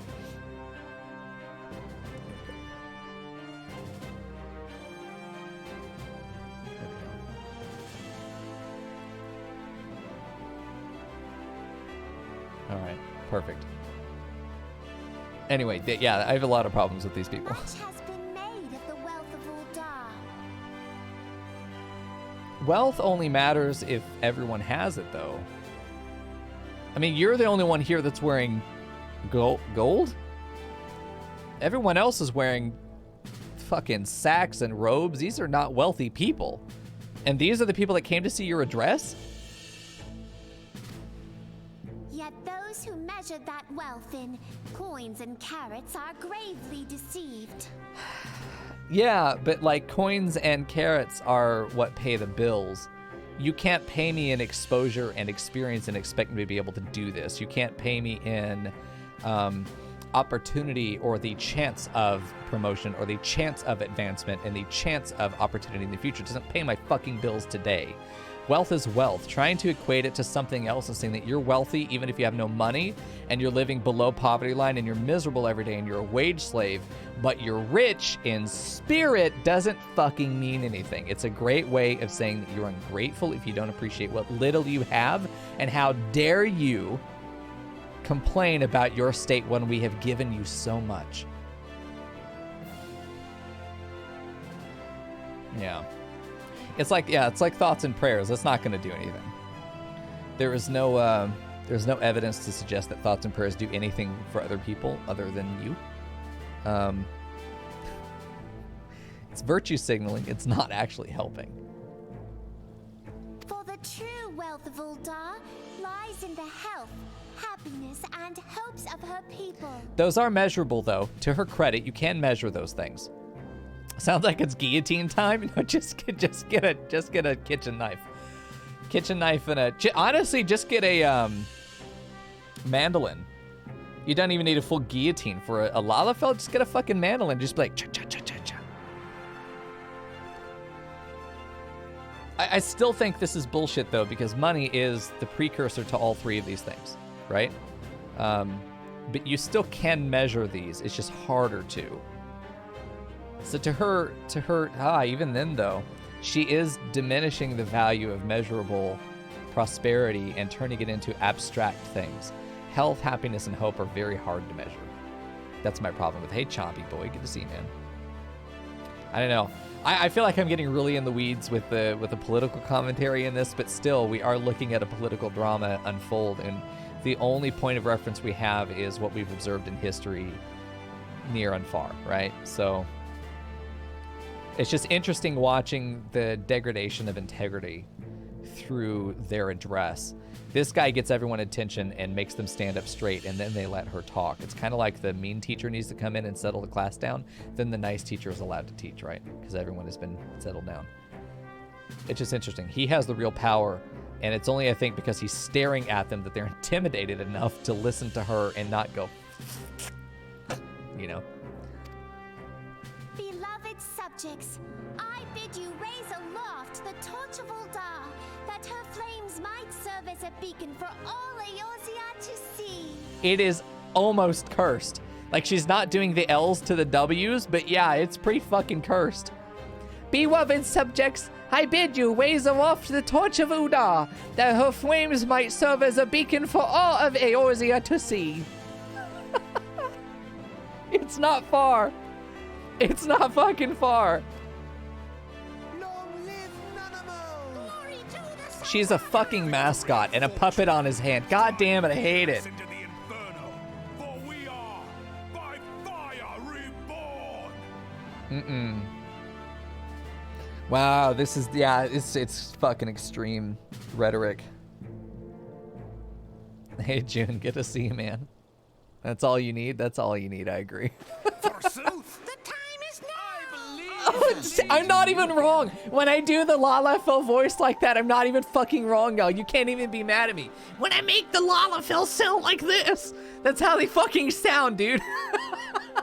That's canon. It's not even me. I'm being faithful.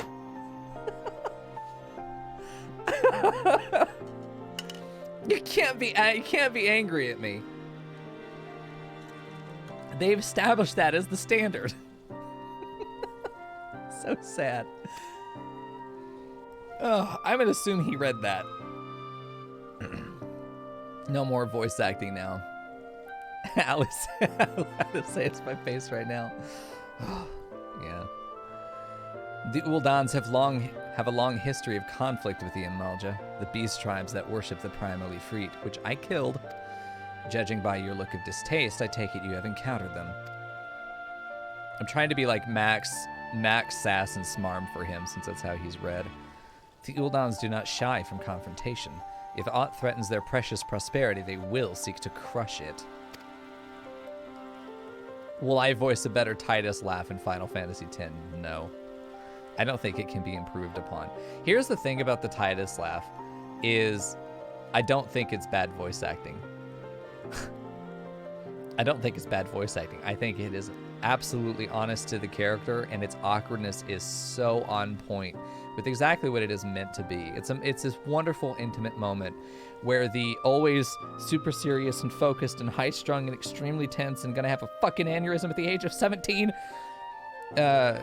what's her name, is given a moment to let down her guard in a safe way, in a safe place with a safe person, and just fucking laugh, even if she's forcing it, which is the whole point. He's forcing this laugh, even though nothing is funny, and he is making a fool of himself in front of everybody to help her relax. I think it's this beautiful moment, right? And the execution of it, I think, perfectly captures that, where it is a forced laugh, a forced, loud laugh.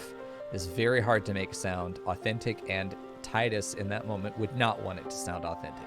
The directors would not want it to sound like he was genuinely laughing. They want it to sound like an awkward teenager is being goofy, and he sounds like he is. I think it's so well done. I've never understood the meme around it, you know? I've never understood the meme around the laugh, because to me it's memed by people who don't get it. You just don't get it. Yeah, I think it's probably one of the most out of context. Yeah, absolutely. I suppose, yeah, that would have to be it. You would have to have absolutely no context, and then be judgmental to think that it's bad voice acting because you missed the context. I think it's extremely well executed. Yeah. No, memes are not just memes. They have meaning behind them. Yeah. Anyway. Yeah. Okay. So they have dealt with Ifritza thus far, smothering his flames each time as he's stoked to life. Yet he is but one of several problems. Though they have been quiet these past 5 years, the Garleans have not gone away. Memeing, if you will, yes. Memes have meaning. Fuck you, Fern. Meanwhile, refugees continue to arrive in droves, and Ul'dah has no clear policy on how to deal with them. Oh, good! Refugees arriving at a militaristic, tyrannical environment. We're great there. Yeah, these people are not going to be exploited for the war effort. That would never happen. They would never do that. Exploiting people? After all, not even the Sultanate's coffers are bottomless, and even assuming if they had the coin, resources will ever be finite. Which brings me back to the subject of Ifrit. It has been observed that the Amalja are summoning him with ever-increasing frequency. Frequency! So we've just got to go back and fight him again. Yeah, this is fine. This is not every red flag. Every time they do so, the Ul'dah send their forces to smite the Primal, and though they invariably succeed, each victory is brought with blood. It is war of attrition in which they cannot well sustain. Small wonder, then, that the Immortal Flames are eager to recruit more members. Seems like they need them desperately. At such a desperate hour, an adventurer of your experience would be most welcome addition to their ranks. I'd just be exploited like the rest. Not interested in this environment at all. Every fucking red flag. I do like their outfit, though. I've been told that the slutty mage gear is fantastic. However, narratively, I'm fucking out of this place, and I'm right to not like this town. This is going to be a hell pit in the future. Hello, friends. Sorry, I was just doing a bit of politics. All right, where are we off to now? It's in Limsa Lominsa. Yeah, I'm excited to see this one. I think this is where we're going to find... I think Limsa's leader is going to be...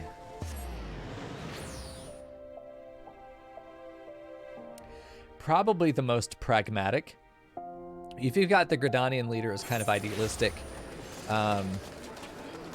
I think the most pragmatic is probably going to be this one that is going to cut corners to reach the bottom line, in the sense that the law doesn't matter, the ends justify the means kind of thing, where the other guy's leader in Ul'dah is might is right. You know, at the end, the ends justify the means. As long as you hold the power, you win. Whereas this one, I'm anticipating that there's going to be a whole lot of fuckery, and I think that that's interesting too. But I think she's going to be more forward about, you know, the ends justify the means. We've got to go to great lengths in order to accomplish what we want to accomplish. You know, if we're trying to anticipate sort of, there was a triangle of ideologies that are being represented here. I definitely think this one's going to be more process-based, in the sense that we're going to cut bureaucracy, we're going to undermine the enemy as opposed to defeating them out in the open field kind of thing. Yeah. We'll see. It's good to see you guys. We had like an hour and a half of just completely dead chat because everyone in the channel was hanging out in the game, so it's nice to see chat moving again. Yeah, the pirate's way, you know. As she is a pirate, it's what she knows. It's the leadership she has is not going to change. Whether it's a ship or a city, and there's no difference in how she's going to lead. Leaders lead the way that they lead, the way that they're trained to lead. Where am I going, though? The biggest question. Is it over here? I'm probably going up somewhere, though. Where is it having me go?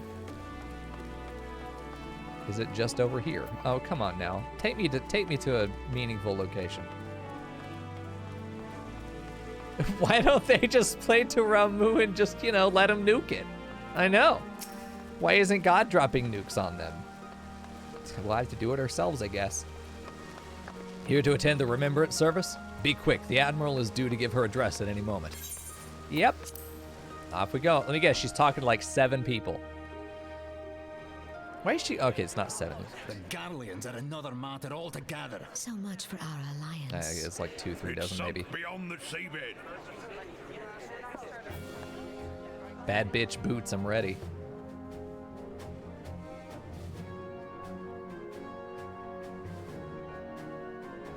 This is the most impressive setting so far, I would say. Brothers and sisters of the sea, hearken unto me. Look upon this, our mighty crimson standard, and tell me your hearts do not swell with pride. Nothing wrong yet. Yeah, that's a great dress. She looks so much like a lion.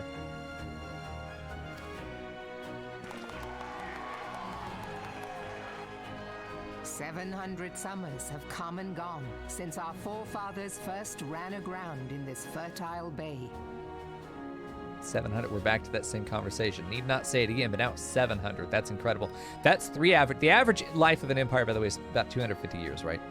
All the famous empires in history, they lasted about 250 years before they fell apart. So these are the most powerful historical examples of larger civilizations, of any civilization that had any hope of staying in power, right? 250 years. And that's not to say nations last 250 years. The cities, it's not exactly a comparison, but I like to measure things in empires as far as how long this civilization has lasted. They're almost 3 civilizations old. Or sorry, three empires old. Now, this city is far more developed than the Azar. There's a lot more land. It's technologically impressive that they've managed to build their cities up on these stone spires and that they lasted. That's incredible. Still, there's an incredible lack of development for that much time to have passed and this settlement still not be a massive metropolis. Like, the population of the world feels 100th, 1000th of what I would expect in a more realistic world-building scenario. I wonder if it's one of those things where what some games have done, I can't remember one specifically, but I remember the developers said, I think it was Oblivion. I think it was specifically the Bethesda devs in Oblivion said that, you know, if we were to look at this ecologically, me paraphrasing, of course, that every citizen you see in the city represents about 1,000 people, but it is one person that you actually see down the street. You know, every square unit of space in the town represents, you know, some number of other amount of space of town that would or should exist but doesn't need to be represented here. And I'm wondering if they're doing that sort of, you know, population dilation with this game, because these areas feel very small for this scenario they're in. There is no way that these civilizations would stay this stagnant this long. How do these 3 city-states that are in such close proximity not run into border disputes and issues and ultimately decide to either merge or conquer one another and thereby merge? Over the course of 500, 700 years, how does that not happen? It's incredible to me that these lines have remained so solid, assuming that they have. It's just weird that these towns are not more developed for having been that old. Why, as the writer, tell me how old they are if you don't want me to start wondering where the rest of it is? For 700 years, this is what you have developed? I'm not impressed. I'm not. Unless it's a narrative trick where they've dilated the population, which I'm going to have to assume that they did, and I think it's the only appeasing solution to me right now is that they must have, you know? So I'm just going to assume that they did. Because the only thing that's going to give me peace. Otherwise, I'm just going to be like... The part of a game that impacts narrative is you have to represent everything in the world, and the ability to represent that comes down to manpower, which, unlike writing, you can just say, you know, the city was this big. In a movie, it takes much less time to show that it's this big. You just have to present the parts of it that need to be displayed, usually for very short periods of time, and leave the rest to imagination. In a game where you're expected to be able to freely explore a lot of these sections, you either have to limit the player's mobility to not be able to access all the parts that you have but don't want to show, right? Or you have to dilate the scale in some way. Or you have to build it all out. God help you. Unless you're playing Minecraft, I don't see that being possible. I don't know.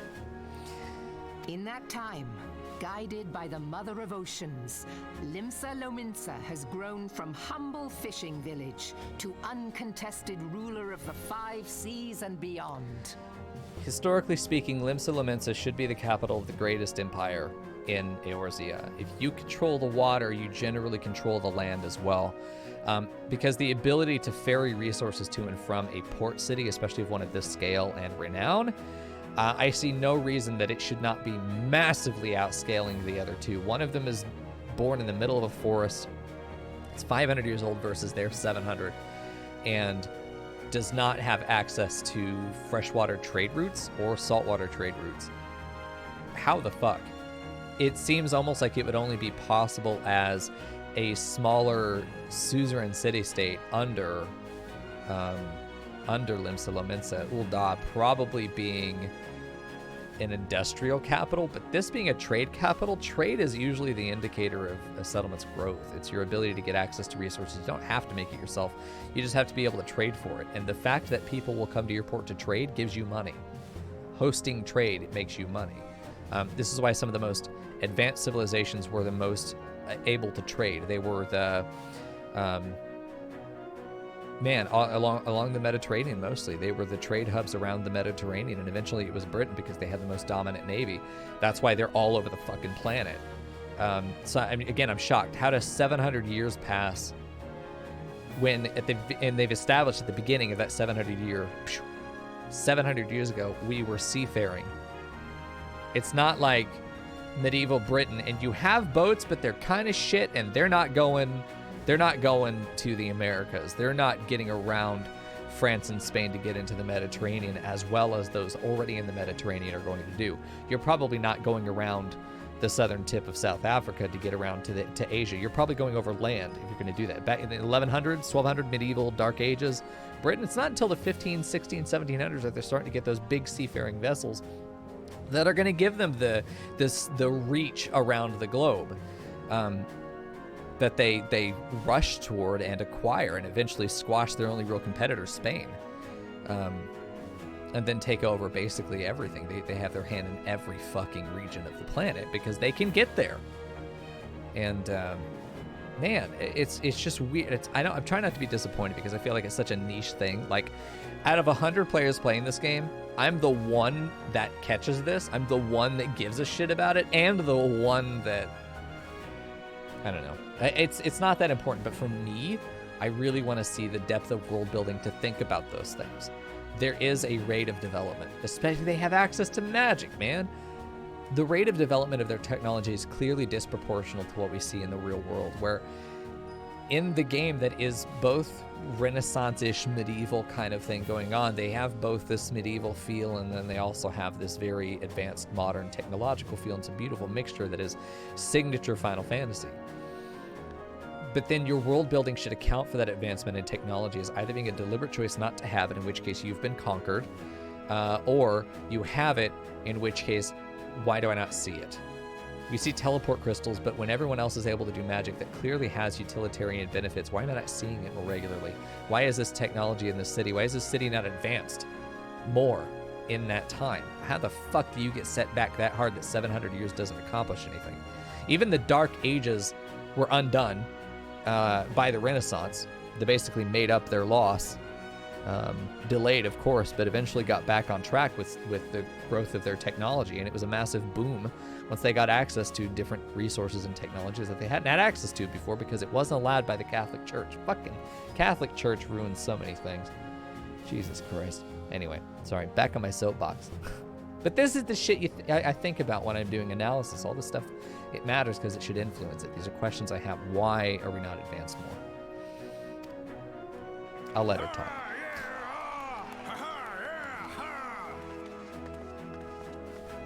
Did you look as the Admiral bid you? It is a rather stirring standard, I must say. The crimson field is meant to signify the blood of fallen crewmates, while the black longship represents a pirate vessel. When the Gallian Empire marched upon Eorzea, we assembled beneath the Maelstrom standard, and our grand company was reborn. He is so stuck up, man. All answered the call, from the Knights of the Barracuda to Hilthier's bloody executioners. And together, we met our would-be conquerors upon the field of Cartano. That day, the world bore witness to the united strength of Limsa Lominsa. I swear to you, no army ever fought harder or with more courage, yet many of ours did not survive. Join me now in remembering those who fought in the name of freedom and fell. May their souls be returned to the sea. It's interesting. I think that there are a couple things. She is saying... So every one of the three so far have had something that they honor above it. Not literally in this line, but like there's something that they value as their core of their society's focus. With Gridania, it's their peace. It's not even really their prosperity. It's their peace. It's the fact that they are living in harmony with their environment. They're very much idealistic in that way. With Ul'dah, it was the value is of the state the state itself as the abstract entity is what we value and we work toward. She seems properly focused on the people, at least so far in her rhetoric. I feel like she is definitely all about her own leadership. I wonder if there's going to be a sort of cult of personality, if you will, where she as an executive, this feels very America to me, idealistic America, right?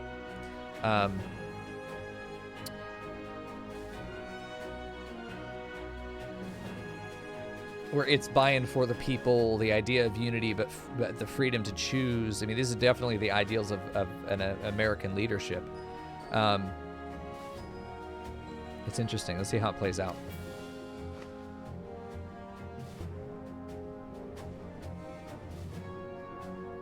Freedom.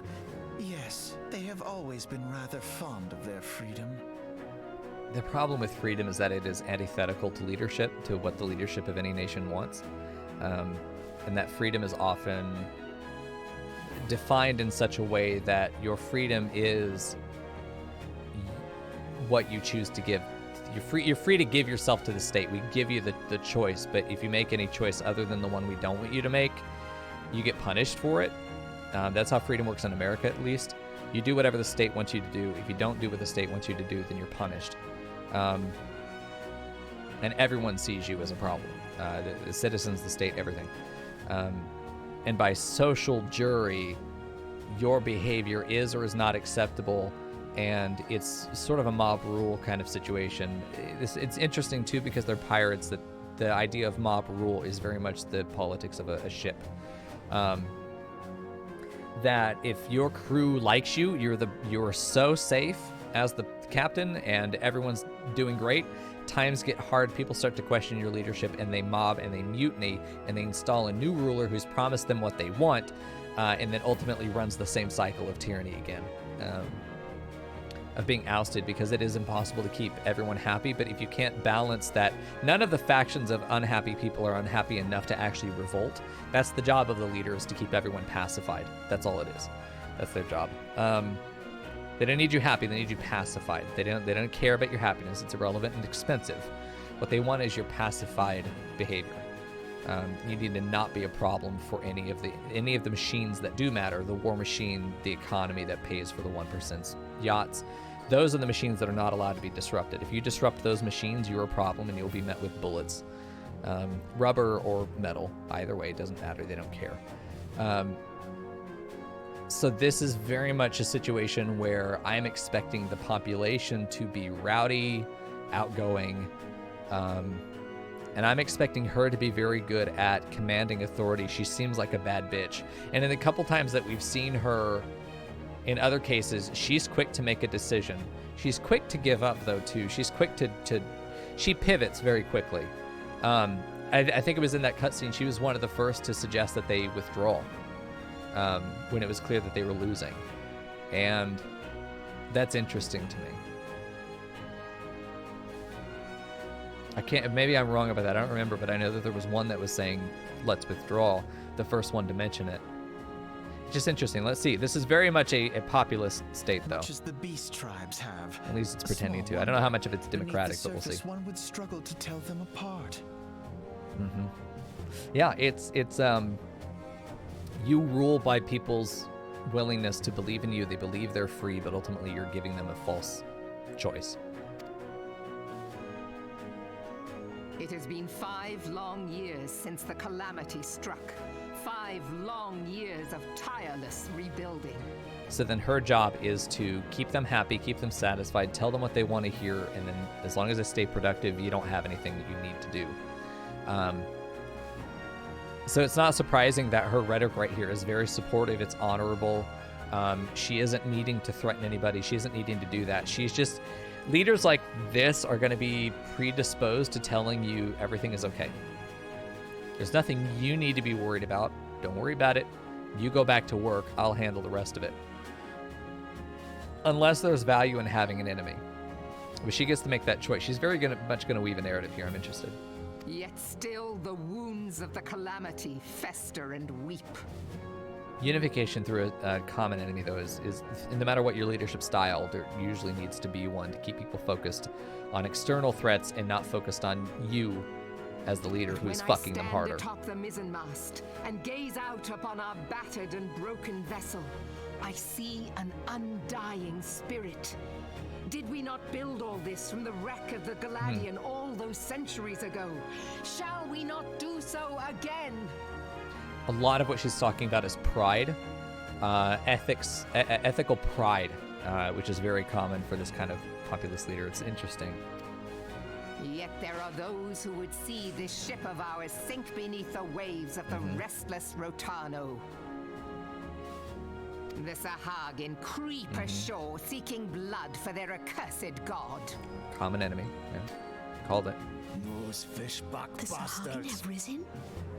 While the mines of Ogomoro spew forth kobolds who push ever south, despoiling our lands as they go. Okay, two common These enemies. savage beast tribes Dehumanized. will be the first waves to crash against our creaking hull. It's poetic, metaphorical language. It's eloquent. It gets the people going. They like this kind of language. They can use these metaphors. Analogies are really good for large populations because it allows them to understand the impact, the emotional register, without having to tell them how to feel. It invites them to accept your suggestion. That's an important part of rhetoric. You never want to tell somebody how to feel. You always want to let them accept your suggestion. And that's the art of rhetoric, is making someone feel something while letting them think that it was their choice. Which is the core of all rhetoric. All persuasive writing is exactly that. It's manipulative. And behind them swells the grim tide of the Garlean Empire.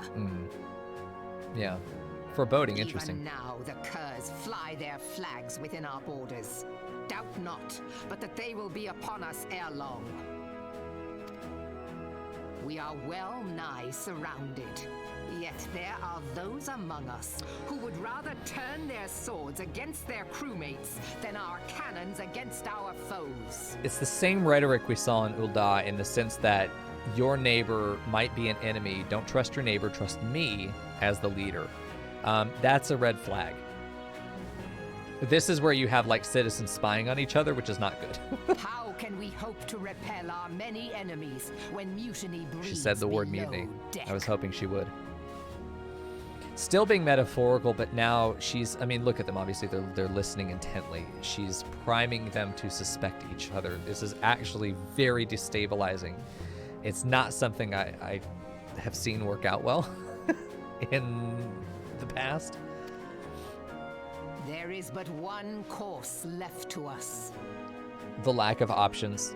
There's no negotiation here. There aren't multiple parties. There is one focus. One bearing that will bring us victory over the beast hordes and the Empire both, and see this ship safe to port. What's interesting to me is that she pointed out that there are spies and non-believers among us. She didn't say anything other than that. She just throw that little bit of co-paranoia out there and move on. She doses them with a moment of fear and uncertainty and then immediately tells them the solution. I mean, this is interesting writing. I mean, I think this was definitely this was made in observation of real political speeches because it follows all the hallmarks. Interesting. We must mend the rift the calamity has reopened twixt pirate and Maelstrom, and stand fast with our adventurer brothers against the coming tempest. Yeah, pulling in interesting factions here. We need to consolidate power with the free agents to come into the Maelstrom as enlisted soldiers, thus under our control. Consolidation of power. Stand fast with our adventurer brothers. Basically, literally anybody who will sign up will take them. Which I think is interesting because Ul'dah is very nationalistic in the sake that Ul'dah fighting for Ul'dah. And if you work for Ul'dah, you're fine. But it's with that, you have to sort of be a citizen to matter, which is very interesting to me. If you're a refugee or something like that, it does feel very Roman, especially because he was dressed like a Roman legate. I can't remember anyone's names, but the guy talking in Ul'dah It very much felt like a... Yeah, I'm worried about those refugees. Woban, oh, that's him. Mark ye well, a crew without unity is Calling no for unity. crew at all. 'Tis but a mass of drowned men. She's not wrong. To me, then, brothers and sisters of the sea, gather beneath the undying crimson standard and pledge me your strength, your skill, your wisdom. So when I was saying earlier that each of the three of them has sort of their defining thing that they're rallying behind, their idealistic way of life in Gridania, the state in Ul'dah, and now her, like I said, she's going to try and form a cult of personality where she is their salvation, and without her, you have nothing. That is the hardest leader to depose, because she's winning over the hearts and minds of people because they trust her. Trust is really hard to convince somebody to break if they don't have a clarifying reason to do it. If they see her clearly as corrupt, if they see her doing bad things, if there are visible atrocities, then she has things to answer for to stop those fires of rebellion. But as long as she can keep people convinced that she is the answer, then she will stay in almost unlimited power, and they will give it to her freely. Remember that word? That's exactly how that works. And with the guidance of the navigator, this great vessel of ours shall ride the waves till sea swallows all. Long live the Admiral! Yeah, and they're calling for her. I mean, this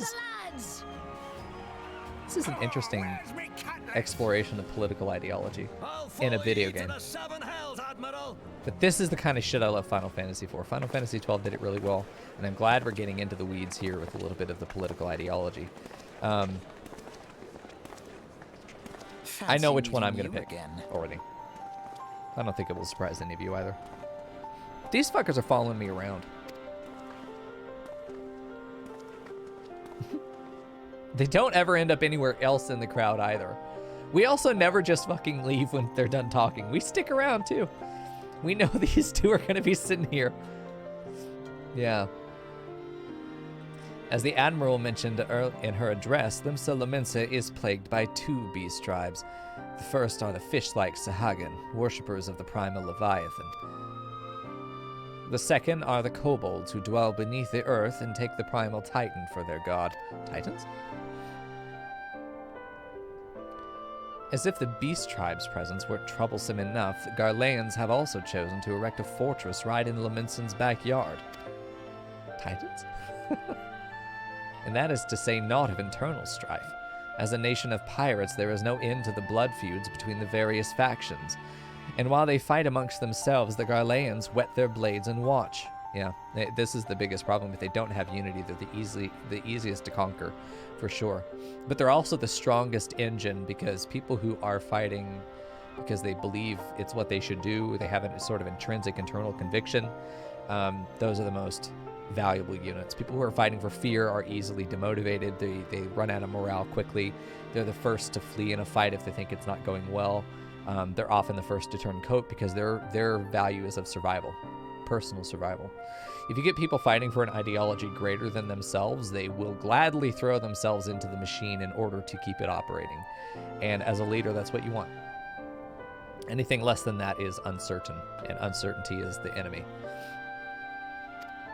So she has the hardest job politically to get everyone organized, because Mr. Might is right, will just force them into slavery, indentured servitude, and then they will probably be taken and conscripted into the army because they have nowhere else to go in society, being refugees. And then there are their conscripts. And with the Gridanians, I think because they're talking about lofty, abstract goals, lofty, abstract ideals, there's not a tangible path to acquiring that. And that I think it comes with a lot of pacifism in the community, that they don't feel an urgency because the goal is not clear to them. It is very difficult to see that in action, and that comes with a lack of motivation in the people. I think that the recruitment would be lowest in Gridania. I think that the value of those troops would probably be lowest in Gridania. I think that the greatest outright force would probably be the Ul'dah, the Immortal Flames. I think that those guys would probably be the most outward show of force, probably the most organized, and the greatest in number, but only in number. The quality of their troops is probably even lower than the Gridanians, because anyone who signs up in the Gridanian armies, right, are going to be there because they had either nothing else to do or they genuinely believed. They had no other motivation, and yet they still showed up. Those are probably going to be the most highly motivated units. I think the Maelstrom boys here are probably going to be the best balance of all. We've seen that a more freedom-based army has the best mix of quality and quantity. But when you also exploit the lower populations in your society, then you're also able to get the numbers as well, which is why America has the biggest military. So many people literally don't have a choice in their life except to go into the military, that it just becomes a default for so many that the numbers are bolstered. And of course they have unlimited funding because priorities are upside down, but yeah, there we go. So it's interesting. I definitely know which one I'm going to pick. I'm curious if you guys can choose for me. If you guys can anticipate. Actually, I'm curious. For those of you in chat, I want to know. I'm going to ask you, give you a poll here in chat. Which faction would you join? None of them are perfect. As we can see, all of them have problems. I think we've done a pretty good expression of the benefits and flaws of each. But if you had to sign up for one, which would you pick? I'm going to let you know here. Twin Adder. We've got, I'll just go in the order in which I saw them.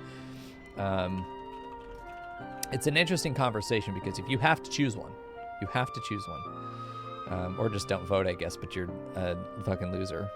Bitch if you don't. Immortal Flames, Ul'dah. I think I spelled that right. And then we've got Maelstrom, Limsa. Limsa. Okay, chat. You only get to choose one, of course. If you had to join one of these, like you're a real person, which faction would you join? Think about the politics, the environment, the future of that settlement. Now, I, of course, don't know what's going to happen narratively from this point on. I got no fucking clue. The question is, which faction would you sell your soul and body to? I want to, so that's my analysis. I've already made my choice, but I'm curious where chat stands. I'm about to tell you my choice too. But yeah, if you had to choose right now, because we're about to be asked to sign up, right? Pretty soon. This is where I would ask you to make your choice as well. I'm already pretty well decided. I'm not sure there's much that could change my mind. I mean, I'm obviously not picking Ul'dah, right? I can't fucking rail on him that hard and then decide, yeah, no, that's good for me.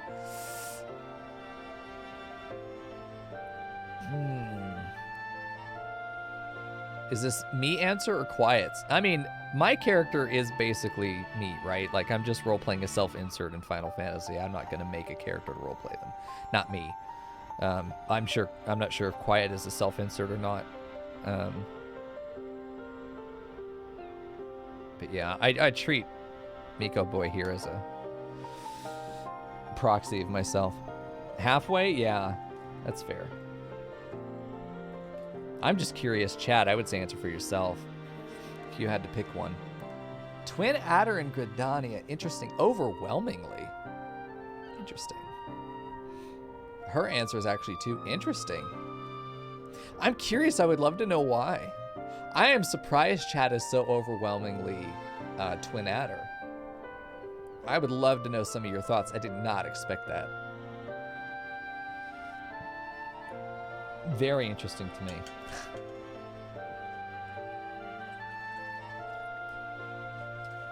Oh. If you're liking the exploration of politics, by the way, might I recommend on Wednesday Frackle streams. He has a political segment he does where it's just an open floor. Usually he'll either present something, maybe he'll have an interview with somebody, or he'll just raise a point and it'll be an open floor discussion with everyone in his channel. And it's, fuck you. Very constructive. It's well contained. It's polite. It's a great place for you to just explore ideas and thoughts and talk to other people about things that usually are too difficult to talk about, but it's a great place to do it. Recommend it. I can't really watch him anymore, unfortunately, because I'm always working when he's live on Wednesdays, which is supposed to be my day off, but that OnlyFans money hasn't come in yet, so I still have to work. But thanks to those that sub, by the way, and all that stuff. The bits, the subs, everything. That helps me do this full time and not have to sweat overpaying the bills every month. It's very good. All right, not getting any more votes, so I'm going to say you guys have definitely... Chat overwhelmingly majority picking Twin Adder. Interesting. I am actually going with Maelstrom. I'm going with Maelstrom. And my reasoning here is that in a system that is based in corruption, this is a system where personality wins over bureaucracy. The rules are bent for people who have power, political clout. That is a resource that can be spent to bend and break the rules. As the chosen one, and as somebody who generally does well in personality politics, I favor an environment in which the bureaucracy is sort of bent to my need. I know that sounds horrible, but this was the case in teaching, where there is a pretty hard bureaucracy, but there are things that can be changed, and there are processes that can be suspended if you can make a strong enough case for it. So usually your ability to lay out an effective reason, your rhetorical abilities, other people's trust and faith in your decision making are often worth more than going through the traditional processes that also take a lot of time. This allows you to seize urgency to bypass the bureaucracy, which tyrants will do, but it also gives me the mobility to do what I need to do within the operation. Moments of urgency when I was a teacher allowed me to quickly draft up a plan. This is how we solve this problem. Let's implement this, and then we can analyze a year and a half from now, once things are settled, whether this is a system we want to keep. And it turned out very well, and continues to be some of lasting changes for the district that they've kept. So I know that I work very well in this kind of environment. So I'm familiar with it too, being an American. So this feels comfortable to me, especially because I believe that the leader likes us. We can bank on that nepotism to get us some advantages as well politically. Yeah, we've seen where Limsa is going, but unlike real life, we have an opportunity to be in a position of benefiting from that broken system. And if we are able to get enough power, we may be able to steer it in a way that doesn't become the bad version of democracy and capitalism. We may be able to make it to a better version, idealistically. We'll probably get ousted or we'll commit suicide with 2 bullets to the head kind of thing that often happens to people who try to fix the system. It's very sad today, isn't it? There we go. You are watching a master at work. Thanks for the biddies, y'all. You went with Twin... So Umbreon said he went with Twin Adder only because it was the only one you felt it's in the mindset you would choose. You don't want to fight, but if there is no other option, you will. I got that sense as well, and that's what I meant by there wasn't a lot of external motivation there. There wasn't an imperative that you have to, which I would criticize as a leader, because it will reduce the amount of investment from your people. They may be surprised to find out how bad it is, like, why didn't you tell us it was that bad? We would have signed up. But yeah, I would love to join the Twin Adders, but realistically, I think my best outcome would be with Maelstrom.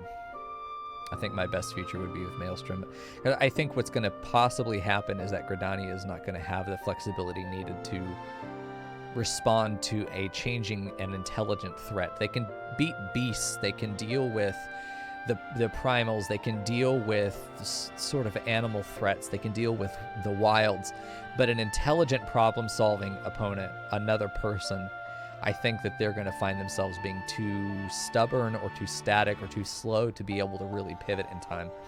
the flexibility I think we're going to find here is going to be the most likely to win. Honestly, in a real world scenario, given the proximity to the enemy already has a fortress basically outside their gates, right? That's bad fucking news.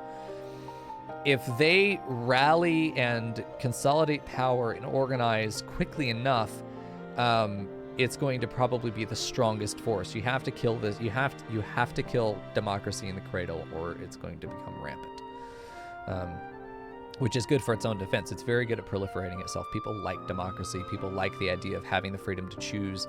It's chaotic as fuck. But if you can get people rallied, there is no stronger engine of human ingenuity. Yeah, I have so many thoughts, but can't speak any of them. I'm sorry, he is.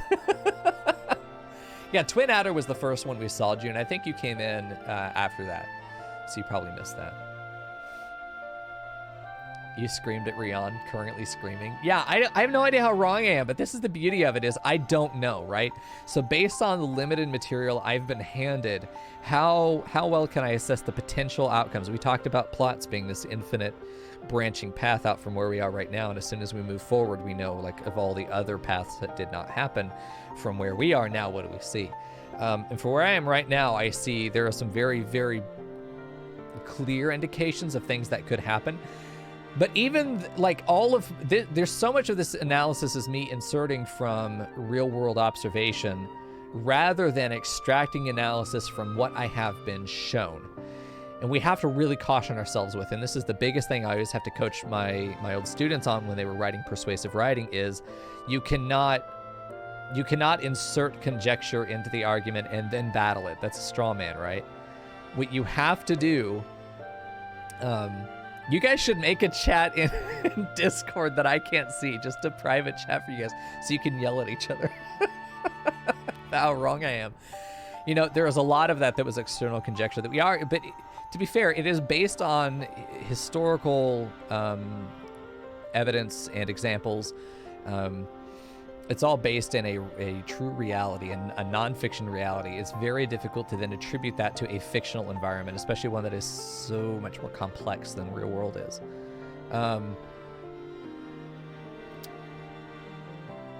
But there are so many different ways to handle any of these things.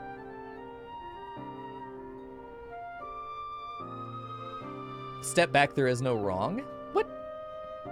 Yeah, I mean, that's what I'm saying. I don't think there's any wrong here. There's only risk. There's the risk that the Immortal Flames become a fascist dictatorship. You know, there's the risk that this becomes an aristocracy parading around as a capitalist democracy that doesn't exist, by the way.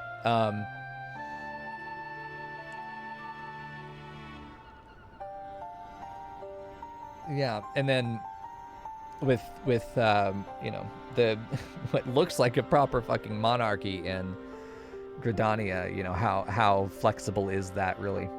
There's a reason that Britain became a parliament as opposed to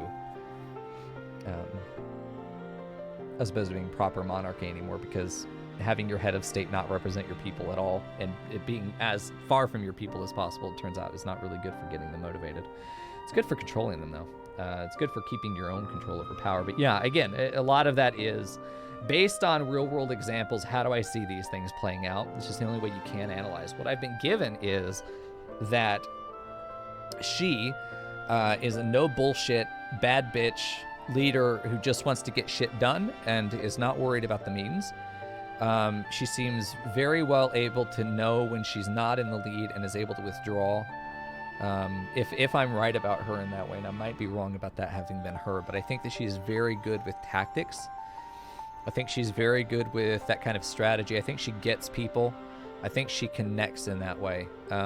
I think that she is going to be a very effective leader from what we've seen so far, which is also why I'm picking her. I think that she's going to be the easiest for us to work with, as opposed to being work for or work under, which is not as good. With her, I feel like we can just work with her. We can come in and be a partner to her leadership. We can come in and work alongside her, and it's not as much about her being in control as it is about her understanding that without a clear and defined single leadership entity to follow, then we cannot be organized, right? So I like her as a leader. She seems the most approachable. How much of that is true, we don't know, right? Everyone's lying. I feel like the Gridanian leader, the Seed Seer, she is very far removed from the people. She seems very lofty. I feel like she's very pompous. Pompous not as an insult, but she has a lot of pomp, right? You have to go through this process of being able to talk to her. You know, and if you don't follow that process, there's going to be more issues of bureaucracy than there are of actually getting shit done. As far as the leaders of Ul'dah specifically, I think that right now they're presented as being fine. They are a very harmonious pair of leaders, one controlling the fist. One is the carrot, one is the stick. I mean, it's a great divide on paper, where one of them is the heart and the mind of the people. The other one is the fist that punches them if they don't do what you want them to do, you know? And that each one is very much what they are.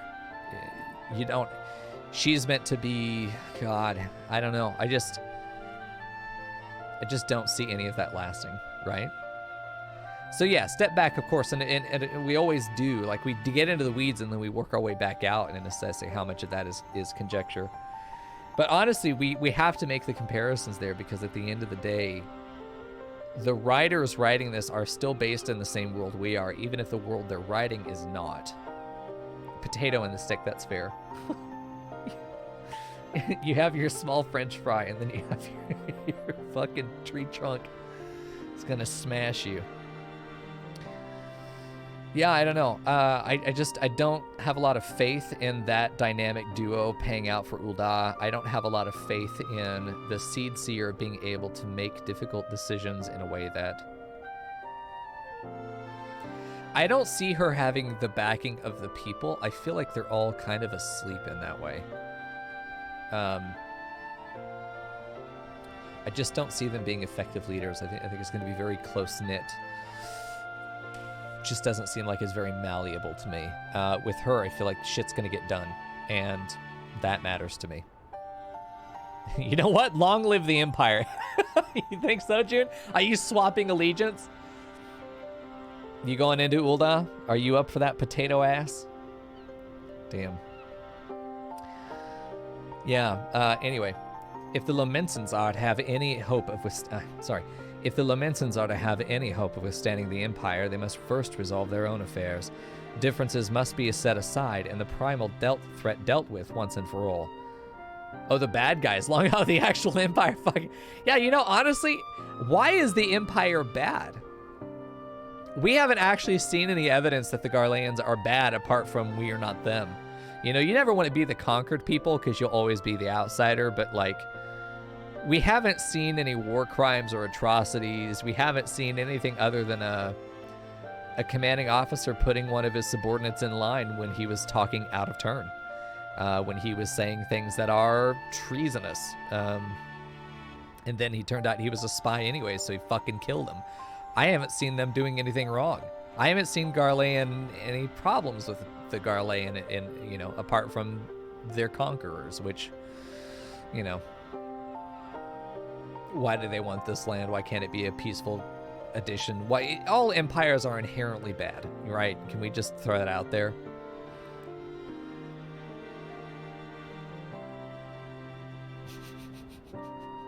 God damn it. What a fucking thirsty chat tonight. I don't know. All empires are inherently bad. You know, they are conquerors, they are thieves, they are murderers, all of those things. So I guess that's why they're bad. And we are to be conquered. So yeah, that makes it obviously that motivation there. But all that aside, just throw that on the sidelines. I haven't seen that they're especially bad. They just seem like the run-of-the-mill empire so far. I'm not sure. I'm not sure how long it's going to take for us to see that. I mean, they're obviously coded as evil, but I haven't seen it. So we'll see.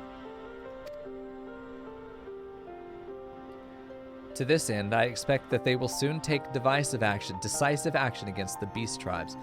Mark my words, the Maelstrom standard will be drenched a deeper shade of crimson ere long.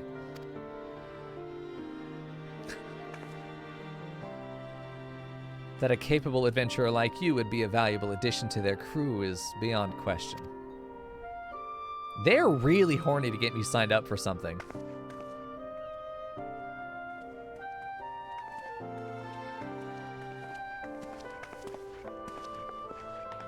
In any case. Yeah, I'm gonna go with Maelstrom. I think the red will be striking on him too. With his green eyes. Oh fuck. Commander. Mico, this is Minfilia. Are you well, I hope? Would I be correct in thinking that the final remembrance service is now concluded? Interesting that was a memorial. I forgot that was a memorial. All of those were war cries. All of them. They were all addressing people as rally the troops. You could stop the sentence at horny. Okay. Good chat. A moment ago, you say. What a coincidence. Jesting aside, I trust you remember our guests from the Grand Companies? Well, delighted though we were to have them here at the Waking Sands, it would not do well to keep them in suspense any longer than necessary. In short, hurry back. Okie dokie. Well, I've been standing there for 3 days. Yeah, we'll see. We'll see. So, like, of all the infinite possibilities of how those groups are going to be developed over time, right? I have no idea. You guys know. I have no idea how they're going to actually play back. I need to go to the Waking Sands, which is in my backpack. We're exploring options as we go, you know? We're not...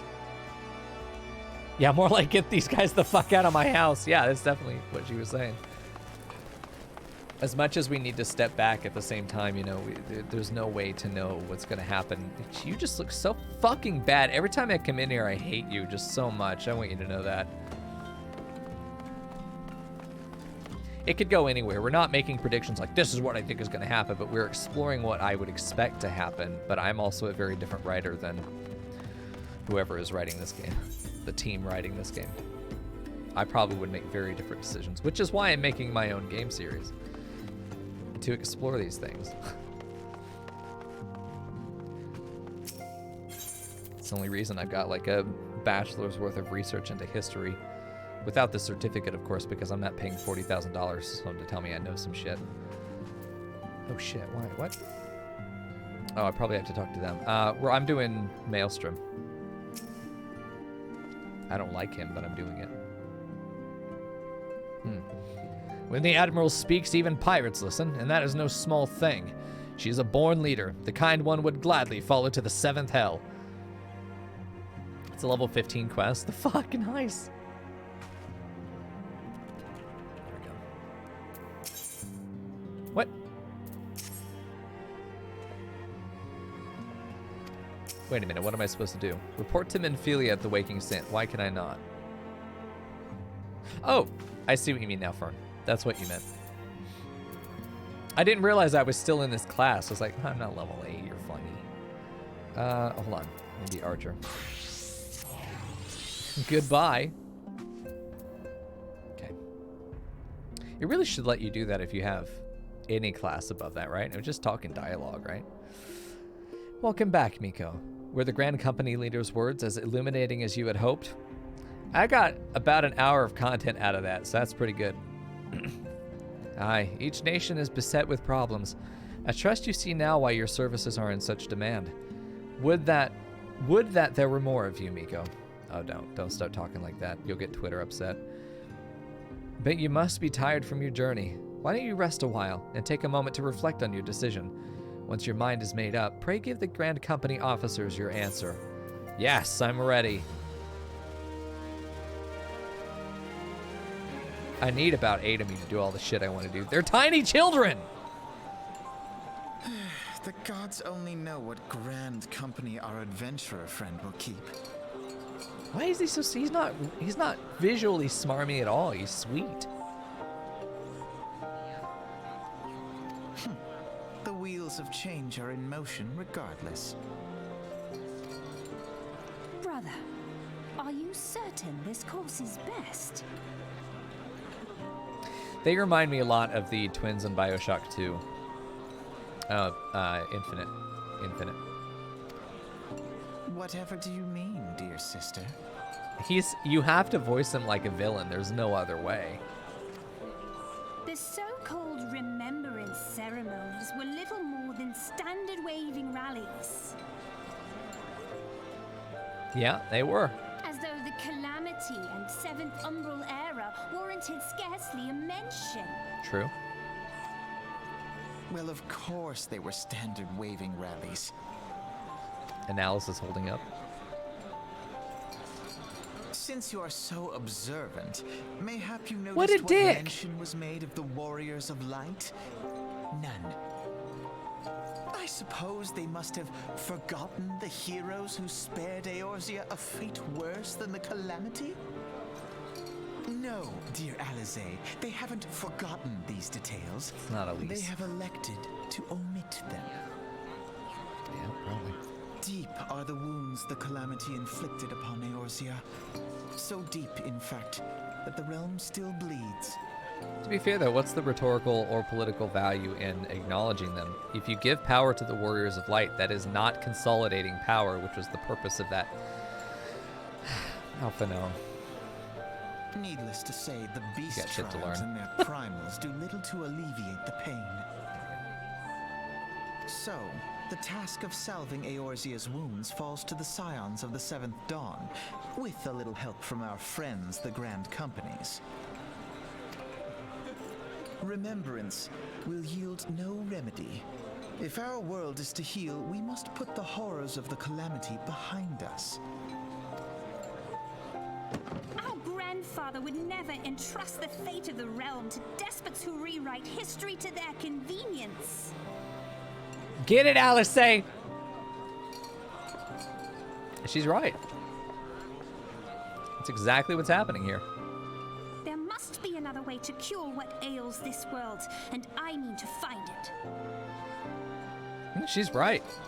He's saying use the political engine for our benefit. She's saying fuck that shit, we can do it better. You are most welcome to try. Our paths may differ, but our destination is the same. In time, I dare say we will see eye to eye. This is a perfect example of how foils work. It's a perfect example of how it works. They're two incredibly closely aligned, incredibly similar. They're even identical twins. The only meaningful difference between them is their philosophy of how they should be handled. The only function that they have in this entire narrative is to show how either we go with the system as it's been presented to us, right? We join one of the factions and we just follow them along, be good soldiers, or we say, fuck that, we're going to use them for now and join them for now if we have to, but ultimately we're going to try and fix this situation, and these leaders are not sufficient. I agree. I am only... I'm choosing because I have to, and I'm choosing the lesser of three evils, in my mind. I should hope so.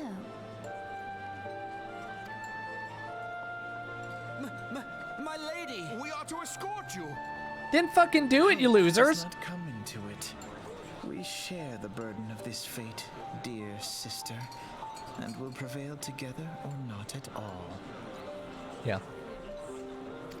The salve will serve not only to close up our present wounds. He's so angry. But prevent old ones from opening anew. Yeah, I'm curious what they know, because obviously they're on some higher shit than we are, that's for sure. Nice, EXP. He needs to be bullied. He does. See, I thought Alphino was a character that was liked. I'm seeing no evidence of that. I'm seeing no evidence of him being likable. Yeah, he's thinking about taxes. Poor Lalafell, dude. They have all the burdens of society, but none of the benefits of being a real person. That's like the worst of both worlds. He really does read like a villain. Like, you have to voice him as a villain. I'm just going to go full villain voice for him. It'll probably be the most authentic. He's like an asshole is liked, I suppose, yeah. Like we like Dr. House because he's a dick, but he's also right. It's funny to watch him be a dick to people. You like him in his current story? Yeah, I've been told he gets better. Oh, yeah, like they like Kokichi, yes. What a good boy. Kokichi is the best boy. He is the best boy. By far. Exceptionally good boy. Good boy. You can't tell me no. There we go. Okay, let's go Storm. Yeah, again, I don't like any of them, but Maelstrom is going to give me the best opportunity, and my choice doesn't feel like it's going to make that much of a difference overall.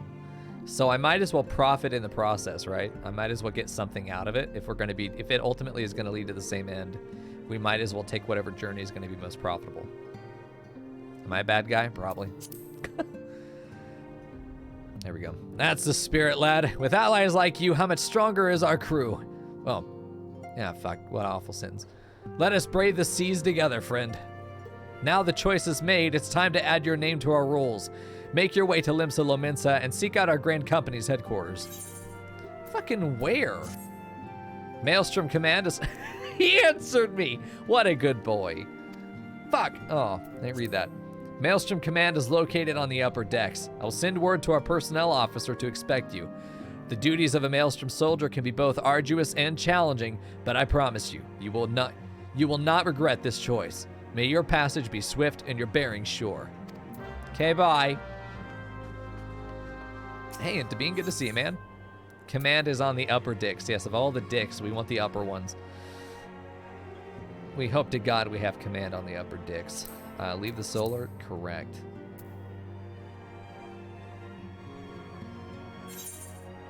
Yeah, and I'm not worried about it. Narratively, I feel like it is something like I want to go through the game.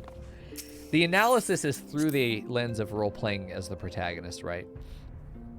Like when I played The Last of Us, I was assessing its story not only as the observer, but I was also, you have to judge the character's actions based on what they know, their personality and things like that. And a lot of the analysis in good writing is that characters are set up and designed that no matter what they do, it always feels like what they would do. It's one of the most frustrating things. I have some friends that are avid readers, old teacher friends. And at one point we had talked about this because there was a passage we were supposed to read in class. And this teacher was just so frustrated with it because it was ultimately not very good writing. Where the character development was really, really lacking. Because the characters seemed to act in contrivances, meaning that they did what was necessary for the story to progress, not what is natural within the context of the story. It breaks immersion really quickly. It's kind of like when a game has random debris blocking a street and 10 hours into the game that debris is still there. It's clearly because you're not allowed to go out of that zone. It's a gameplay element. It's a contrivance of the narrative in order to facilitate what is needed for gameplay. It's not good writing. It's lazy writing. But that doesn't mean that there's always an elegant solution, and finding elegant solutions to every merging point of gameplay and narrative is the impossible task of a game developer, and is why the good games that do it well are, in my opinion, so much better executed than even the best written narratives. You don't have very many limitations in just writing text. You have almost everything available to you.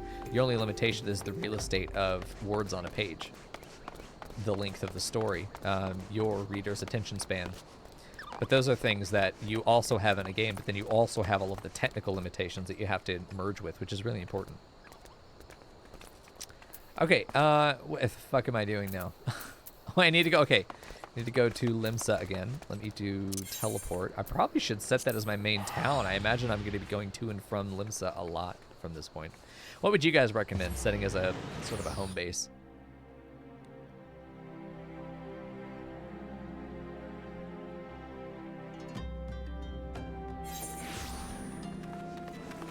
Take the risk of asking chat a question.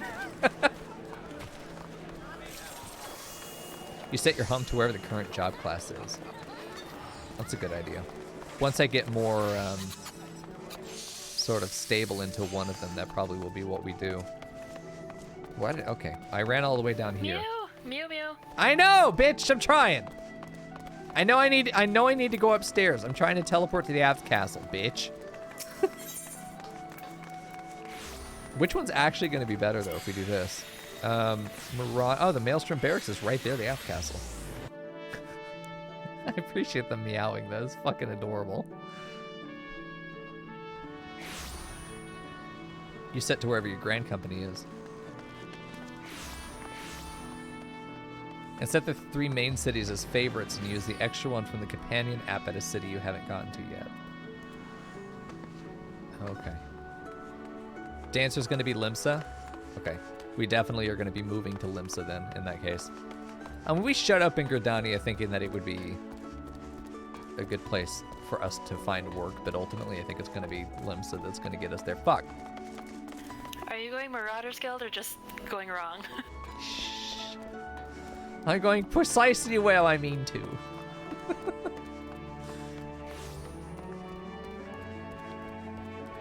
I mean, honestly, I just started talking and just started walking. That's it. No idea where I was going.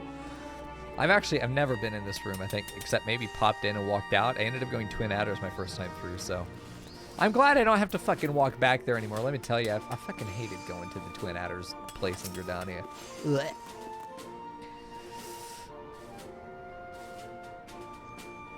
Here we go. Shout out to Bad Mashed Potato. Very good. Hail, adventurer. What business have you at the Maelstrom Command? I believe you're expecting me. Mico. Aye, our recruitment officer sent word for your coming. It shall be my honor to induct you into the ranks of the Maelstrom. Now, before I can accept your oath, you must be aware of several... What? Sir! Who's this? You look like shit. How dare you show up here? What is it, Private? And this had better be important. Sir, we've received a report from a lookout in Lower Lanosia, sir. Imperial forces have fired upon a Highwind Skyways ship. The vessel's in a bad way, sir, and appears to be banking for an emergency landing in Cedarwood. Cedarwood? Damn it. We have no troops available in that area. The bulk of our infantry is bogged down on the coast, skirmishing with the fishbacks. Whoa now, careful. This is highly irregular, but I fear for your first duty and service to the Maelstrom must indeed be unofficial. Can't read tonight, that's fine. If our man in Lower Lanosia is correct, the airship will come down in territory crawling with Imperial scouts. If there are any survivors, we must reach them before the Garleans do. Make haste to Cedarwood. Locate the airship, and if any of its occupants are alive, make sure they come to with no further harm. We'll see about swearing you in upon your return. I think you made the mistake. I don't work for free. The lack of bulge is extremely disappointing, I agree, Kat.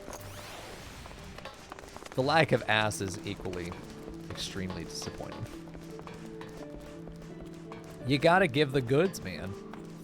What's the point in fashion if I don't have curves to work around? Alright. Shit. Lower Lanosia. I probably can't just run down there, right? It's not down there at all. I'm dumb. Oh, it is in here. It's just on the north section. So, go from the middle. So we go, okay, back to the crystal, and then we can walk out there. Found out you can make something called a flawless band that sells for 30,000. Nice. Just don't flood the market, because people will not buy your shit out of spite if they see that you have a lot of a single thing listed. The market actively plans around people trying to do that. That's my advice. Shout out to Twinkle Boo Tumble Fun. What a great fucking name. Yeah, because they can see who put the offer up on the board. And people, as culture of the game, will generally avoid buying from people who are either looking like they're undercutting the market or trying to rig the market. People will actively avoid you in the market board. Hold on. So don't make like 12 of them and expect them to sell. Make one, sell it, and then once it's sold, make another one. Like, sell them one at a time. Drip them in. But you're not going to post up 12 of them and then just get them. That's not going to happen. You'll also tank the price if you do that, too, because someone else will come in and undercut you if they see you doing that. It's usually where undercut happens, where I saw it. It's a really interesting anti-monopolist economic policy for a lot of the player traders, which is good. I'm glad. Like, you can still bulk sell different stuff, but like if it's clearly you're trying to gouge prices to make a profit, people will not buy from you to spite you.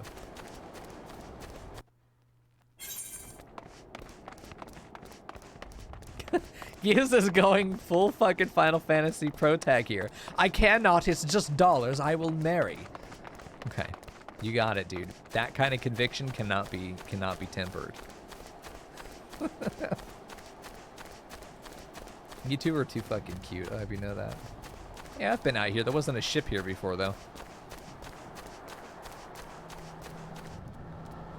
Yeah, I love playing for the market, too, but I have to stop myself because it's all I will do, as we know.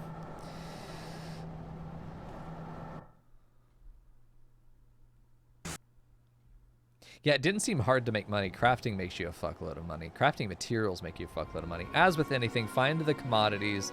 They will always be in demand.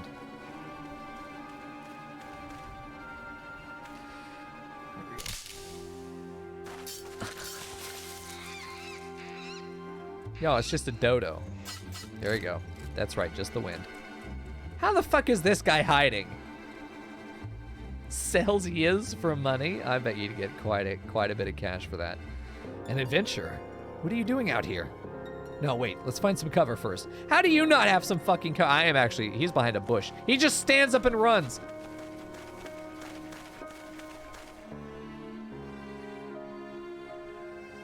I think I regret joining the Maelstrom.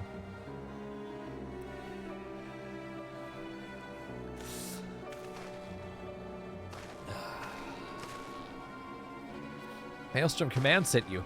How do I know you're not an Imperial spy? You didn't even have a uniform. Bitch, I'm unofficial. They're reining me in tomorrow.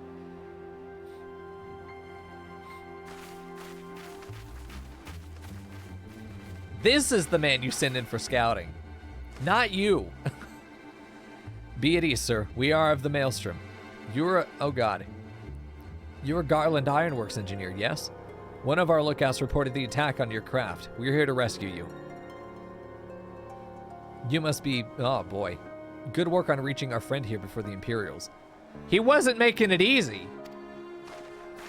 How did he get out of his ship but then end up hiding in the field behind them and not just fucking bolt when clearly he could have? This man's dumb. I mean, like, criminally fucking incompetent.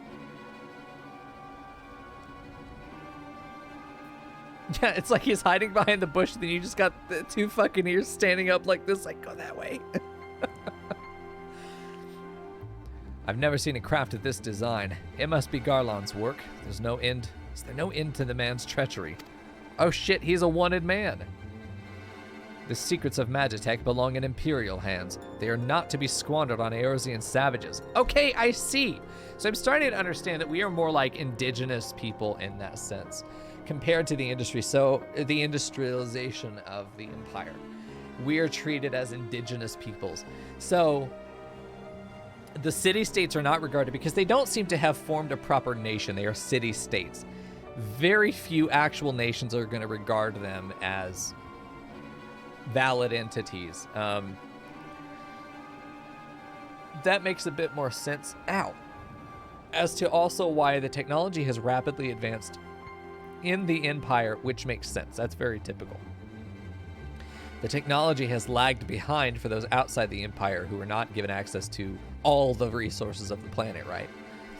So that makes a little bit more sense. Their perspective right there has given a pretty big clue as to the relations that Eorzea as a continent has had to its neighboring civilizations. So it explains a little bit why it's a bit more behind. They don't have access to all of the Magitech. It's not a choice. They just don't have access to it. And it seems like when they get access to it, they treasure it. But then the Empire says, no, that's not yours. Interesting. See, that's the kind of world building I'm looking for. They can see this motherfucker, but they can't see two gigantic fucking ears and an actual mountain of a man in blue. Okay. We are taking this craft back to the fortress. Dismantle it if you must, and bring the engineer. Someone must pay for Garland's crimes. It's gonna be the potato. Scouting party from Castromont. Oxidens, I'd say. Seems they want your ship, engineer. Wedge, you have to help him. That fool of a Lalafell was hiding inside the tiny Bronco. What the hell? The tiny Bronco? Isn't that the new design people have been whispering about? Why would you name drop intelligence like that? Fuck, I hate this man. He's fucking dumb. Well. It's the first airship we've built since the Calamity. The first since Master Garland, well, since he went missing. Pat Wedge. He seems like a good boy. Biggs. Aye, these are some names I know. After years of work, she was finally ready for her first test flight. And she was soaring. She really was. Till those bastards blasted her out of the sky. All right, pay attention. We're going to hit these Imperials hard and fast. If they want a souvenir from Eorzea, they can have a knife in the gut, but they're not getting that ship. Oh, and don't forget to save the Lalafell. I will forget the Lalafell. Yeah, I love that they reuse names. Like, it feels like every Final Fantasy is... It's not on the same planet, you know? They use a lot of the same names, but it's almost like this metaverse kind of thing where the same personalities show up, but everything else is different. And it's really cool. I've always liked that about the games. You don't feel like you never have to play another Final Fantasy to be able to play any other one. Yeah, and Final Fantasy XIV so far seems like it is hitting on the hallmarks of each of the other games. Ul'dah feels so Final Fantasy XII. Yeah, it's cool. Yeah. I mean, it's what you would do with an MMO. Where are you going to find this much original content? You're fucking not. What you do is you let it be a love letter to your decades of game design and other content you've already made. Yeah, let it be a love letter to that. It's easier, and it's also going to be a lot more endearing to the audience, I think. There we go. What do you say? Ready to give those curs a hiding? Sure. Like a tidal wave, lads. Charge! Go. Just, please, do less than stand there. Curl into a ball and become egg. You might be useful to us. Oh, now they notice us. Okay. How did they not see this coming, though? Why are we just out of cover? Why are you just rushing into their formation? I have so many fucking questions. Okido, I'm doing this as Archer. Okay. I guess. Actually, you know what? Fuck it. AoE.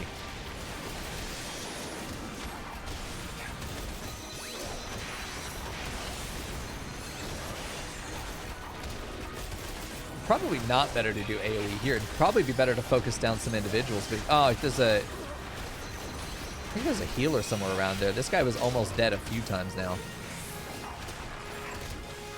I'm pretty sure he's the leader. Let's take out the small guys first. Get our 2 down.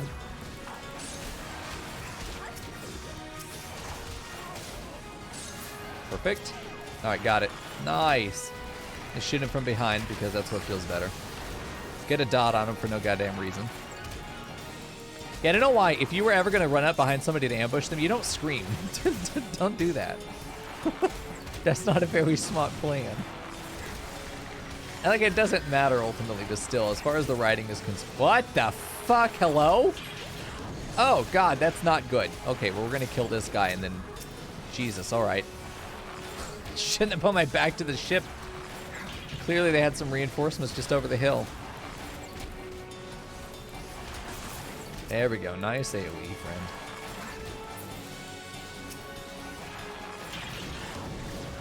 Doing this without AoE, I feel like would be mostly the same. Dude, the Lalafell's gonna die. Oh shit, we can't let that happen. Hold on. Stop using your AoE on a single target. Holy shit. Someone needs to go to the Archers Guild. Do not kill Lalafell-kun. I have to be the one to kill him. Well, there's no way I save him. He's fucking dead. What? He might be salvageable. We'll see. Goodbye. Where the fuck is he going? Oh. Stand out of the AoE. Butthole. This would be a nightmare with melee, having to chase this fucker around. Stop standing in the AoE!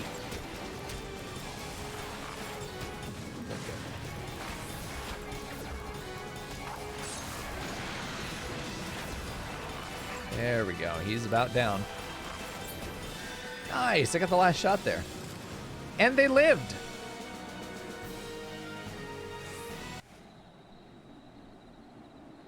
Yeah, if I wasn't far ahead of level, I feel like there would have been a lot of people dying there. Biggs! Oh my god, look at him. You little onion potato bitch. Wedge, you shouldn't have stayed up with the ship. Oh fuck, the Lalafell is Wedge. Oh boy. That was a close one! Too damn close. So, how's she look anyway?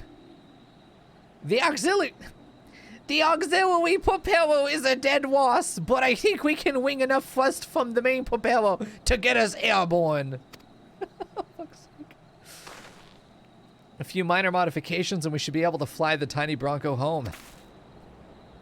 I'll stand watch until the ship is ready to take off. The Imperials will come looking for their scouts eventually, but I doubt they'll get here for a good while yet. Jesus. Mico, you're free to return to Maelstrom Command and complete your induction. Okay. Ordinarily, I'd ask you to stay, but I think we'd all feel better knowing an adventurer of your ability was safely sworn in and ready for the next mission. Rest assured, I'll inform Command of the part you played today. I just want to say sorry, you know, for calling you an Imperial spy and all that. Got that one wrong, didn't I? Seriously, though, if it hadn't been for you and the Maelstrom lads here, we'd be chained up in a dungeon by now. I'm in your debt, friend. We both are. Don't make him speak. Wedge! Thank you! We're very grateful! What a good boy. We suffer together, chat. For fuck's sake. You don't need more than one brain cell to be a healer, though, right? You just push button and people don't die. Forehead. It's actually that easy. Like, how many buttons do you actually need as a healer? Come on now.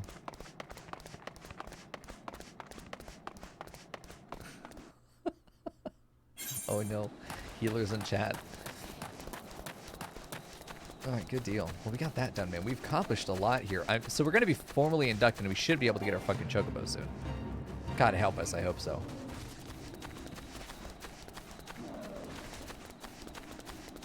Because I'm so tired of walking. Like, all this walking is wasted, the fact that I don't have an ass, and all this walking is not going to give me an ass. Okay, 2 buttons, that's fairly under. Yeah, you've got the 2 buttons. The, yeah, don't die yet, and oh god, you died. That's fair. God damn it, Rion.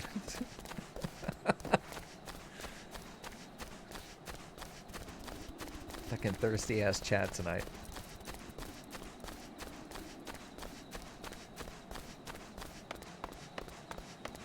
You know, we never did our roulette today. Whose fault is that? Okay, Leandra, you're like, you were head slut. The answer is you.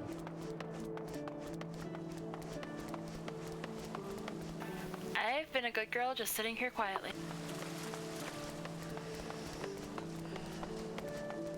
Wait, did I need to... this slut Oro wafting around. Where do I even... Oh, I need to just go up there. Airship landing? Don't say that. I've got more mail. Fuck. We got distracted by Burb. Did we? Okay. Once I get inducted, I'm able to go get my bird, though, right? That's what I've been waiting on. Oh, fuck. Triple triad. Hold on now. I haven't had any of this in a while. How much does it cost to play you? 20? 3 open? Good. Okay, listen. I want to get his other card. Whoa. I got... Okay, this is interesting. Bidder on 10 fingers. Wait, hold on now. Chaos? Oh, shit. I didn't read those rules. What? Fallen Ace. A rank 1 side can flip an A. When reverse is in play, a rank A side will flip a 1. Oh. Cards must be played in a random order. The best place to place this one, then, is right there. Still gets flipped, though.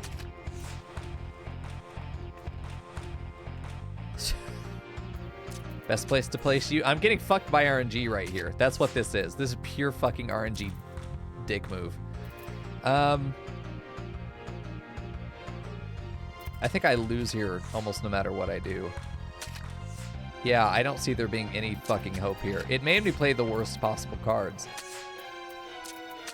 Yeah, and I can't flip that. I mean, I'm happy with the draw. But still, that was fucked. Fallen Ace is interesting because we don't have any ace cards. I don't. Maybe he does in one of his. Okay, I have to play him. I'll play him there. Still might get flipped, but that's oh, he's not. I can't flip you, but I can secure this position. I have this card that can flip that if I need to, and I got a few that can flip that. Damn you, God! If only you were a little bit better. I could flip that fucking thing.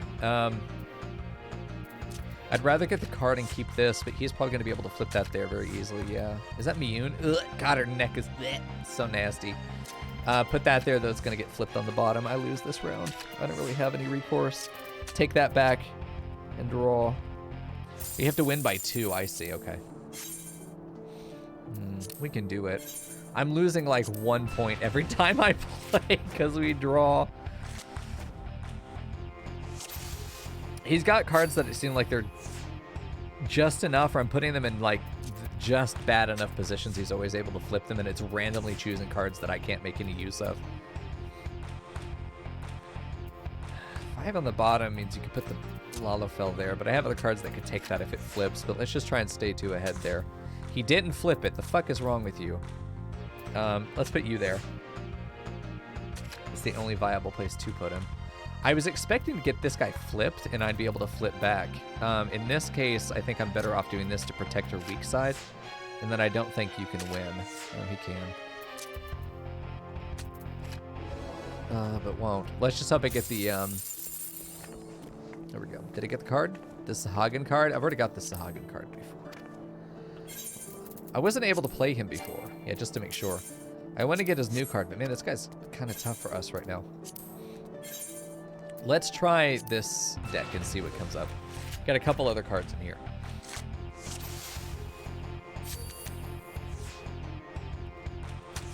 Trading out the Moogle for this guy seems like I have fewer directional weaknesses. Okay, there's only one card here that can flip, as far as I know, from the bottom. Okay, and he didn't even play it there. Nice. I could use this card's weak point. Actually, this is the best place to play her. Protect her and get a flip. Miyun goes there, but we can place you safely. I actually want to place you because you're weaker in any other position. I don't want to have to place you there. And then we flip you, and then we stay ahead. Okay. Nice. Hey, Emil, nice. We got the, hey, there we go. We got the 10 Fingers card. I might have that. Let's not rematch, though. And we got our money back for sure. I don't have this one. Nice. Let's take a look at that one. Got to do a little bit of playing tonight. The Koblin is okay. I mean, it's the same as these guys. He's just flipped. He's just at different places for. The Sylph, not very useful to us. 10 Fingers, though. He's not bad. I think he's a better Chocobo. Let's take a look at our deck. Honestly, the Sahagin here, the Ixal. This Ixal is really disappointing me. I think I'm better off with 10 Fingers in that position. I don't have a strong up or down, but I have very strong horizontals, which I feel more confident fighting with. He's almost as good as she is, honestly. They're the same stars, but yeah, I think much more useful in general. I'm going to go ahead and just get rid of this one if I can. Oh, I can't. Oh, I can. Clear deck. Good. I don't want that deck. I want this one. Cool. And we got both of his cards, so we're done there. We got the other one we can sell, too. Yeah, a little bit of Yu-Gi-Oh! As a palette cleanser. Okay, let's go turn in this quest and go get our damn bird.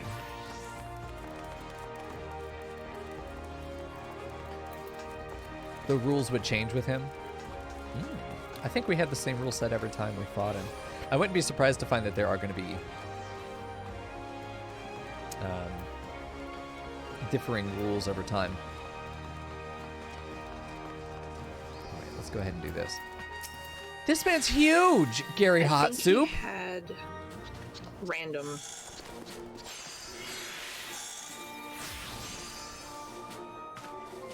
Interesting. Welcome back. I just heard the report. You needn't be concerned about the engineers. They completed their return trip without further Imperial interference. Oh, that time I had sudden death instead of chaos. I see. So I need to pay attention each round. I must admit I had my doubts at first, but it seems the stories about you are true. I look forward to seeing what else you're capable of, after you're properly inducted into the Maelstrom, of course. Now, speaking of your induction... Cool! Ken Bird?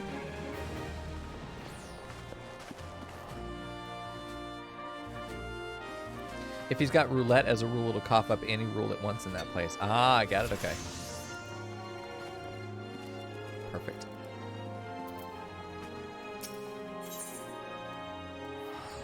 Okay, this is the actual induction quest. You can bird after this one. Okay. Let us start afresh, shall we? Okay. They told everyone else to fuck off so we can complete the induction here at the counter.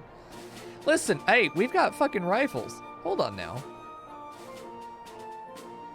Why is there not a rifle class? Come on now. You are welcome here, Mico. Such that a well-respected adventurer would choose to join our ranks is most heartening. Before you swear your allegiance to us, however, it is only right that I tell you exactly what it is that you will be joining. Oh, I got a pretty good idea. But I understand, you have to keep up appearances. A grand company is more than simply a collection of soldiers.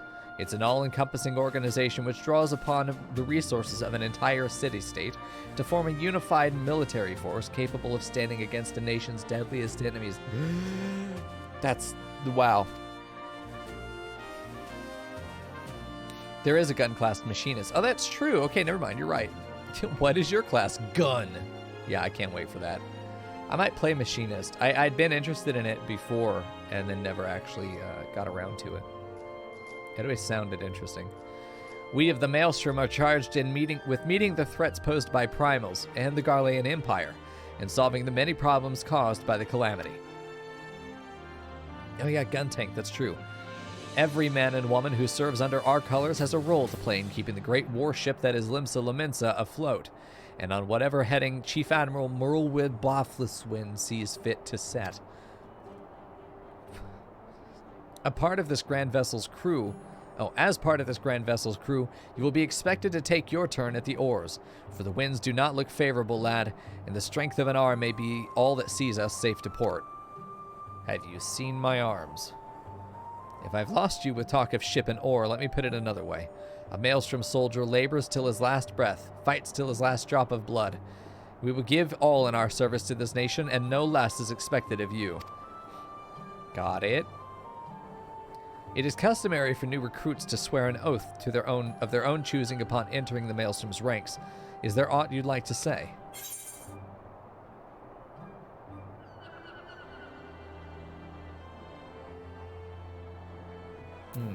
No. I'm not going to do the fucking making a statement. We're going to just go get to work. No love for grandiose proclamations, eh? Ha! Such silent resolve is not uncommon among the brothers and sisters of the sea. Mico, I hereby assign you to the rank of Storm Private 3rd Class. You are now officially a soldier of the Maelstrom. Welcome aboard, Private. May you serve Limsa well till sea swallows all. I see the sea and I have a lot in common. Oh. Fucking love it. You're so... Look, he's so happy. Yeah, their rank is as Private Ammunition 3rd Class. Load them into the catapults. Can you hear me, Mico? This is Menphelia. An officer of the Maelstrom contacted me with news of your enlistment. My congratulations. What, I'm full of semen? Fuck you, Emil. Yeah, gotta get those coconuts somehow. That was a great item. I'd love to just sit down and look at the item descriptions one day. Because I know a lot of them are full of just Absolute shit posts. Fantastic. I've no doubt that you are eager to make the acquaintance of your new comrades, but I would ask that you pay a visit to your old ones first. Remember, though you are now a man of the storm, you are no less a scion. Pray return to the waking sands at your earliest convenience. There are some friends here whom I would very much like you to meet. We shall be waiting. No rest for the wicked, eh? Before you make yourself scarce, I recommend having a word with Commander Ricky. Might be worth your while. Okay. Which one is that? This one? Which one gives me the fucking bird? Oh, it's her. You may now accept the quest My Little Chocobo by speaking, oh god, with Rashat Riki. The quest must be completed in order to proceed to the end of the main scenario for A Realm Reborn. Okay, I have to do it. You have to get Chocobo. No, don't talk to me. Let me leave. I can't move. I'm stuck inside this other man. Okay. It is all that I care about is to give Chocobo. Well, if it isn't a private... Oh, fuck off. If I must say, the tales of your deeds have been an inspiration to the troops. No, I'm good. I know. Our duties take us far and wide, and I'll wager you've slogged across quite a few malms of countryside on not but your own 2 feet. Such a sterling soldier of the Maelstrom deserves his own steed. Let us see about having one issued to you. All you need to do is obtain a storm chocobo issuance by exchanging company seals with the quartermaster. Once you have this deed, present it to, oh god, Fregeim, and she will see you saddled up on one of our trusty birds. Okay, let me right click and hopefully, nope, decline, not interested in whatever the fuck that is. If we should have Chocobo stable so that Mico and others can change their colors, that would be nice. Any addition to the homestead would be really good. Quartermaster, I'm pretty sure we need to talk to. And I can't buy anything. There should be... Never mind, I'm done. Present a Storm Chocobo issuance to... Oh, I need to go actually talk to the right person. You're at the right place. You just have to do the right tab. Okay.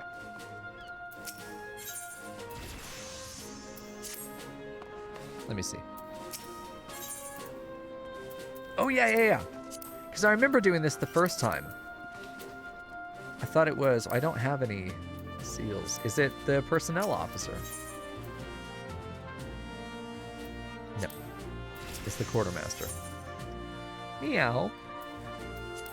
It'll be the quartermaster. It'll be under material. He doesn't have any seals, though. You'll get seals when you turn in the MSQ till Sea Swallows all. You'll get enough to buy it. Fuck. Never free. Okay, so then let me go find the next MSQ to do it. Or did I take it already till Sea Swallows all? It's here! Oh, yeah, the Waking Sands, okay. I don't have the heart. I think we're doing... I tried so hard. For fuck's sake. Y'all. I did my best. There's no bird tonight. I thought it would be like immediately bird. No, it was not immediately bird. Jesus Christ. Anyway, listen, Capybara-kun loves you. Look, he's so fucking cute. Oh, I love him. All right. Anyway, chat. YouTube, that's it for Final Fantasy tonight. I hope you liked it. Nice girthy chunk for you. That's good. Yeah, we could go on and do a few fates as well. Either way, we'll save it for tomorrow. So we'll see you in the next episode, YouTube. Good night.